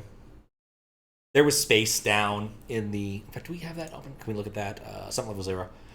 Yes, proceed. I do not care. Yeah, there was an awful lot of space here that could have just been used for that. There was a ton of space to play all these free play games, all of these board games, and nobody was really using the space down here except for a couple big tournaments. Moving a couple Expo things over here would have been a small kindness. Still a little bit out of the way because the floor 0 is not the easiest to get to of all the floors, but compared to being right next to the friggin' loud stage, would have been a nicer thing to do. Anyway, that's the end of that rant. Rogue Climber. This just is kind of weird. I think he's looking for a specific audience I'm not sure really exists. But basically, it's a roguelike 3D platformer. It does have a save state mechanism, but you can only save state once, and then it burns your save state next time you die, and your goal is to kind of get to the end of the stage. The aesthetic is a little bit off-putting. I think this is a student game. I'm not really sure. But I played enough of it to know that I probably don't want to play this. But really doing this, kind of doing a disservice to the game, showing off the atmospheric effects rather than the sunny day ones at the very beginning of the video. But I'm going to skip forward a bit. Hope we can find some footage that isn't dark. Like, I know you're proud of your atmospheric effects, but no one can see the friggin' stage. Yeah, so anyway, the parts I played look more like this. Like, you have these balloons that look like they were ripped out of Sonic Adventure, and you're just jumping between these things. You need to maintain momentum, and it's a 3D platformer. It wasn't bad for what it was, but just wasn't very exciting. And it's weird because it was all procedurally generated. Like, it's a strange concept. And I think this particular trailer does not really put its best foot forward just because the lighting is really not bright. You can't see all the cool stuff. Like, that wasn't what the demo I played. That would have been cool. But it was mostly just floating islands in the stream, and you just jumped between them in giant mushrooms and stuff. That was it. We are getting close to the end. That's nice. Okay, Lord Ambermaze. This one actually caught my eye. So, this is a turn-based dungeon crawler type thing. Kind of a little bit like Crypt of the Necrodancer. You know, you have complete control over what's happening at all times because it's turn-based. So you make your choices accordingly, and you can kind of live it out. It reminds me a little bit of Drod in the sense, though I don't think it's necessarily quite as full in on the puzzle aspects as Drod is. Like, every Drod room is very purposefully made and thought about, whereas this I still think wants to go a little bit more in the Zelda direction, where it's still like, you don't need the perfect solution to get out of the room of Drod. In fact, it occurs to me I've compared this game to Drod, and nobody knows what Drod is. So I probably should fix that. There we go. Deadly Rooms of Death. This is a game series that's gone on for a long time. The basic concept, none of these show this off very well. Is this even the first one? I don't remember. But basically, you're a tiny character. You're moving along a grid world, and you have every turn you do something. So you either move in any of the directions, including diagonal, wait a turn, or rotate your sword clockwise or counterclockwise. Your goal in every room is to clear out all the monsters. In the old ones. I don't know about this one, but this is one of many. Coverall Games has done a lot of releases, which makes it kind of hard to figure out which game you want to play. Along with a bunch of extra expansions. Like, they've been riding this forever. This game, I think, originally came out for DOS, and it's just been kind of ported forward and forward and forward over time. I think Journey to Rooted Hold is the first one. Yeah, that looks right. Me and Snyder have played through a chunk of this. It was not his game of choice. But it's a very deliberate game. Every move you make needs to make sense, because you can't really do it any other way. And this game kind of feels in the same sort of genre, but a little less punishing, if that makes sense. And we're going to play the demo for that a little bit, because I think it's cool.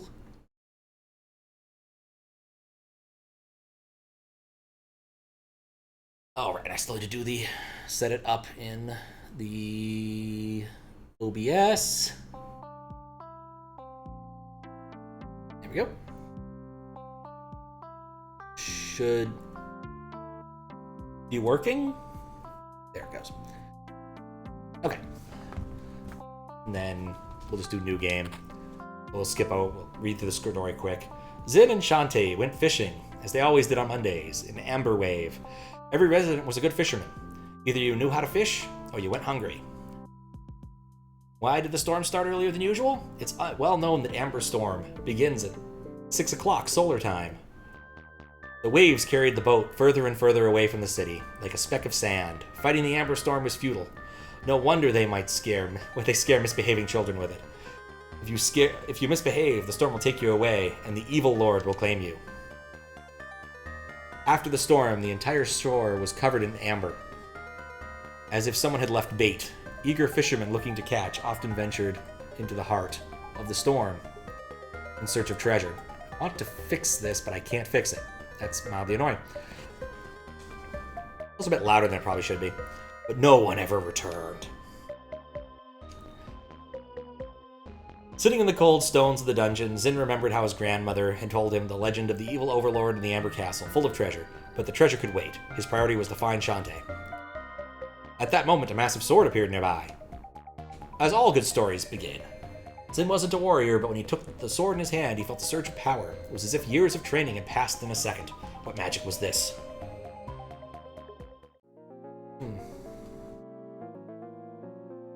Anyway, this is the story.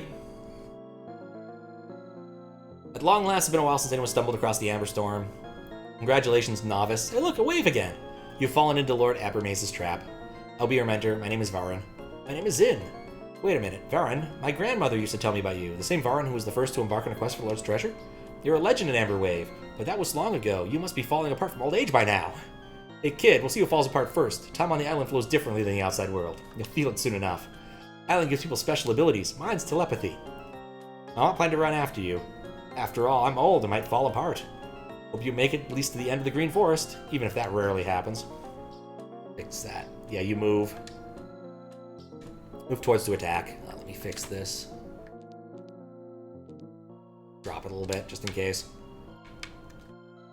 Oh yeah, you move towards something, you stab it. And you don't move on diagonals. You have hearts, of course. But very much sort of like Crypt of the Necrodancer, but no... there's no rhythm. Yeah, enemies move with you. Enemies will proc onto you and then attack if you get within their range. Even if they don't look like they're going to move into your direction. And then, yeah, I screwed that up.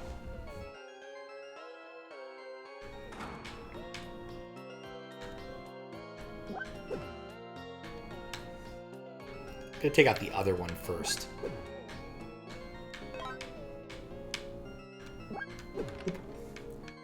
And then, of course, you get the chest and get more Sonic money. I just noticed that key. Open closed chest with a golden key. Let me go open the chest at the very beginning now. I do like that there's a mini-map, too. That's the wrong button for that. Always helps. Because there was a chest at the beginning that I don't think I could open. And I'm curious now. That was golden. Well, that was a mean thing to do. And it was full of money. Okay, I don't really care about money yet, because I don't know what it does. But I presume it's useful, as money typically is. But, yep. So that's the basic part of the game. This dungeon is the same one as the one that was in the demo at PAX. So there shouldn't be too many surprises. I didn't play through the whole thing, because again, I was getting kind of tired by this point. Like, it had already been a long day. Oh, teleportation. I definitely should stand on that. Now I can use the map button for teleportation. I can start at the beginning. Okay, so that's what I should have done to go back and get the golden chest, as we've now just learned.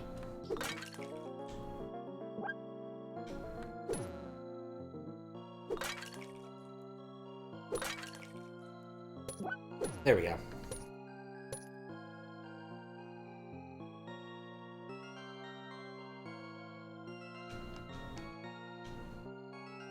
Then here. There we go. So, yeah.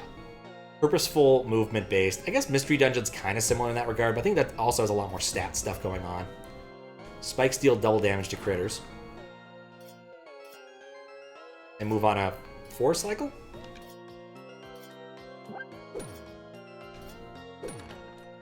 And they disappear when you kill everything in the room, which is helpful.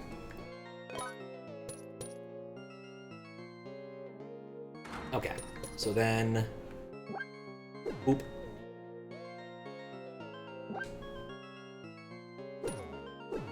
I almost screwed that up.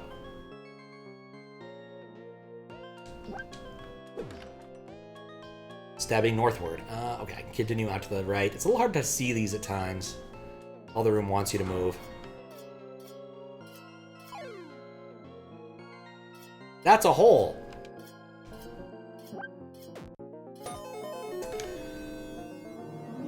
And it puts me all the way back here.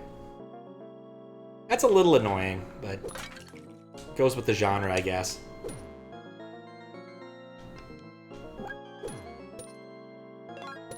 So, yeah, this is cute.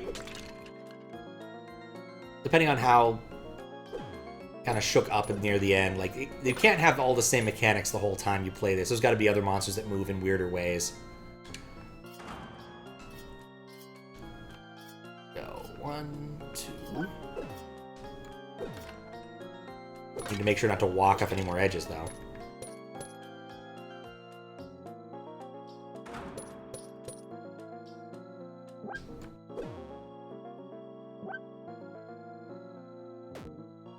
Just need to wait. Should have been smarter there.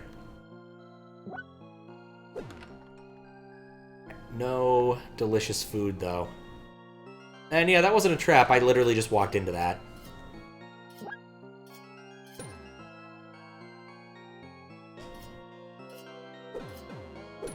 Perfect. A lot of apple. We'll leave some apple for later. Can I go down here? Nope.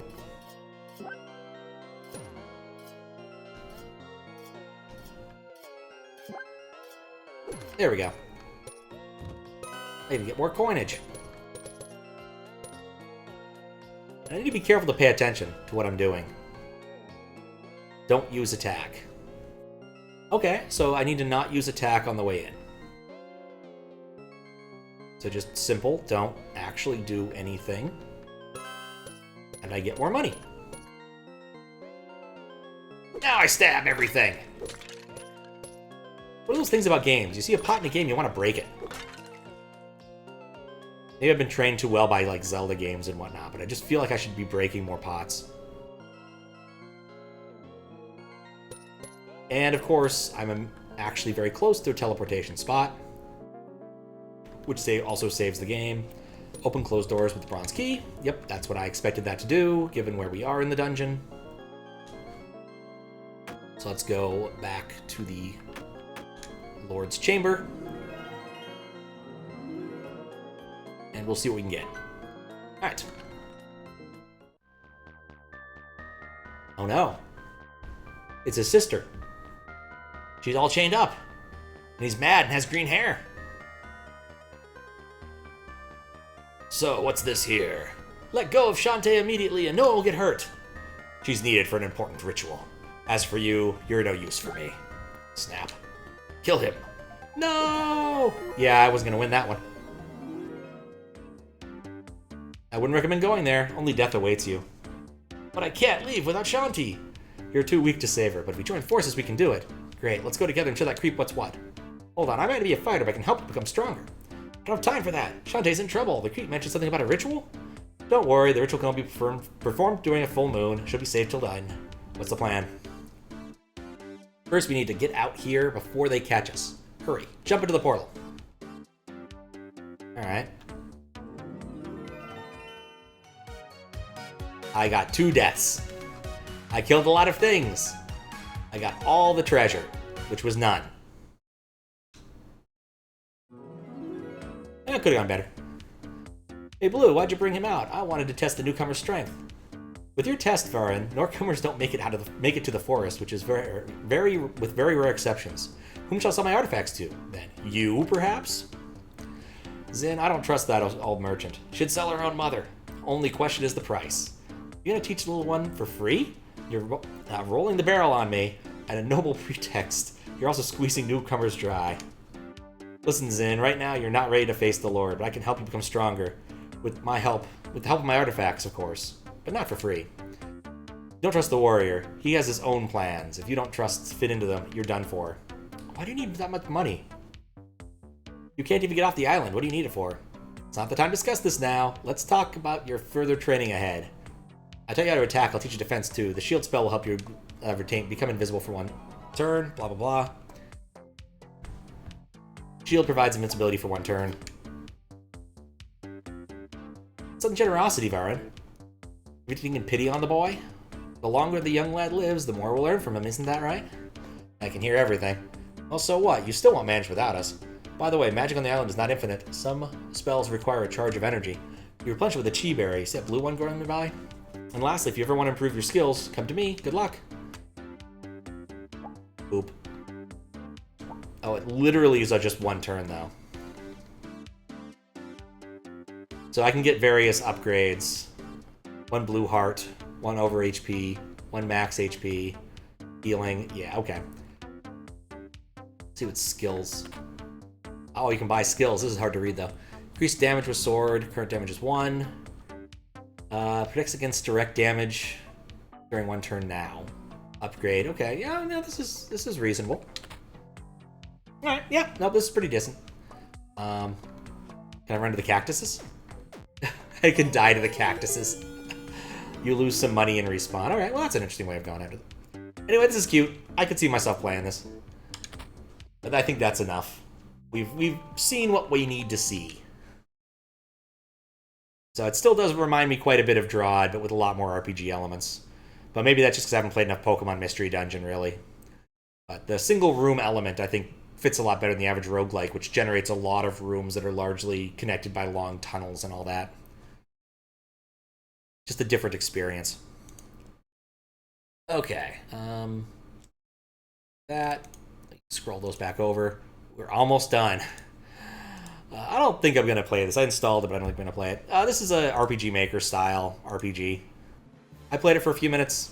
It was okay. It, of course, required you to die to move forward at one point, which is always kind of annoying. But when it's the first battle of the game, you kind of expect these things. It's kind of going for that Chrono Trigger look. Maybe Secret of Mana, one of the PlayStation one types, but it's turn-based RPG once you get down to it. This was some field stuff. I always do like field stuff. One of my favorite parts of Lufia 2 was all of the like puzzle solving you could do on the field. Makes me want to play Lufia 2, to be honest. But yeah, they had a fairly large booth. They had like 6 stations set up for this. For an RPG, it felt like a lot. Just because like it's hard, but honestly, once you get people playing it, they're gonna kind of want to stay around for a while. You definitely see some features I like in this game, but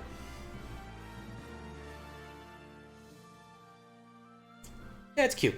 I don't know if I'd actually spend the time playing it. There's enough RPGs on my list to play for a long time. One of the issues with having a large... Didn't we already see that guy? I think it's a new guy, at least.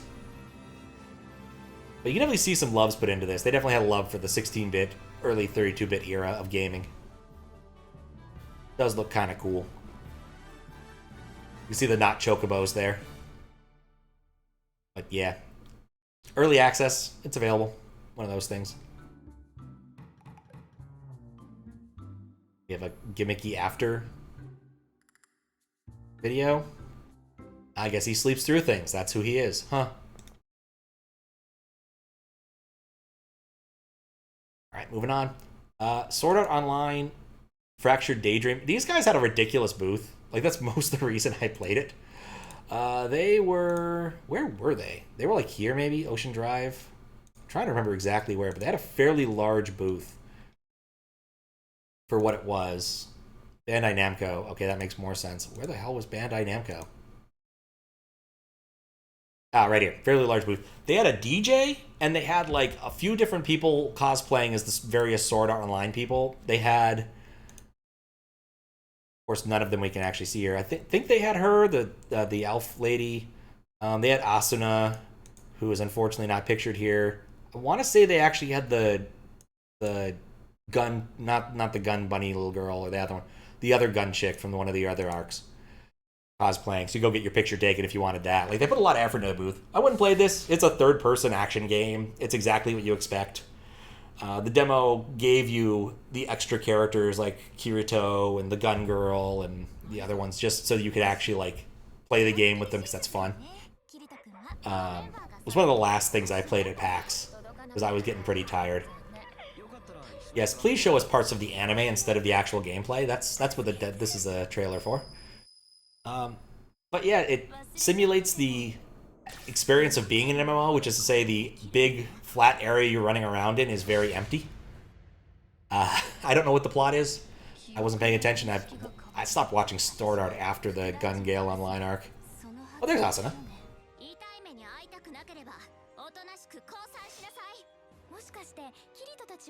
Huh. People supposed to be dead? I mean, this is all done in a virtual world. Most of them aren't supposed to be dead. Like, not permanently, at least. What's that guy? They got brought back some of those people, I guess.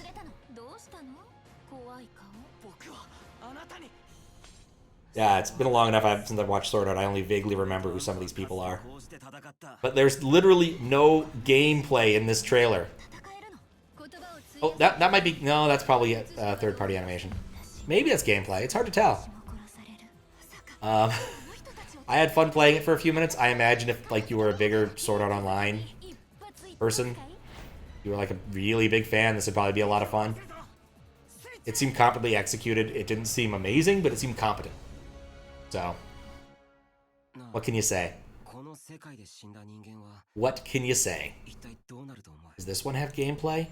I'm not even gonna like watch the whole thing. I just want to see if there's any dang gameplay. Yeah, this is what it kind of looks like. You know, third person. Yeah, running around with swords, running at things. It's very MMO-like in the sense that you think it's like what an MMO would be like if you hadn't played a lot of them. Because it would be way cooler if more MMOs were like this, as opposed to the I'm going to keep pressing 1, 2, 3, 1, 2, 3, 2, 3, 2, 3, 4, 4, 4, 4, 1, 1, 1, 1, 1, etc. that MMOs have become. Because you know you get your rotations down and then you just do them. At least that's how I understand MMOs work these days. I don't know. It'd be way cooler if it worked like this, but of course it's very impractical for, you know, having a gigantic bunch of people all connect to a server and still have something cool like that happen. Anyway, Sword Art Online, it's what it is. Lots of characters I recognize from the anime, but don't remember any of their names. Yep. Yeah, that's the last thing I saw. There were a couple of bonus things because I realized things changed. Kev brought this to my attention. I never got around to playing this, but apparently Kaizo people are involved in making this, including the Borgie Man, which makes me very, very curious. I was hoping there was a demo. There isn't one. But this looks like yet another puzzle platformer, and I love puzzle platformers. So you've got your frog, you tether your tongue to bounce. This just looks fun. I would definitely play this. Another one of those... beaver on a bicycle! Like, what is this? I was going to mention more, like, Redwood stuff, but, like, once you see a beaver on a bicycle, you just have to stop and ask yourself, like, that sounds like an exclamation that Batman would say, or Robin would say, "Holy beaver on a bicycle, Batman!" And now I'm just stuck on that one frame. I'm even ignoring the weird seed shoe because there's a beaver on a bicycle. Yeah, this looks fun. But seriously, beaver on a bicycle. Like, what do you do? Why is this a boss? I'm certain there's got to be a good reason, but why is there a beaver on a bicycle? Someone must have just said beaver on a bicycle and they just ran with it. Like, how else could this have happened? Like, the fox makes sense. Foxes jump around, they eat things. Beavers don't ride bicycles. And of course, the siege shoe, like, I barely even talked about this. It's clearly a sneaker that's made to a siege engine. That's awesome. Anyway, this game looks cool. I definitely want to play it. Don't know when it's coming out. It's a shame I actually missed it at PAX. I saw it a couple times, and I just didn't spend enough time wandering around that area to actually spend time over there. Found myself wandering past it very often. It looks pretty cool. That's all I can say about this, other than say beaver on a bicycle a couple more times. Last thing, Neon Runners turned out to actually have a demo. It might have been released as I was looking. It's one of these, like, join the playtest. So I figured I'd at least try the playtest of the game and give it a quick shot as the last thing here. So we'll play it for a few minutes and see how it goes. If I can find it in the list again. That's the problem with these things. You have to find them in the list when you're playing them, and there's a lot of them. Dear God, there's a lot of them. Anyway, you're going to end up missing the anime waifu splash screen as it starts up. I'm going to miss the anime waifu splash screen as it starts up because it insists upon taking over full screen twice. So I can't even set this up properly. Even then, OBS doesn't pick it up fast enough, so I couldn't show you guys the splash screen if I wanted to. I don't think. But yeah, let's try it, shall we? At least we can try to see if we can make it work. Is this another one of those games with no exit? Okay, good. Did actually have exit. Yeah, you have to do some sort of, like, weird setup for this, because it's a very online game. It's all about... It wants to become a Mario Maker, right? So it's all about people making levels and other people beating them. And let's see, do we actually get that on screen? Do we get to see the waifu splash screen? I don't know how far behind my stream actually is. We got at least one of them. Good enough. So, yeah. So in order to play, you actually have to go to the host thing. This is the puzzle of the day. I don't think I want to do that because I've never played anything before. So let's pick an easy one. And just try out the first easy one we see. So apparently I'm a blue hair waifu speedrunner thing.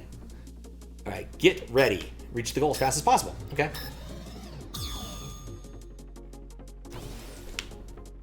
Okay, so jumping. Probably didn't want to jump like that. I wonder what this X Factor thing is. Oh, actually, can we double jump? You can double jump, okay. Zoom. What? Alright, it murdered me and put me back at the beginning. I entered the X thing. Oh, you can slide! That's cute. It's a little bit floaty for a controller. I wonder if I'd be happier. Oh, the X. No, it's an Xbox. I guess you don't want the Xbox. Okay. Is there like a trigger to turn that off? There's some way of like boosting. I kind of wish maybe there's a tutorial somewhere. Where am I? Is that a jump pad? It's a jump pad. Have I looped around? No, I haven't looped around. Is there like a map I can pull up? Alright, I've charged up my dash, I guess. Oh, okay, because I went around the loop. I hit something. It must be this, like, trigger here. And that turns on and off the force fields. Okay, this makes more sense now.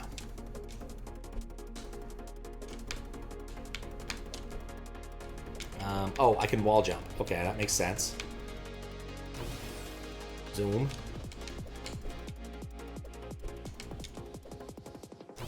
It's a little floaty for my tastes, but this seems like that could be a lot of fun. Very much depends upon the levels. I did not do well compared to the leaderboard, but that shouldn't surprise anybody given I've only ever played this for, you know, a minute here. We'll try one more easy one. I think that'll sate my desire for this. Undecided? Speed. I don't think I want something that low of a clear rate. Let's try the tower. 66.6. Clear rate. Okay, that's fairly high. Let's go with this one.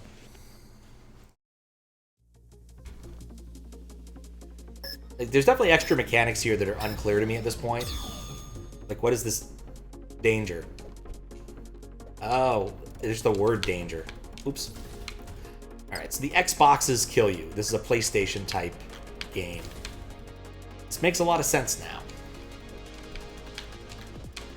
It's very floaty with the momentum. I don't think I like playing this a stick. I think I'd want to actually play this with a keyboard. Okay, there's health. I didn't even realize that. I was taking damage from those things. I'm gonna guess those are the types of platforms that fall down if you look at them funny.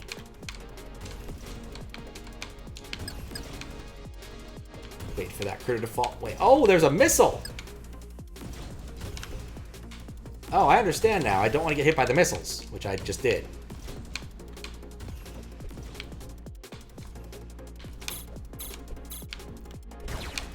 Oh, wait. Oh, that's the end of the level. I was looking at them. I'm trying to identify what the object is. I think there's a case where, like, just unfamiliarity with it is making it a lot worse than it needs to be. Like, the amount of HP you have at the end doesn't matter so much as getting to the end. And that's a bounce pad, and bam, done. Yeah, this is cute. Hey, I got number 6! Because only, like, 6 people have played this. Cool! Oh, I probably should have rated the map. Always like, rate, and subscribe things, I guess. Anyway, that was Neon Runners. They were cool people when I talked to them at their booth, so I did want to play their game. And just, it sounded like you had to sign up for Discord at first, but apparently it worked out. I didn't have to do that. It was on Steam all along. Please just put your demo on Steam. It makes life so much easier. But yeah, that's the last game on the list. We did everything. If we are, what are the total number of games we actually looked at? Because the easiest way to tell this is I have a URL for everything. So it'll actually sum up the number if we do this right. We looked at 80 games. That seems wrong. I don't know why that's... Maybe this one? 80. But that's line 82. How does it sum up this way? Oh, well, I'm not going to... Okay, so it's 82 minus 1, 2, 3, 4, 5. So 77 games. There's a couple I'm sad I missed out on. There wasn't actually a demo because they took it away. Mainly Yars Rising. I would have loved to play that demo just to look fun. And honestly, I'm still kind of sad about Tofu. Tofu not having its demo, because that was just a fun little demo. It wasn't very long either, but it was a fun demo. Anyway, that's it. There isn't any more. We're done. We've looked at all the PAX stuff. Don't need any of these anymore. We can close all this. All the swag. PAX Rising. The game that doesn't exist. Drawed. Put up some Canyon. And look at this picture, because that's the stream. That was the point of all this. And that was a lot of fun. I had fun playing a lot of games, especially outside of genres I usually would play. But, and of course it took dang near 8 hours, maybe 9 hours to cover all of it. A lot more than last time, but I also spent more time playing some of the demos than I probably should have. I probably should have cut time off on some of the puzzle ones, but I do love puzzle ones. But yeah, lots of cool stuff at PAX. I like doing these streams. I don't know how good they are for numbers, but who cares? They're a lot of fun. I think maybe next time I go to like another convention, I'll do something like that. Should have done one for the adventure game one, because it'd be a lot shorter. And I still have all the details for that, so maybe I'll do that one day, but not today. Not today. But yeah, that's it. And it's late enough that I'm not going to start something different.